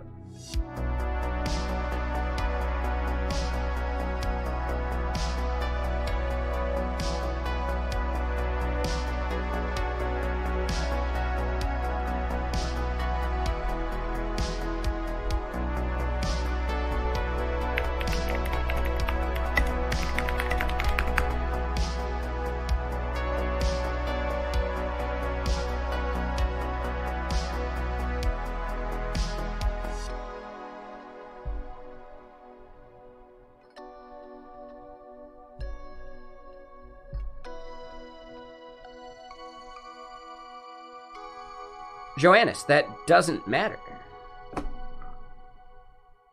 That does not matter, man.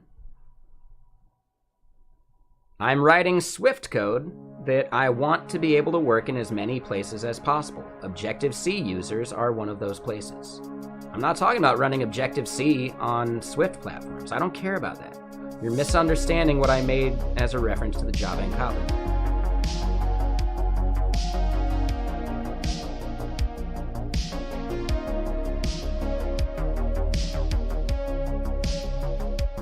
Again, I just don't care.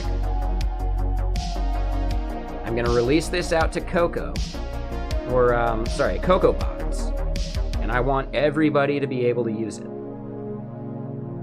I believe I can release Swift code to CocoaPods, right?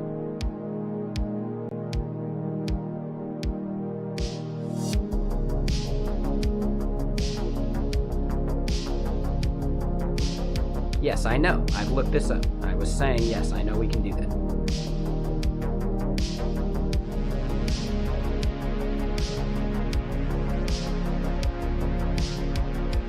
The annotations for Objective-C are platform specific. I still think you're misunderstanding me, right? You just said the SDK we just wrote would work in Objective-C code. Is that true or not? I mean, without changing it. Okay, that's what I was asking you.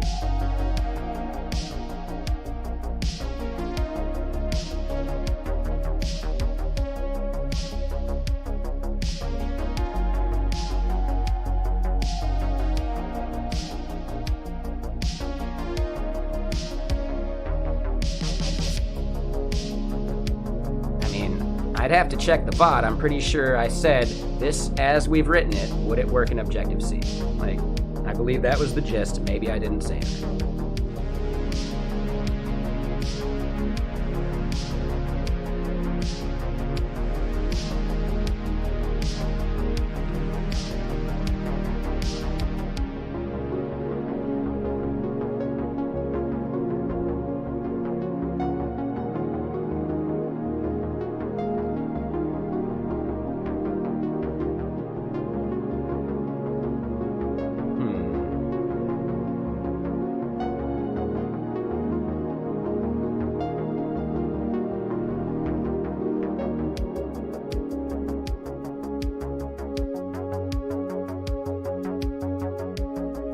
Okay, so I guess this is my next question.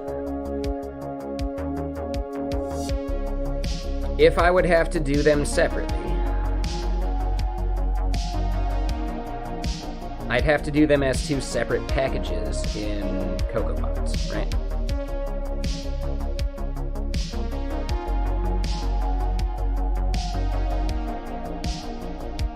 Is there a convention for that? Can you think of any libraries that follow the convention of having an Objective-C and a Swift version? Okay, so no like proper like forced convention for being idiomatic or whatever, but is there an example you can think of that does follow a pattern like that?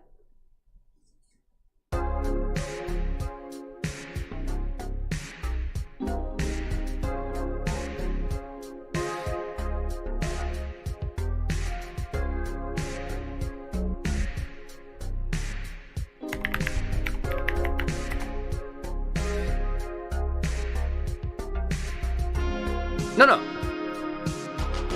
That's not what I asked.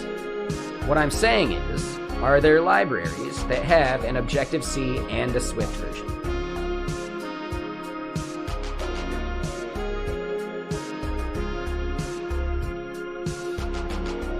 That's all I'm asking.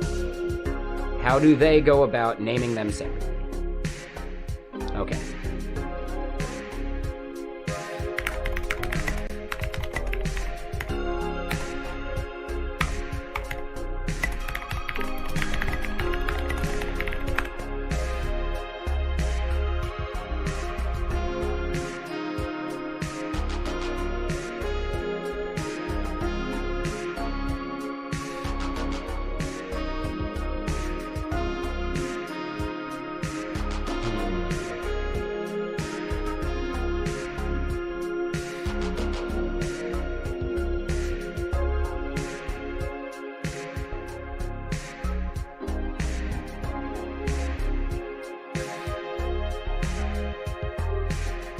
Sure, makes sense.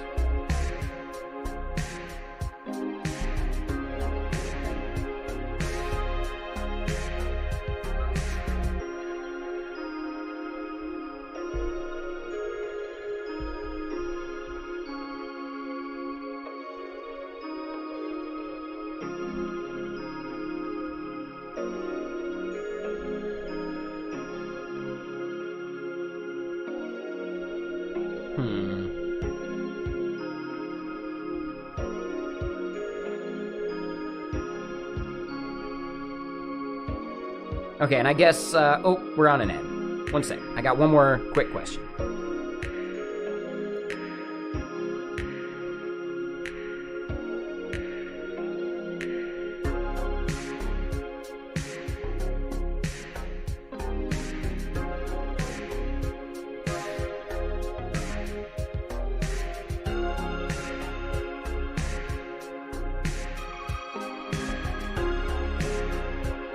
Alright, ad should be over. So here's my next question then.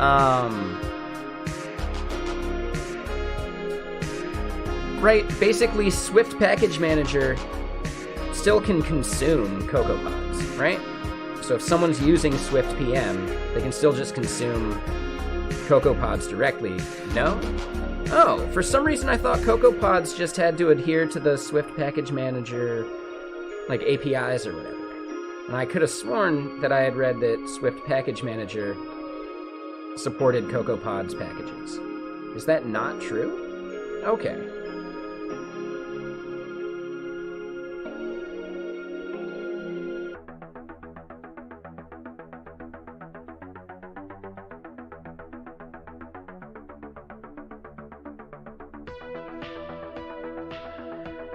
Yeah, for some reason I thought Swift Package Manager just supported various, like, repositories. And as long as those repositories adhered to some spec, you'd be good to go, right? But I guess that's not the case.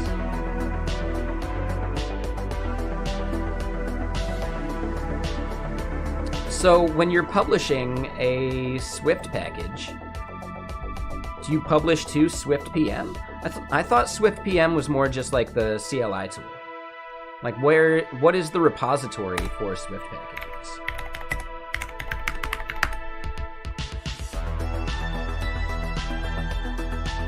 Right, like, so where would you end up publishing?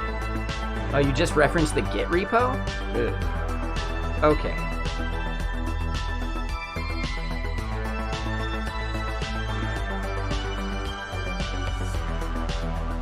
Oh, Swift package index?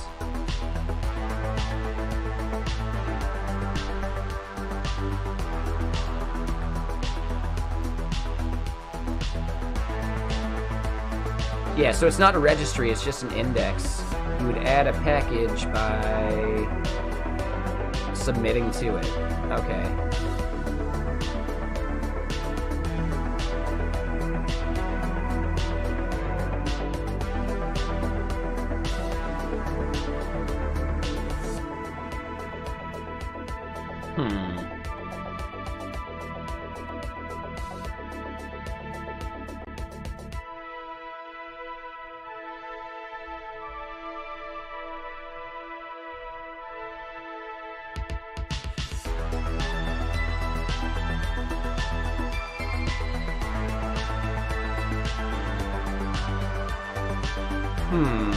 Okay.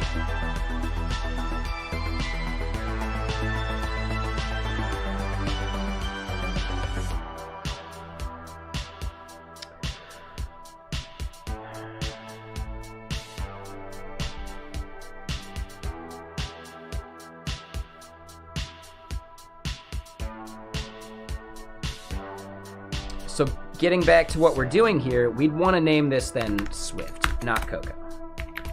And then Objective-C would be its own.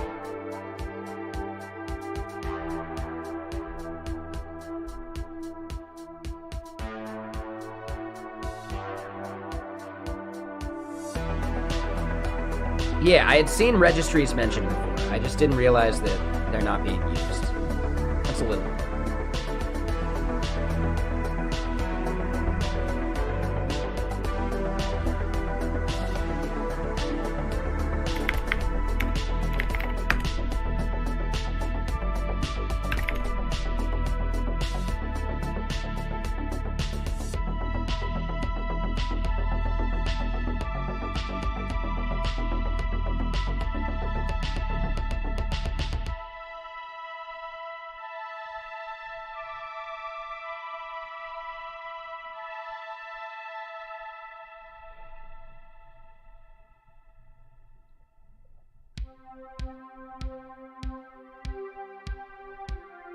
So I think a big idea is that we would still want to publish to CocoaPods, right? We'll publish to CocoaPods, we'll get our library or our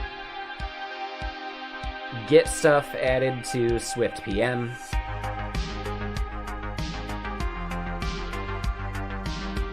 But I think I'd want to think about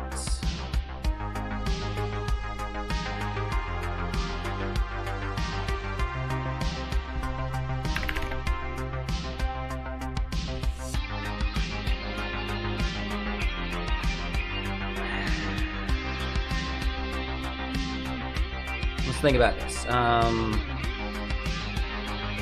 CocoaPods package with C and Swift versions. Example.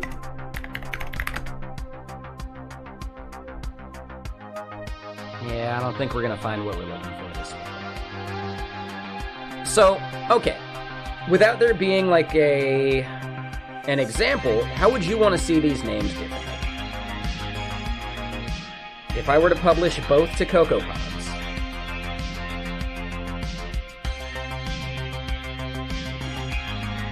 what would you want to see in like the difference of their names?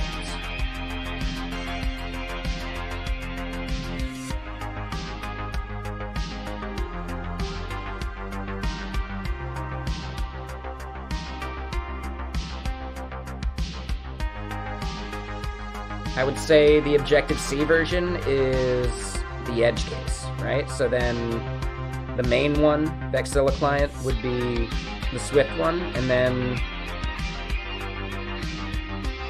Dash Coco. So you'd want to see them actually explicitly named differently? Okay. So Vexilla client Coco, Vexilla client Swift. Okay.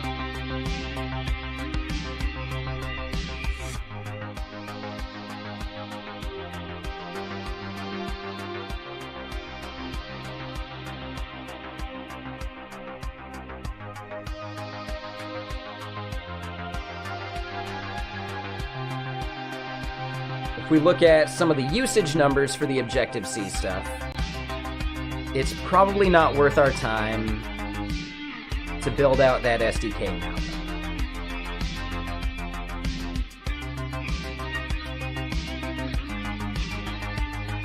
No, you don't need the numbers. I'm just simply saying based on what we've seen.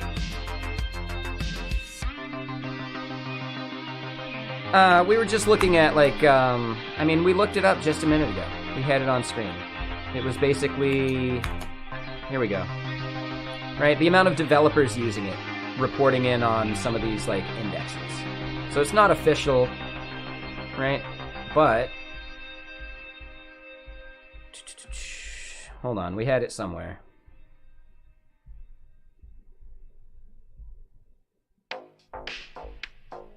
Yeah, language popularity, right? It's not a perfect thing, but it does help. So this part here, the research by JetBrains revealed that 76% of developers are skilled in Swift, 13% are proficient in both, and then 11% are Objective-C alone. Right? Now, again, we didn't dig too much deeper into over here.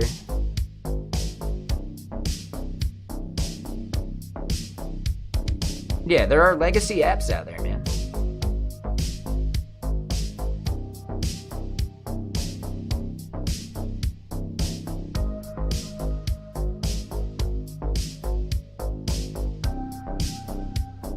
No, I haven't looked at any vision stuff.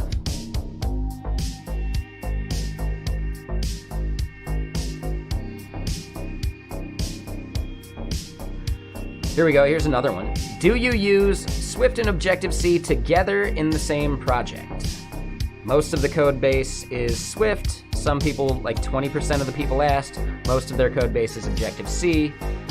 15% of users answered, no, we don't mix. So, yeah, right? Like, broad compatibility will be huge.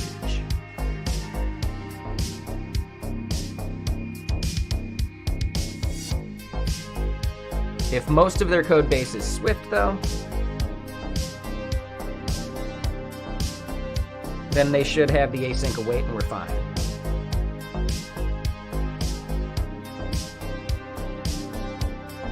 These people would not be satisfied with it. But I think the likelihood of these people in this 20% being at large enterprise companies and being able to afford a services contract would be worthwhile. Right? Yeah, of this 15%, probably not many.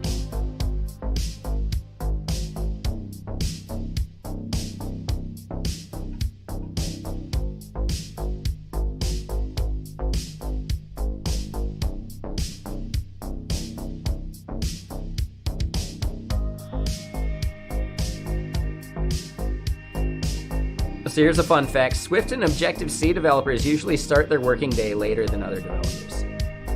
Just lazy Swift devs. I'm kidding.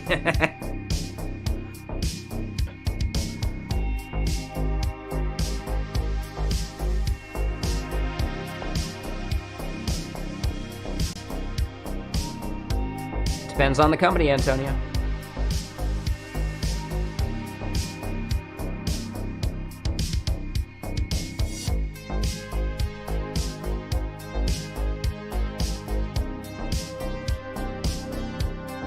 So here we go, here's another, right? Do you plan to replace CocoaPod's dependencies with SPM packages? No, and that's 51%.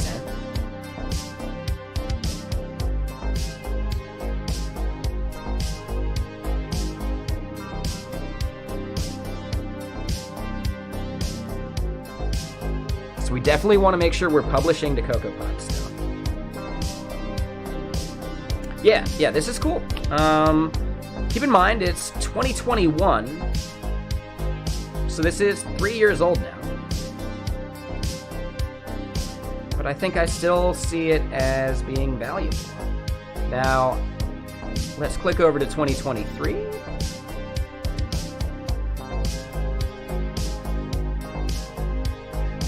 And they don't get into a lot of the same numbers.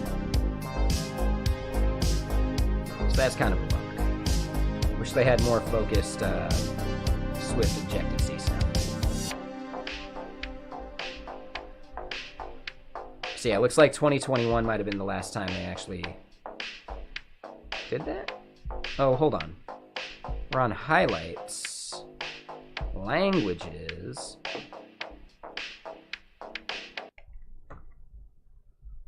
Yeah, Swift backend, like, you know, server-side Swift is pretty low.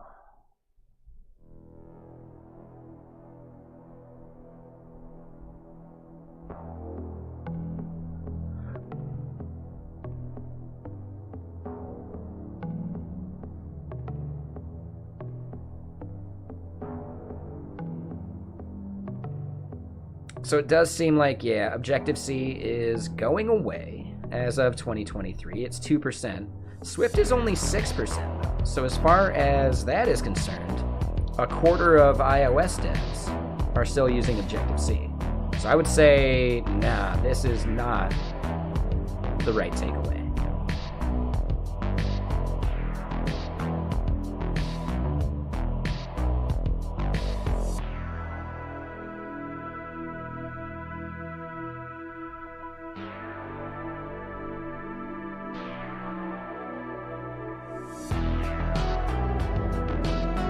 Library framework history? Like, what libraries? You know, things like that.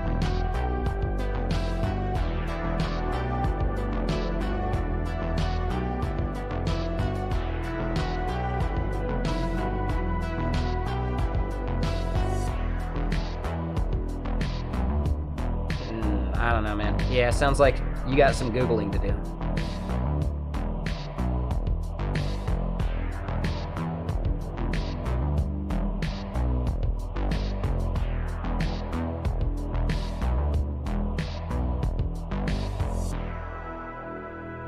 That's interesting to me. Scala is the highest paid language? Huh. I don't think I would have guessed that.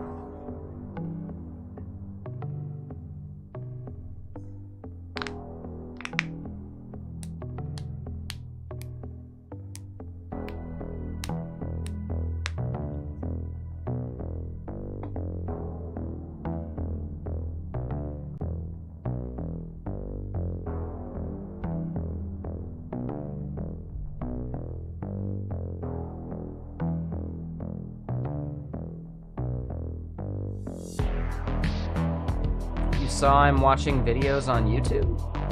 What do you mean? You mean like the honeypot videos? Those don't cover any of that stuff. In fact, a lot of them are just cheerleading for the thing that the documentary is about. They're actually rarely objective, which is kind of a bummer.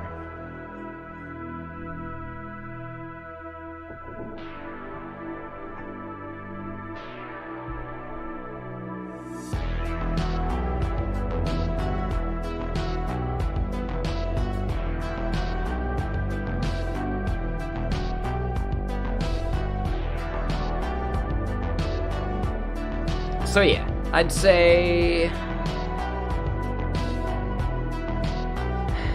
yeah, supporting Objective-C, I think, is outside of our scope right now. So yeah, we just got the Swift version. And then if we need to create a Cocoa one, we'll do that. It's a bit annoying,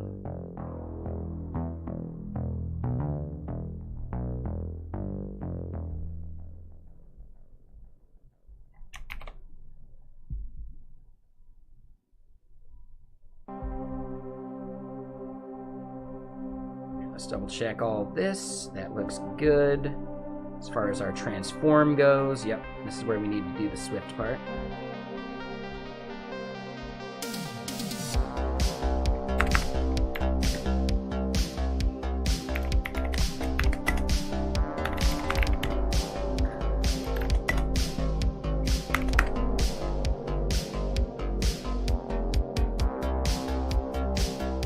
No, Joannis, they're asking what SDK I'm going to build after Swift.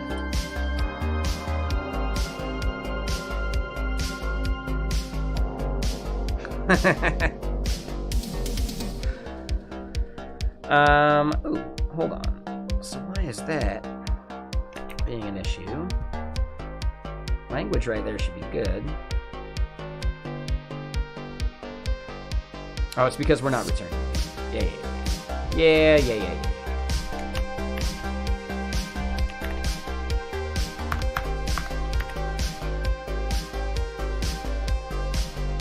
I do it all. Exactly, dude, man. I'm the best. Yeah. It was just so goofy that Ice Cold Witch just couldn't get it.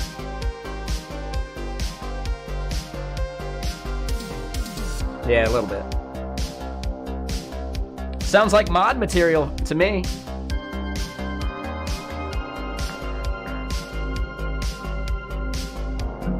Yeah, I do always have a lyric on something.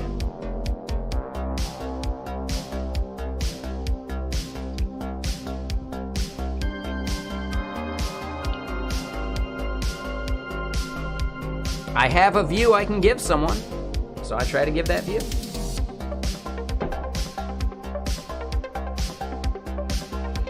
And yeah, how's everyone's weekend going? What y'all up to?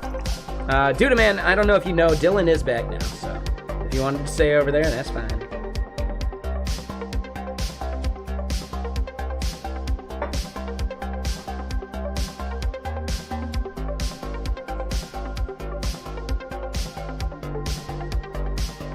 Yeah, I appreciate you.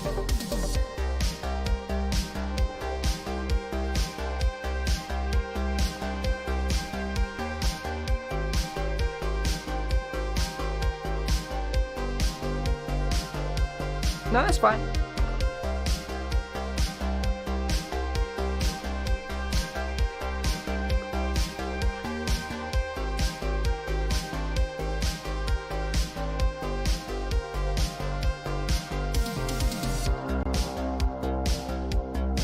What time is it? 5? Alright, cool. Cool.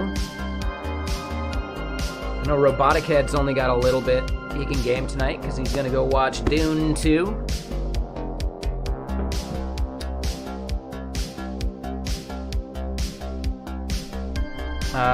Hummingbird 2 beta. What is Hummingbird?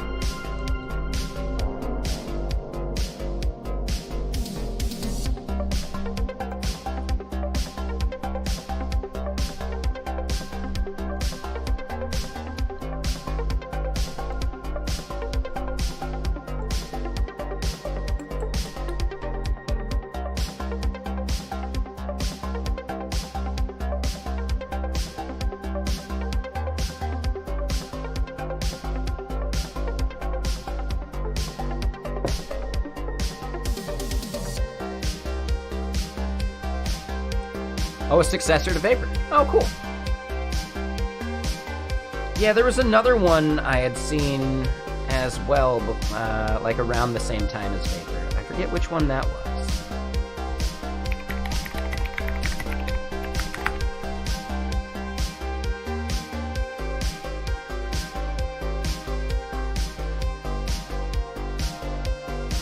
I think it was Katura. Yeah, it was Katura that I'm thinking of.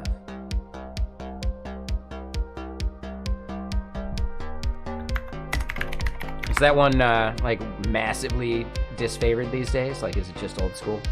Totally dead? The website still works. Kind of. Oh. I don't know. Never mind. Never mind. It doesn't. Yikes.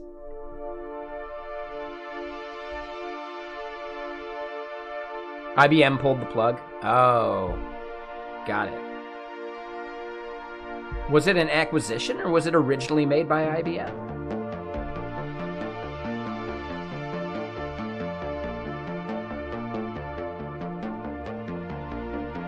It was originally made by IBM? Okay.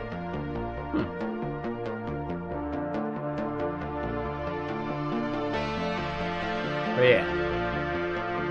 Last touched 2 years ago.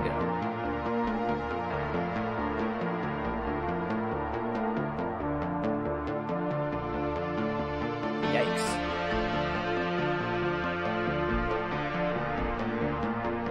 Yeah, I think back in the day, I even tried using Vapor, mainly because they're like, their website looked better. I don't know why, like, it seems like they care more. I feel like the logo used to be different, though. It used to just be the drop. Yeah, so I've got like an old Vapor sticker.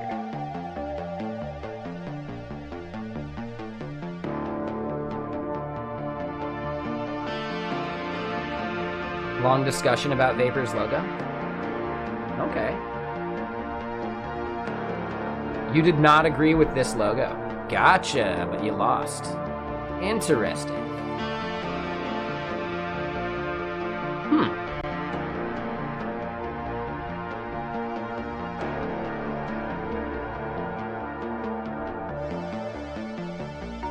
Three votes against one. Oof.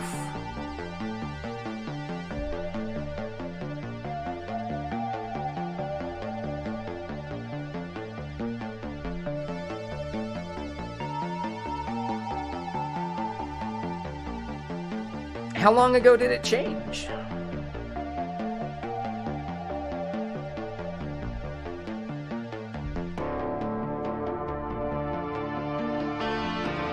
A long time ago, wow.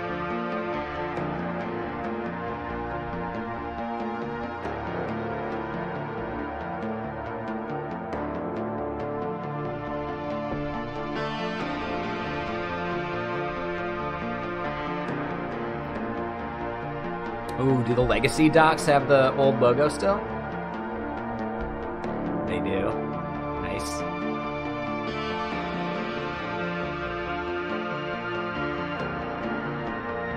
I think one big thing I remember is that in the droplet there was like different shades of the purple or whatever. And that's harder for like, you know, making a favicon and some of that. So I could understand maybe why they pushed for the other.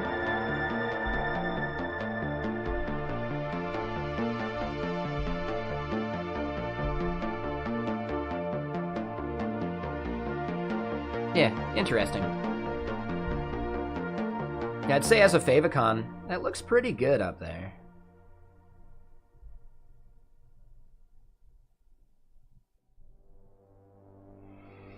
When apps were called droplets? I'm not sure I remember that.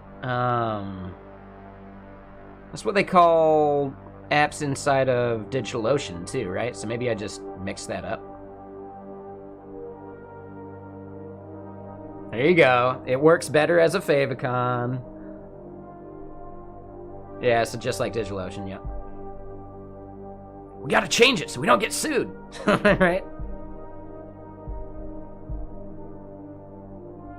It's all fun and games till you get a cease and desist.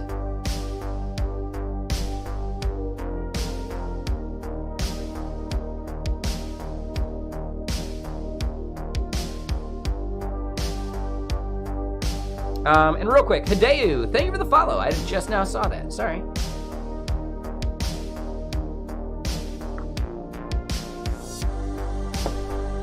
Oh, that's right. Yeah, what does Laravel do? Like, what is the Vapor Laravel?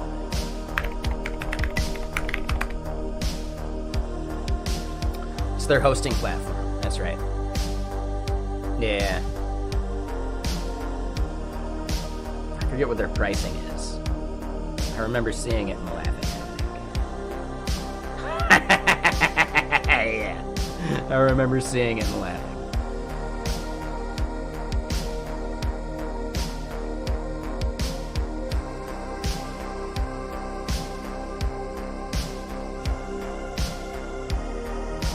Oh, you killed Vapor Cloud? Why? I'm curious about that.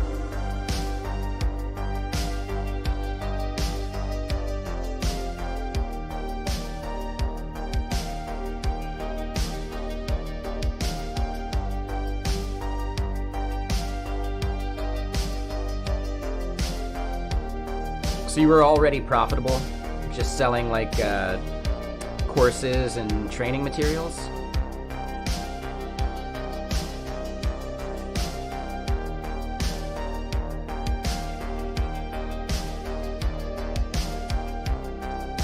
Oh, CPU and RAM. Gotcha.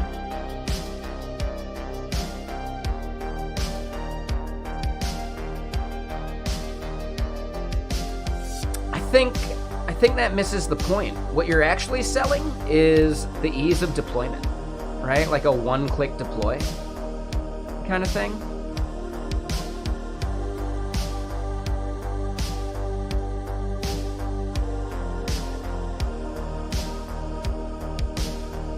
Gotcha. So really just like the way that you were doing your pricing model was the problem. Because yeah, like, you know, you could basically do the same thing that Laravel's Vapor is. Unlimited projects, you know, have fun, whatever. Right? And at that point they're just paying for the ease of use. That makes sense.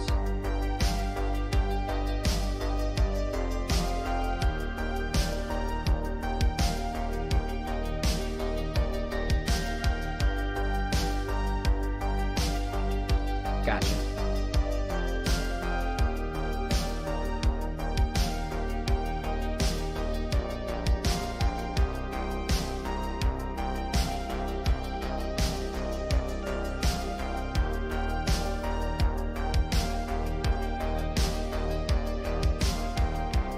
Makes sense.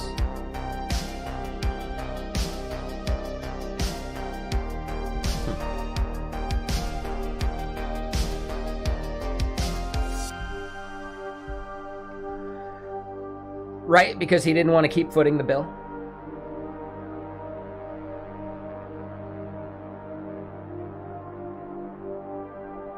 Yeah, right? Totally makes sense.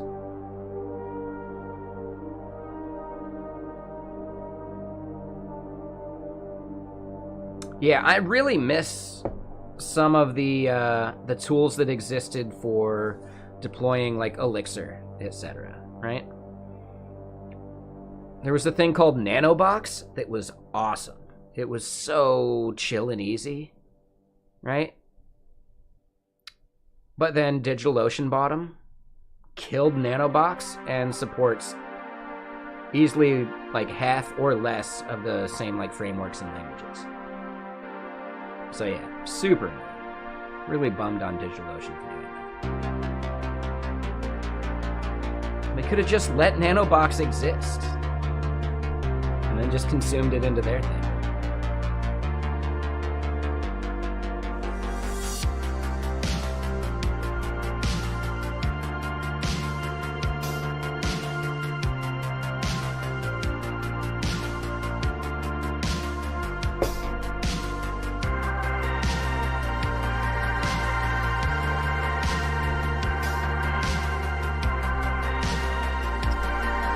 But okay, so our next big step then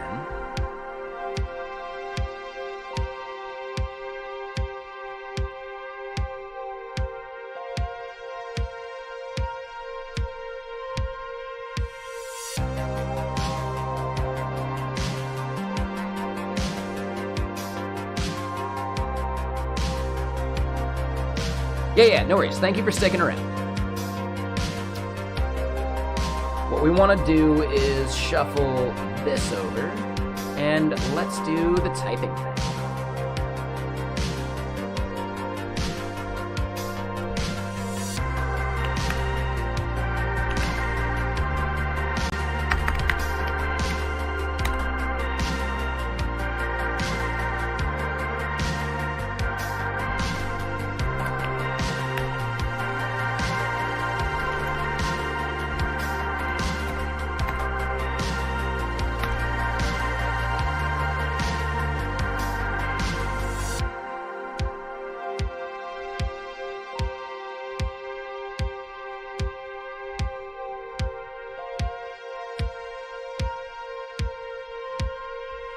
And we end up needing that as well.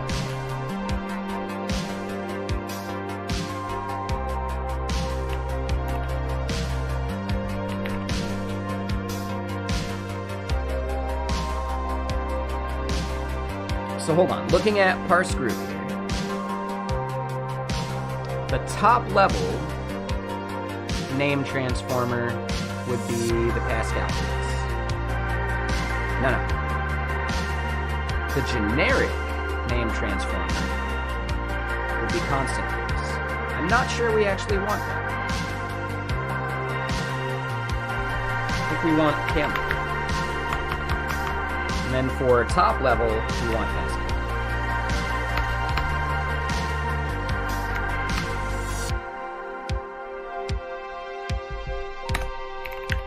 Alright, so that becomes template.swift. Now we go do our template over here.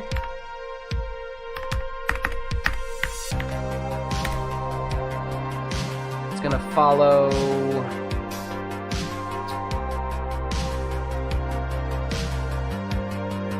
this pattern, but let's do that to there.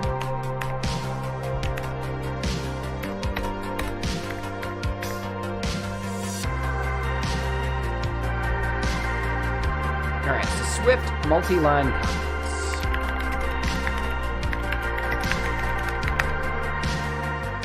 Alright, cool. So it is that.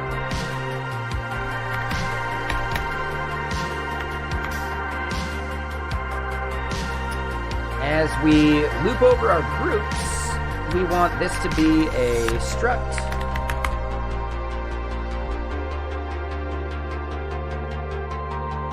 Instead of const val, this is let.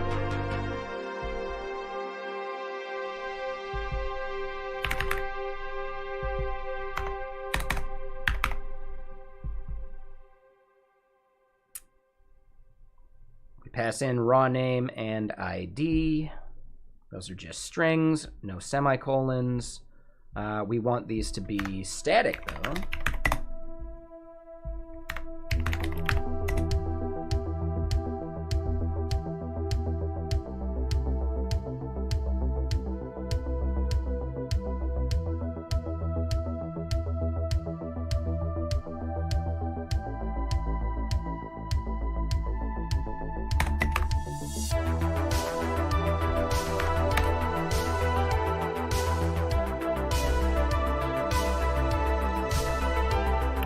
We wouldn't, oh, hold on. Yeah, let me undo this. We would want this to be a struct as well. So it would then end up, ooh, hold on.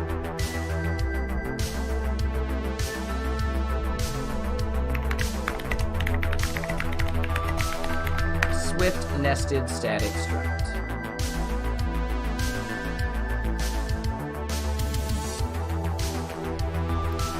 So I don't think the struct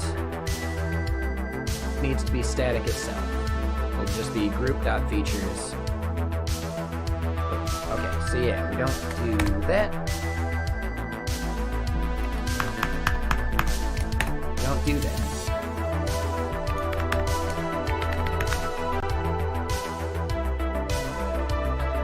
So then this is static let name equal that.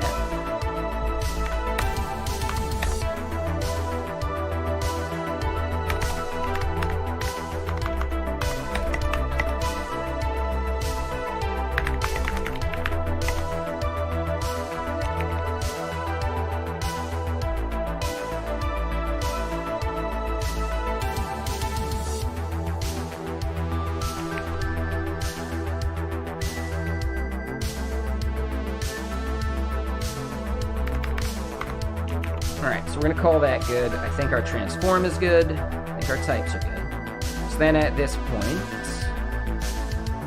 let's look at our package JSON.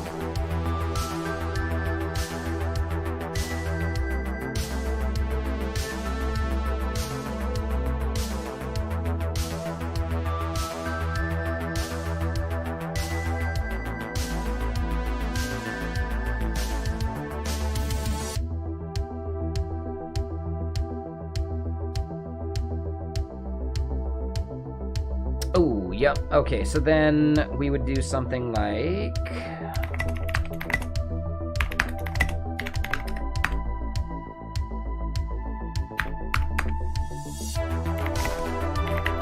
head into the CLI, pnpm dev types Swift.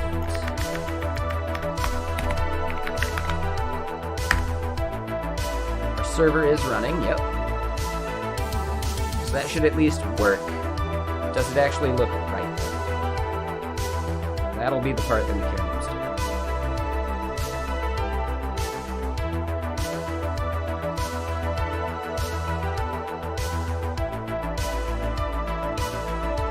Interesting.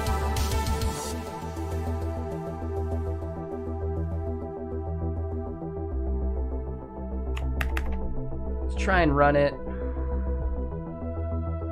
from here.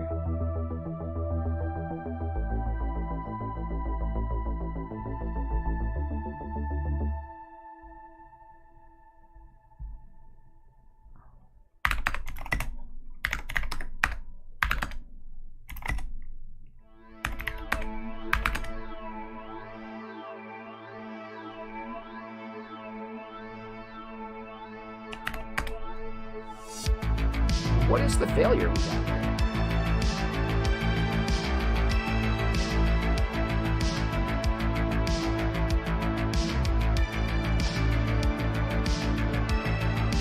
No transformer found for language Swift.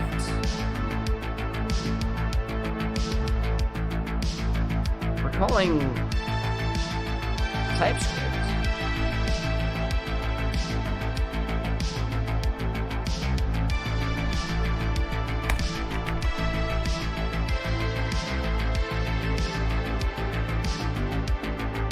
Alright, so we've got this function.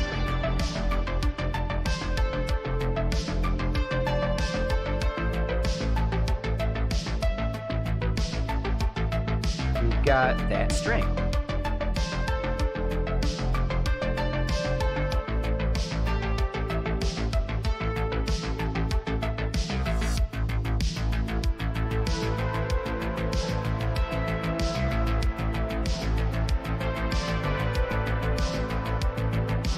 Oh, it would be over here. So output types, maybe?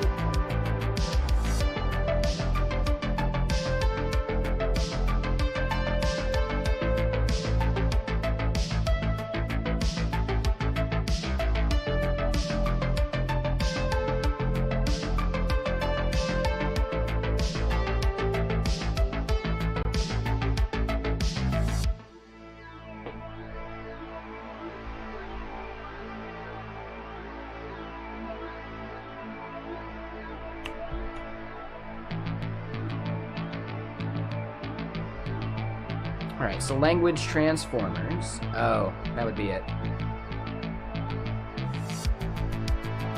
Yeah, okay. That's it. So I just need to get the Swift in here.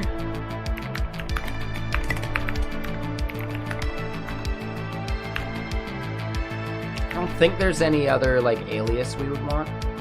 But yeah, we do that so that we actually have some of these if we wanted to do the language that way. And honestly, I think Pi works. Right, but yeah, we can do JS or JavaScript, C#, or C#, or CS.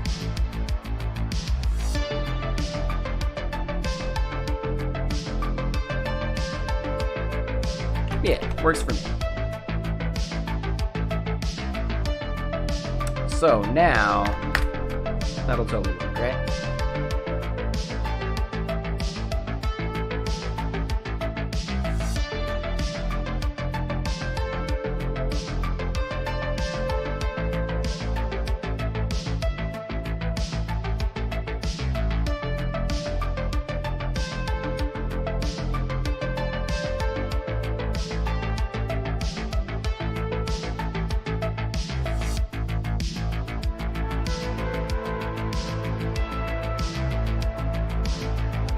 Alright, so types have been generated in example.swift.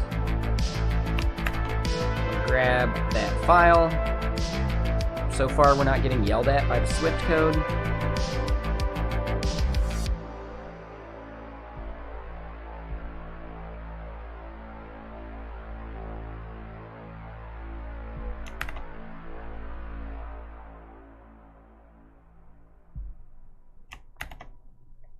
No?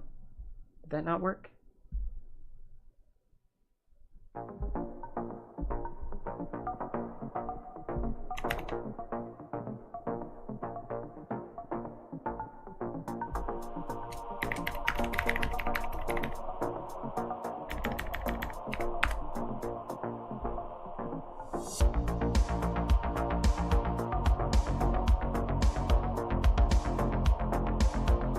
Oh, and I messed that up. It's not let static, it's static let. So we already know we got an issue there.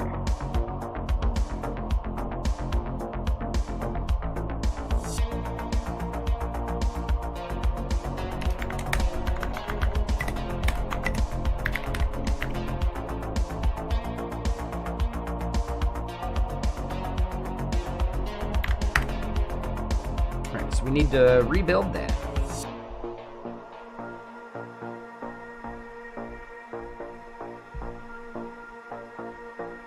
See that update. Swift is a little bit of both because you make iOS apps with it, and those iOS apps can absolutely have a front end.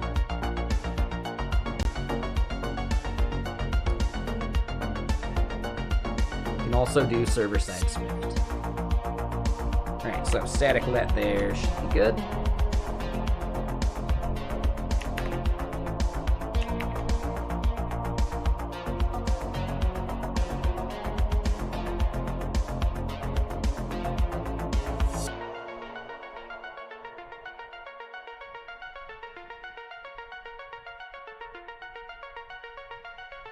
Neither, it's a library.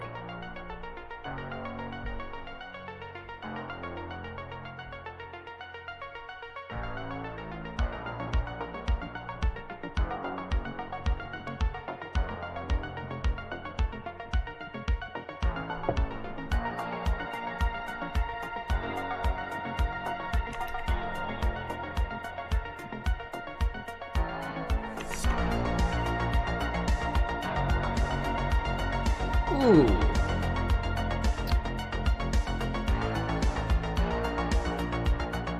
This reformats our enums for us. I don't want that.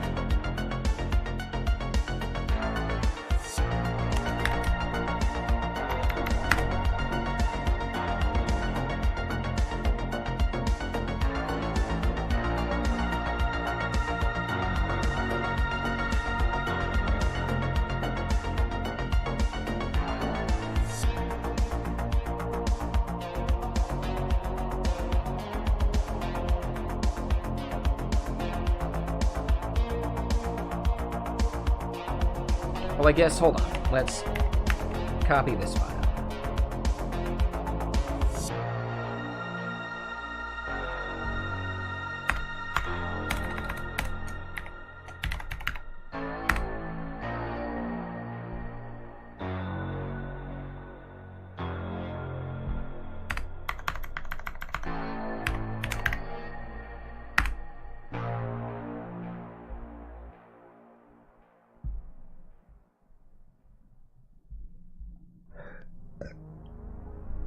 All right, so if we go up here and do our gradual testing,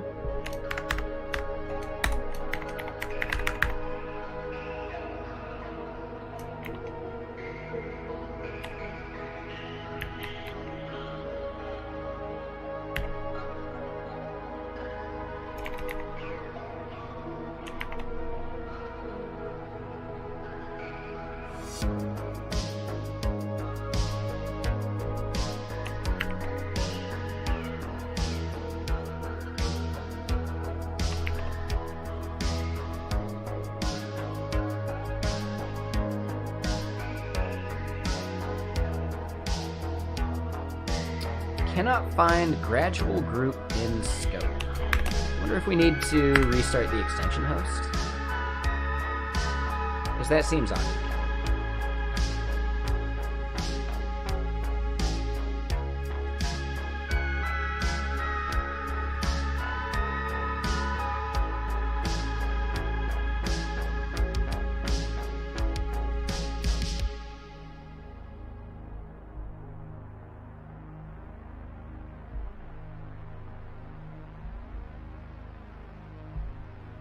I don't think we need import foundation here, but... Oop. If I can spell.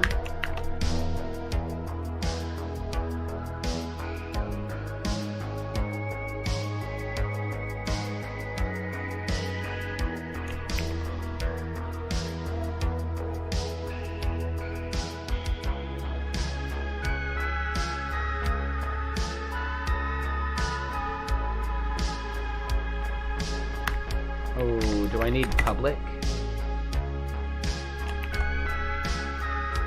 I don't think I should need public. I wonder.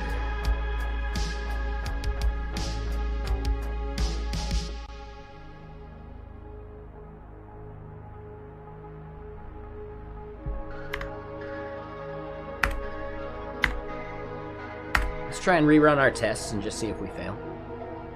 I think that'd be a good way to figure this out.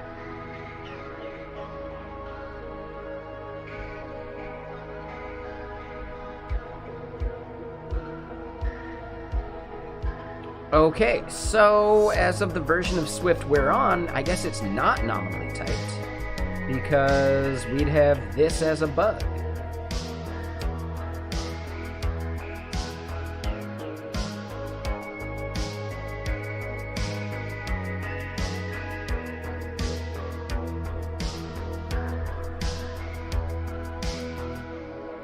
Alright, so hold on. Swift static enum versus static struct.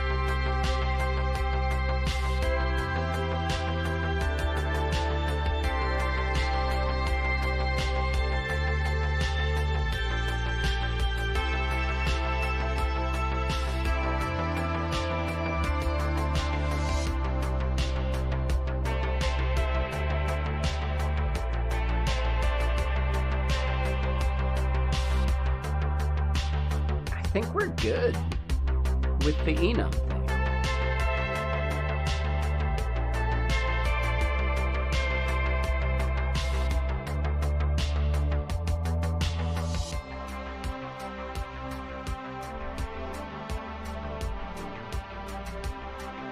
Yeah, I think we're good. So in my template, I think we can just make it, instead of struct, enum.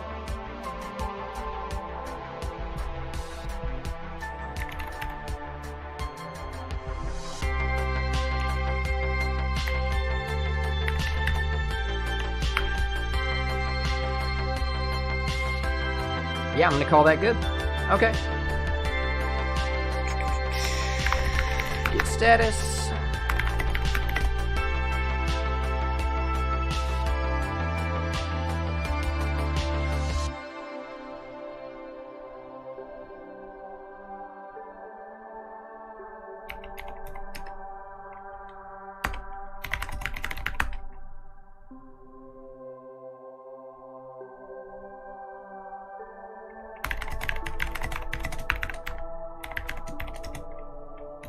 We'll say feet. Add Swift to CLI type generation.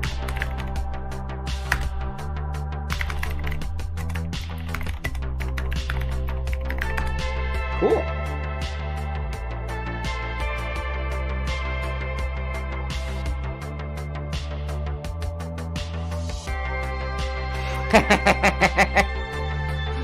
They're not wrong.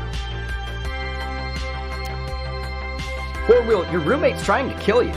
Like, I'm just kidding.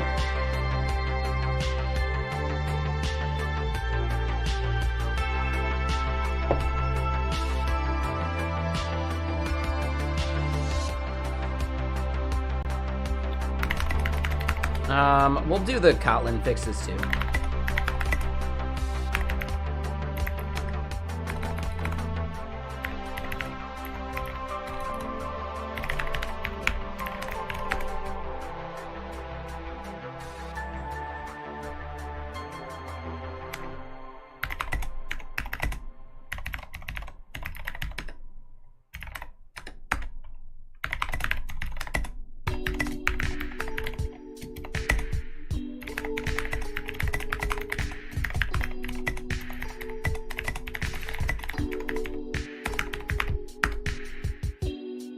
Yeah, exactly.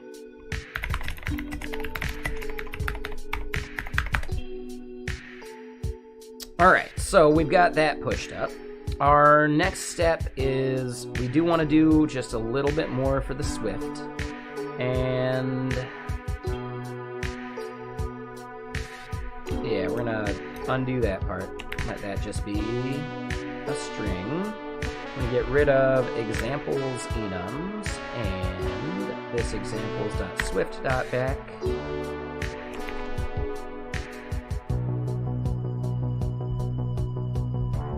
We'll need to think about what goes into the README here because, yeah, that is not accurate.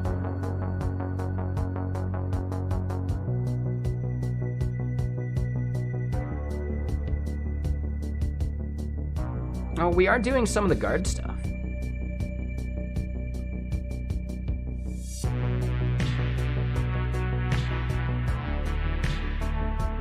But yeah, these are all outdated for sure. So yeah, we'll have to change that up a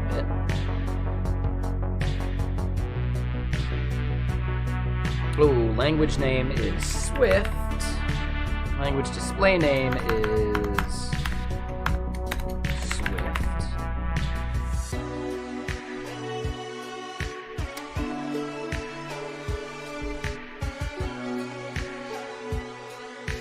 I'm not sure that warning is relevant right now.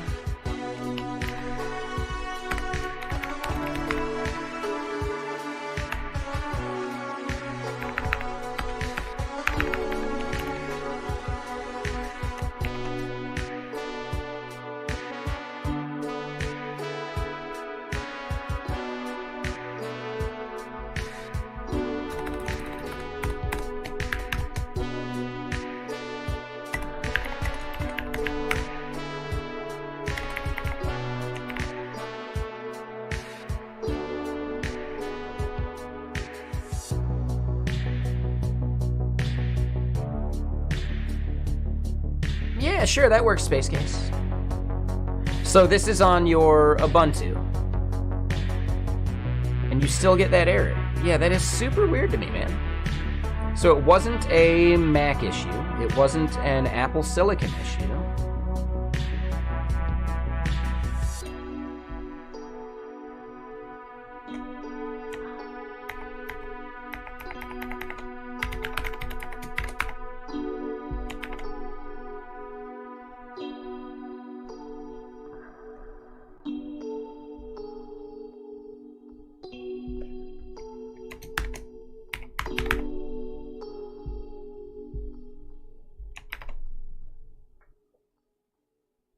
Yeah, okay.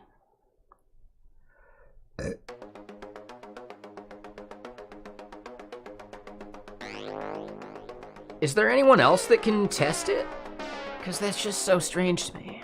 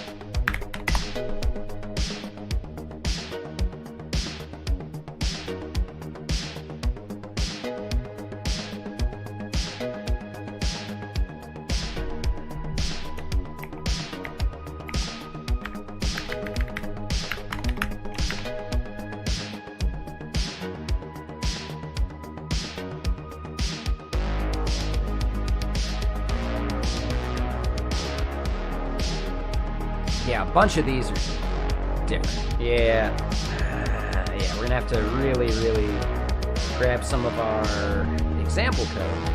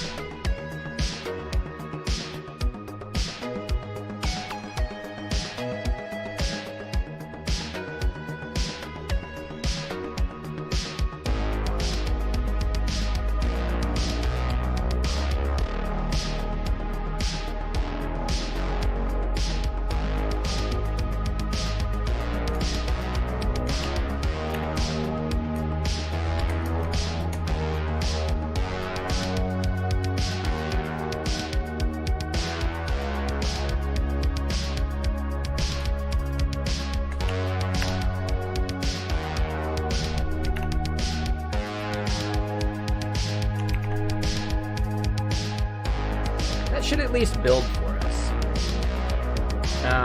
Yeah, we'll probably end up needing to update this. That'll be separate.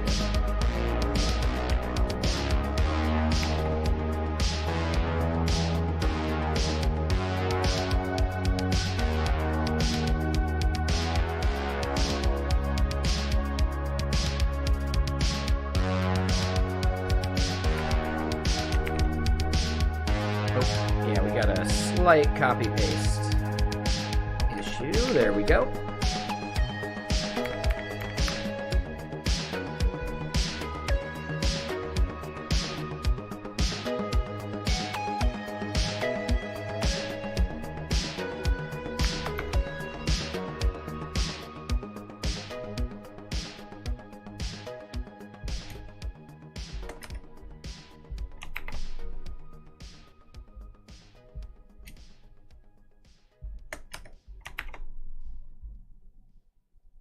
There we go. All right, so I'm gonna say that's pretty good.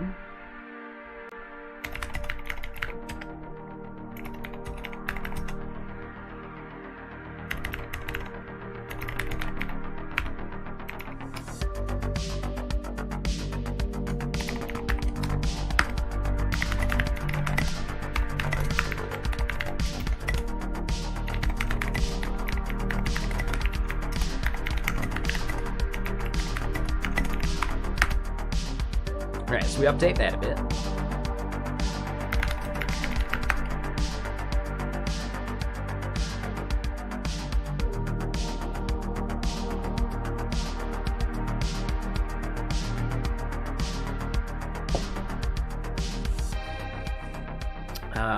And yeah, now we want to annotate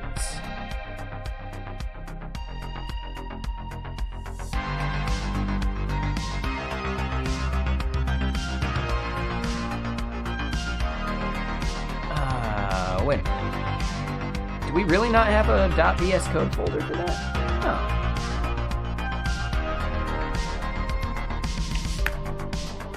Weird. So we end up needing one for the Kotlin, and we'll do it for the Swift as well.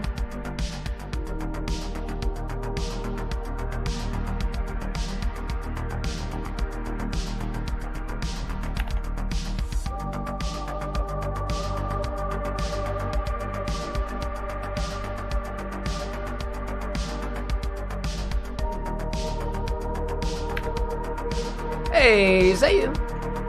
Ooh, what up? Yeah, hold on. We'll do the bot if it works. Bot's been having issues today.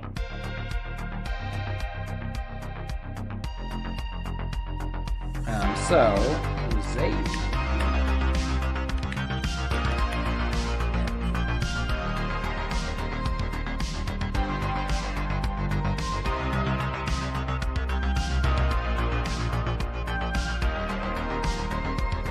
How's it going, Zayu? Yeah, what you up to? Let me do a refresh.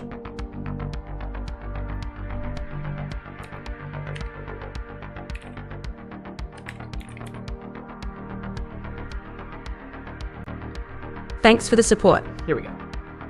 Zayu Dev is a superhero with the power of technological mastery and genius-level intelligence. They can create and control any kind of technology, making them a formidable force against evil. Their origin story began when they were struck by lightning while working on a cutting-edge electronic device, granting them their extraordinary abilities. Zayu Dev's suit is made of advanced materials equipped with built-in gadgets and weapons. They can summon and control drones for surveillance, attack, or support. With their quick thinking and technical prowess, they can hack into any system, making them an invaluable ally in any mission. Despite their intimidating abilities, Zayu Dev is a humble and compassionate superhero, always using their powers for the greater good. They work tirelessly to protect their city from threats, both technological and otherwise. There we go. Yeah, Zayu kills it. Thank you for protecting us. So, get.new, easy to do. You sent the video in Discord. Is it something we can watch here on stream?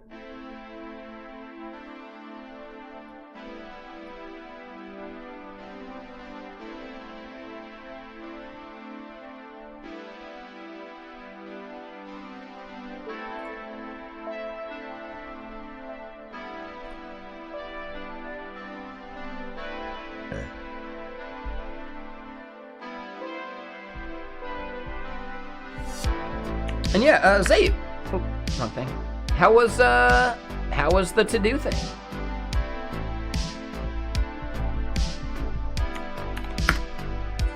Yeah, what'd you get done today? Like, yeah.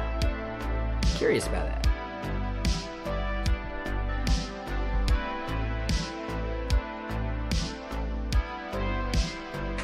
Alright, so let's make this a bit bigger. That happens. No stress.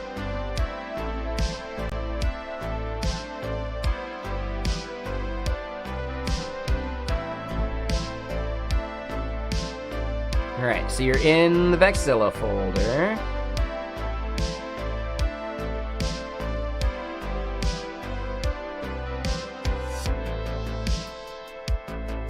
Oh, you're using React for it. Nice.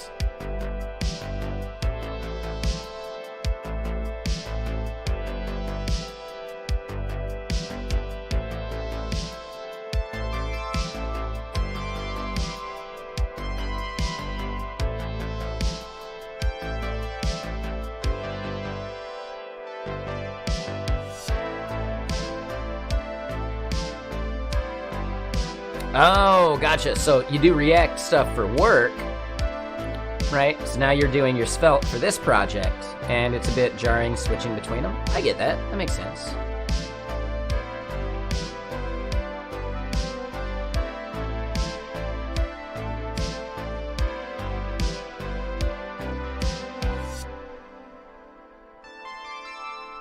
Okay, so you're showing us here in this first part that you don't have any node modules folders anymore, right? So we see your PNPM version, 8.15. Node version is 20. So then PNPM install.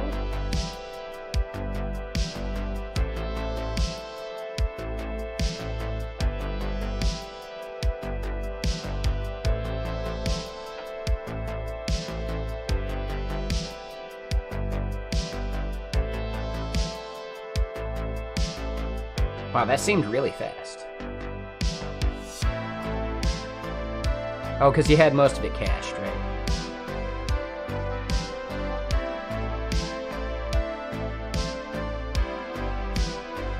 So yeah, Zayu, what we're doing right now is basically Space Case is having an issue trying to actually build and run Vexilla locally. We see a node modules folder there, yep. Client/JS.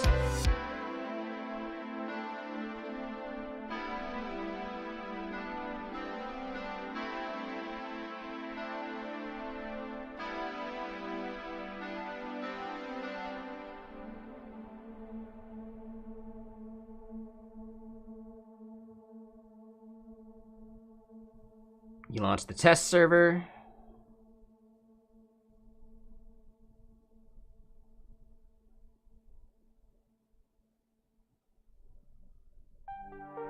You start the test server. That's fine. Yep. I'm guessing here you create a new tab, yeah?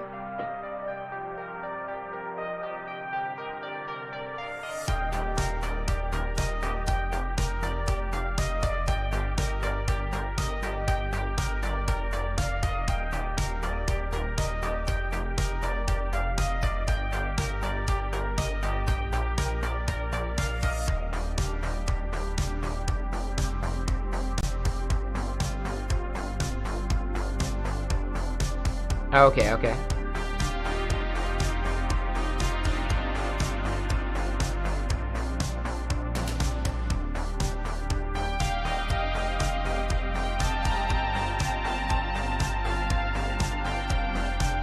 So then you do PNPM test, and theoretically it should work.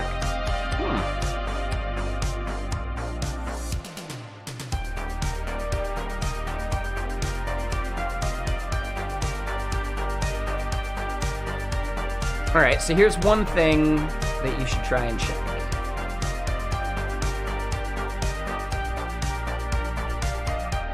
In your node modules folder. Ooh, actually not that. We go into clients, and then it's not client Lua. Hold on, let me make sure you can see all this.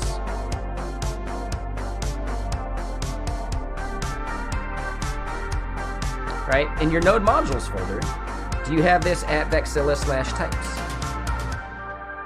So that would be a big part of it.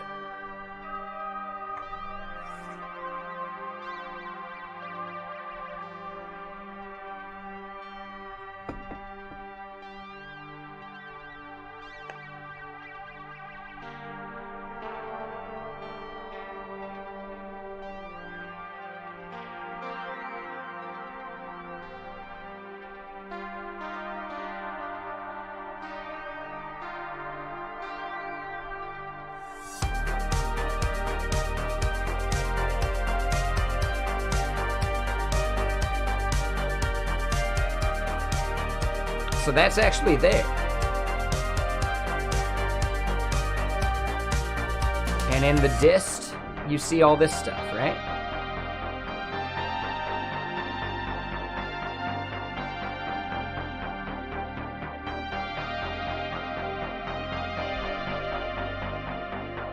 Or is that it? Is there no dist folder?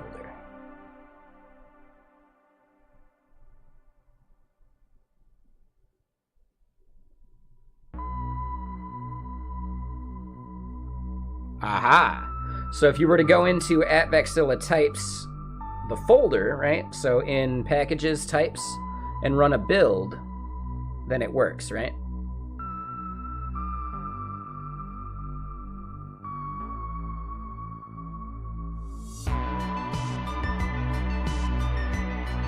So I bet that was the thing we were missing. Types need to be built, otherwise it can't see them. Okay, and I'm missing that from my docs too.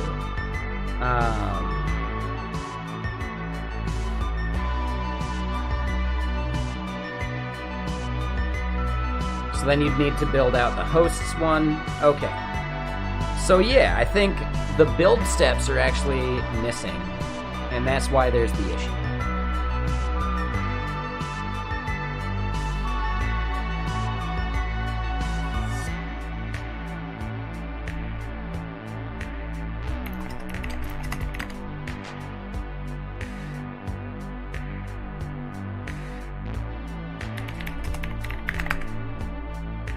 So I think a top level just PNPM build should theoretically do it.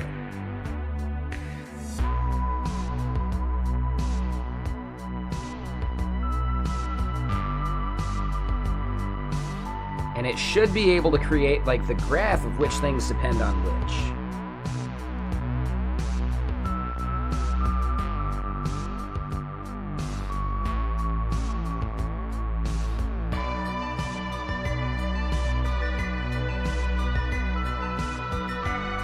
So yeah, you should be able to do the build from the top level, and I'm probably missing that from my notes. So yeah, thank you for troubleshooting this one.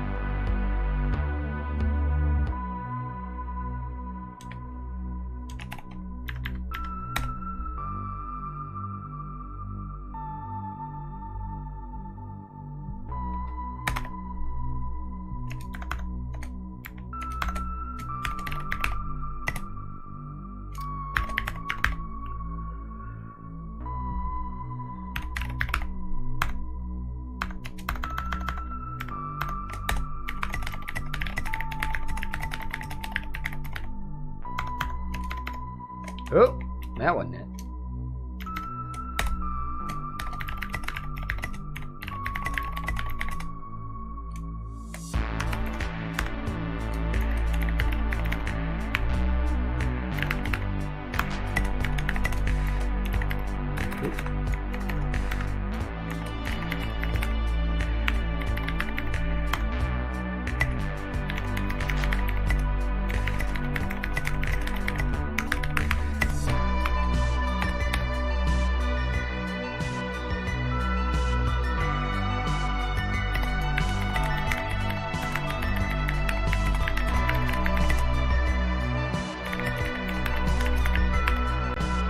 Thanks for the support.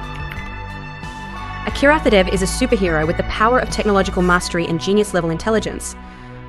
Their origin story begins in the bustling city of Neo-Tokyo, where they spent countless hours tinkering with electronics and writing code.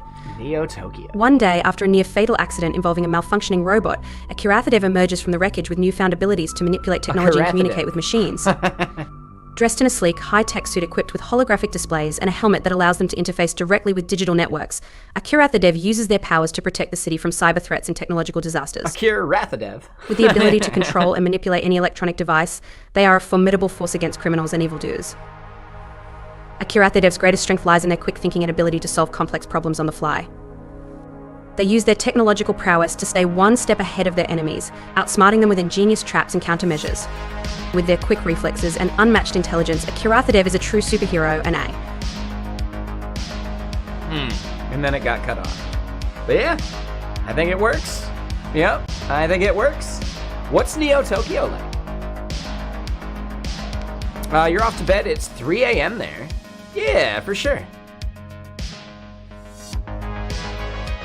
And yeah, thank you, I appreciate that.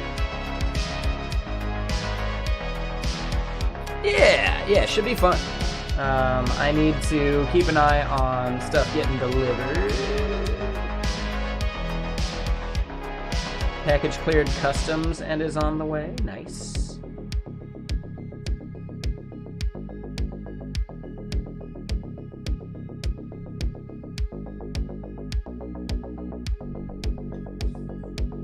Estimated delivery Monday by 7. Deal with it. God, that's so annoying. Come on, you at UPS. And yeah, Kira, that is a long time, man. Appreciate you. Yeah, 20 months. And I feel like we've known each other longer than that, actually, right? Yeah, exactly. Yeah, they're shipping the Mac, which means I have to be really careful because they're shipping it to my house, I think.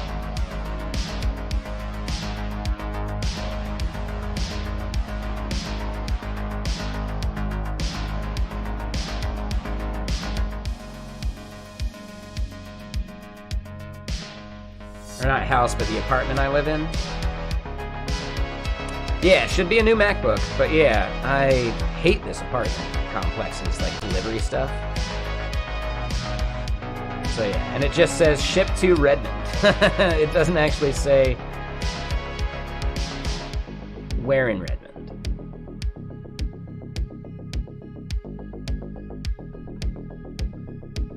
So yeah. But yeah, what up, Shot-a-Man-an?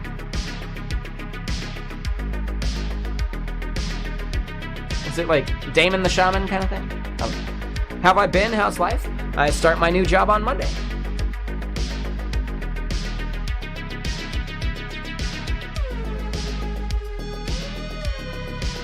Oh, so you're saying that PNPM build at the top level doesn't work. Oh. I can stream parts of it. It's a dev advocate role for sure. Probably can't stream everything about it. And what up, Robotic Head? Ooh, it is 6 p.m. too.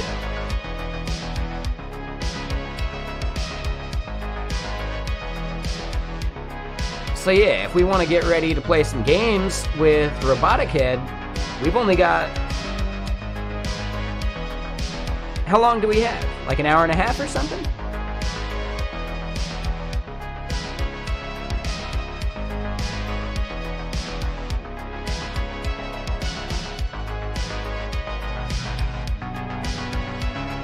And Acorn's going right now too, so it'll take them a little bit. 2 hours and a bit? Okay.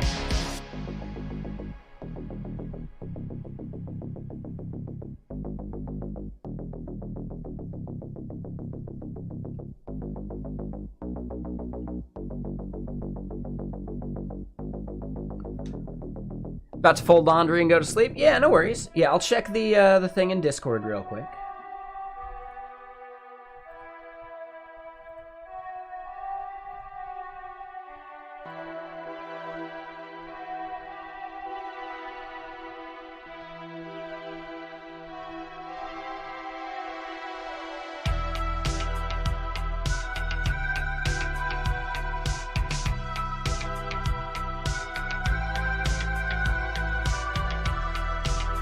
Wait, was it only Vexilla/forms that failed?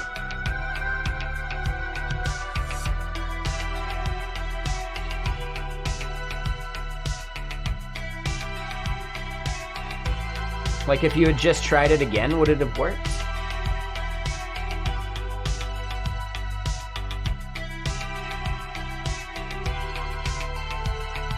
Oh, none of them built because Vexilla forms failed.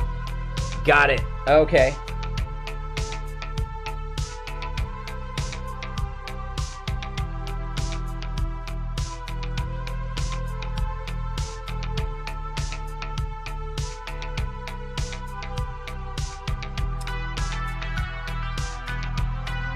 Yeah, okay, so I get it. That one's actually separate, so I'll have to work on that one because it's really just some environment variables that you need. So I gotta make sure that that's easier to do. Because then I believe PNPM build would have worked. So I'm gonna leave this in build local dependencies.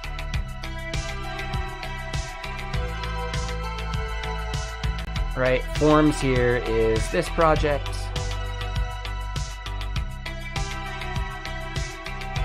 And yeah, there's definitely just like a .env file in here that I'm missing. Where that's actually there, but not there. Yeah, and I should have some, like, defaults there, too.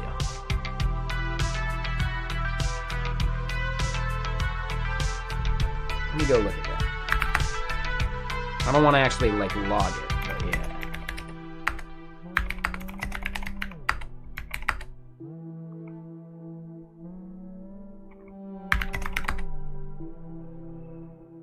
Yeah, so we've got a .env there.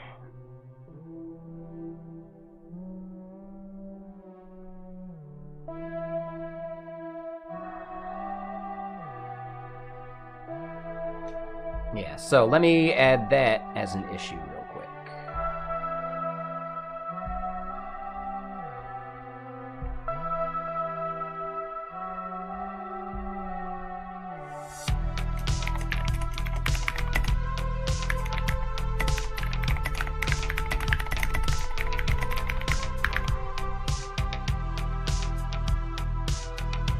That would still break the top level PNPM build.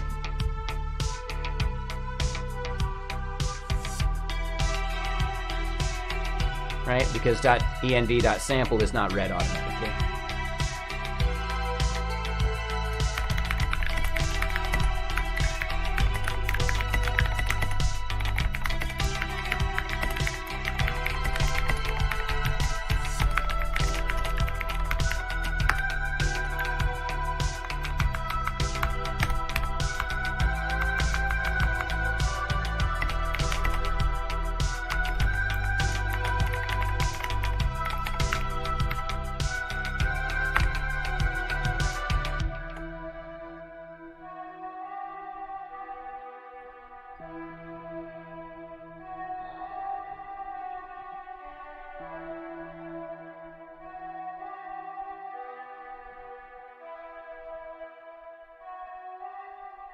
Yeah, I'm not sure how we want to handle that.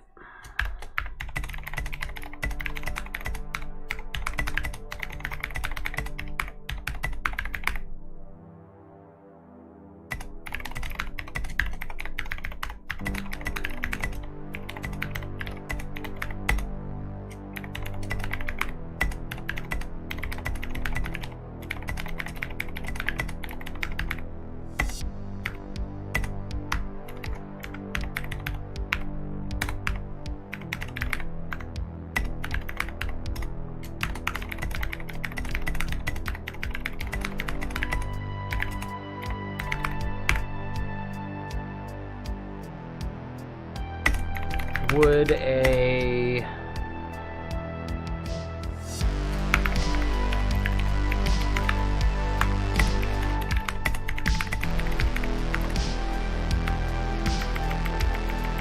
Would a bootstrap script that...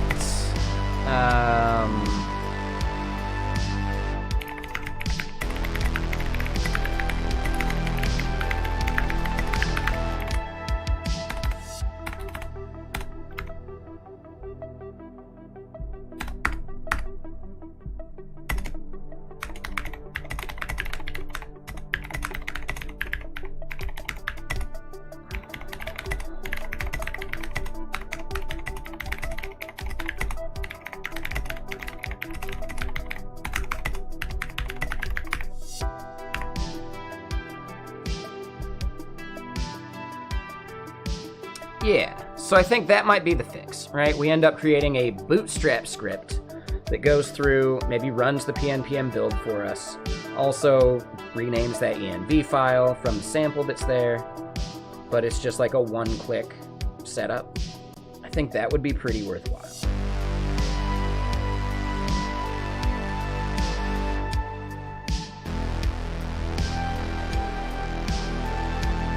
No worries.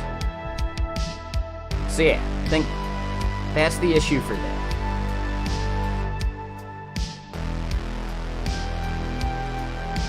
Cool. Yeah, we see work in progress, OCaml client. We didn't get to any of that today, but maybe on Monday. I'd say our Swift SDK is basically done. We got the tests working. So yeah, I'm gonna compare and pull request that.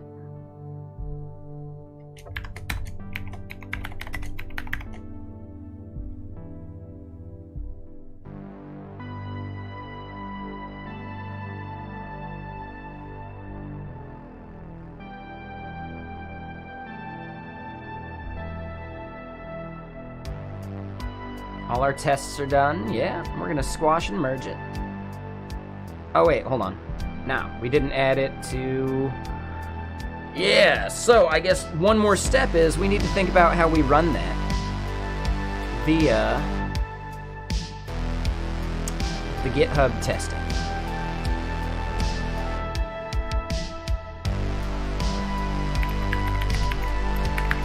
Swift Bazel rules.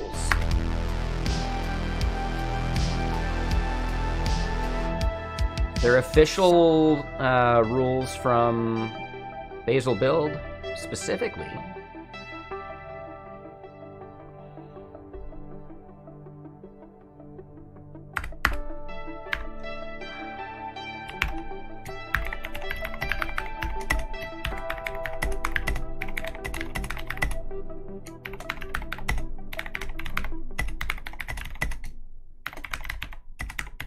So we need to set up the Swift testing here in GitHub Actions. Oh.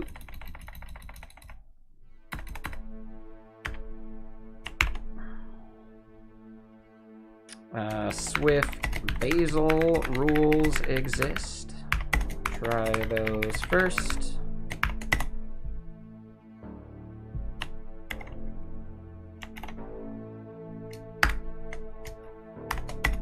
Fall back to Docker if needed.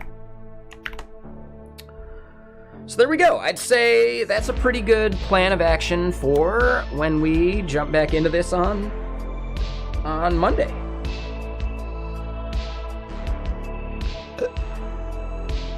Yeah, good stuff. So we're gonna go raid someone. I do see DM Mulroy still going. He's going a bit late, but he tends to go maybe for like another hour or so. So yeah, we're gonna go raid DM Mulroy because I don't get a chance to do so that much.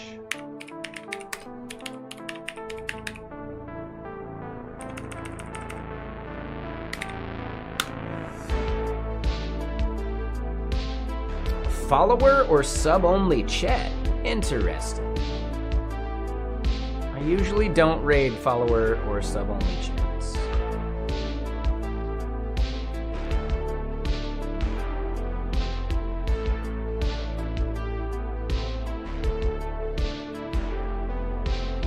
It's probably fine. Whatever.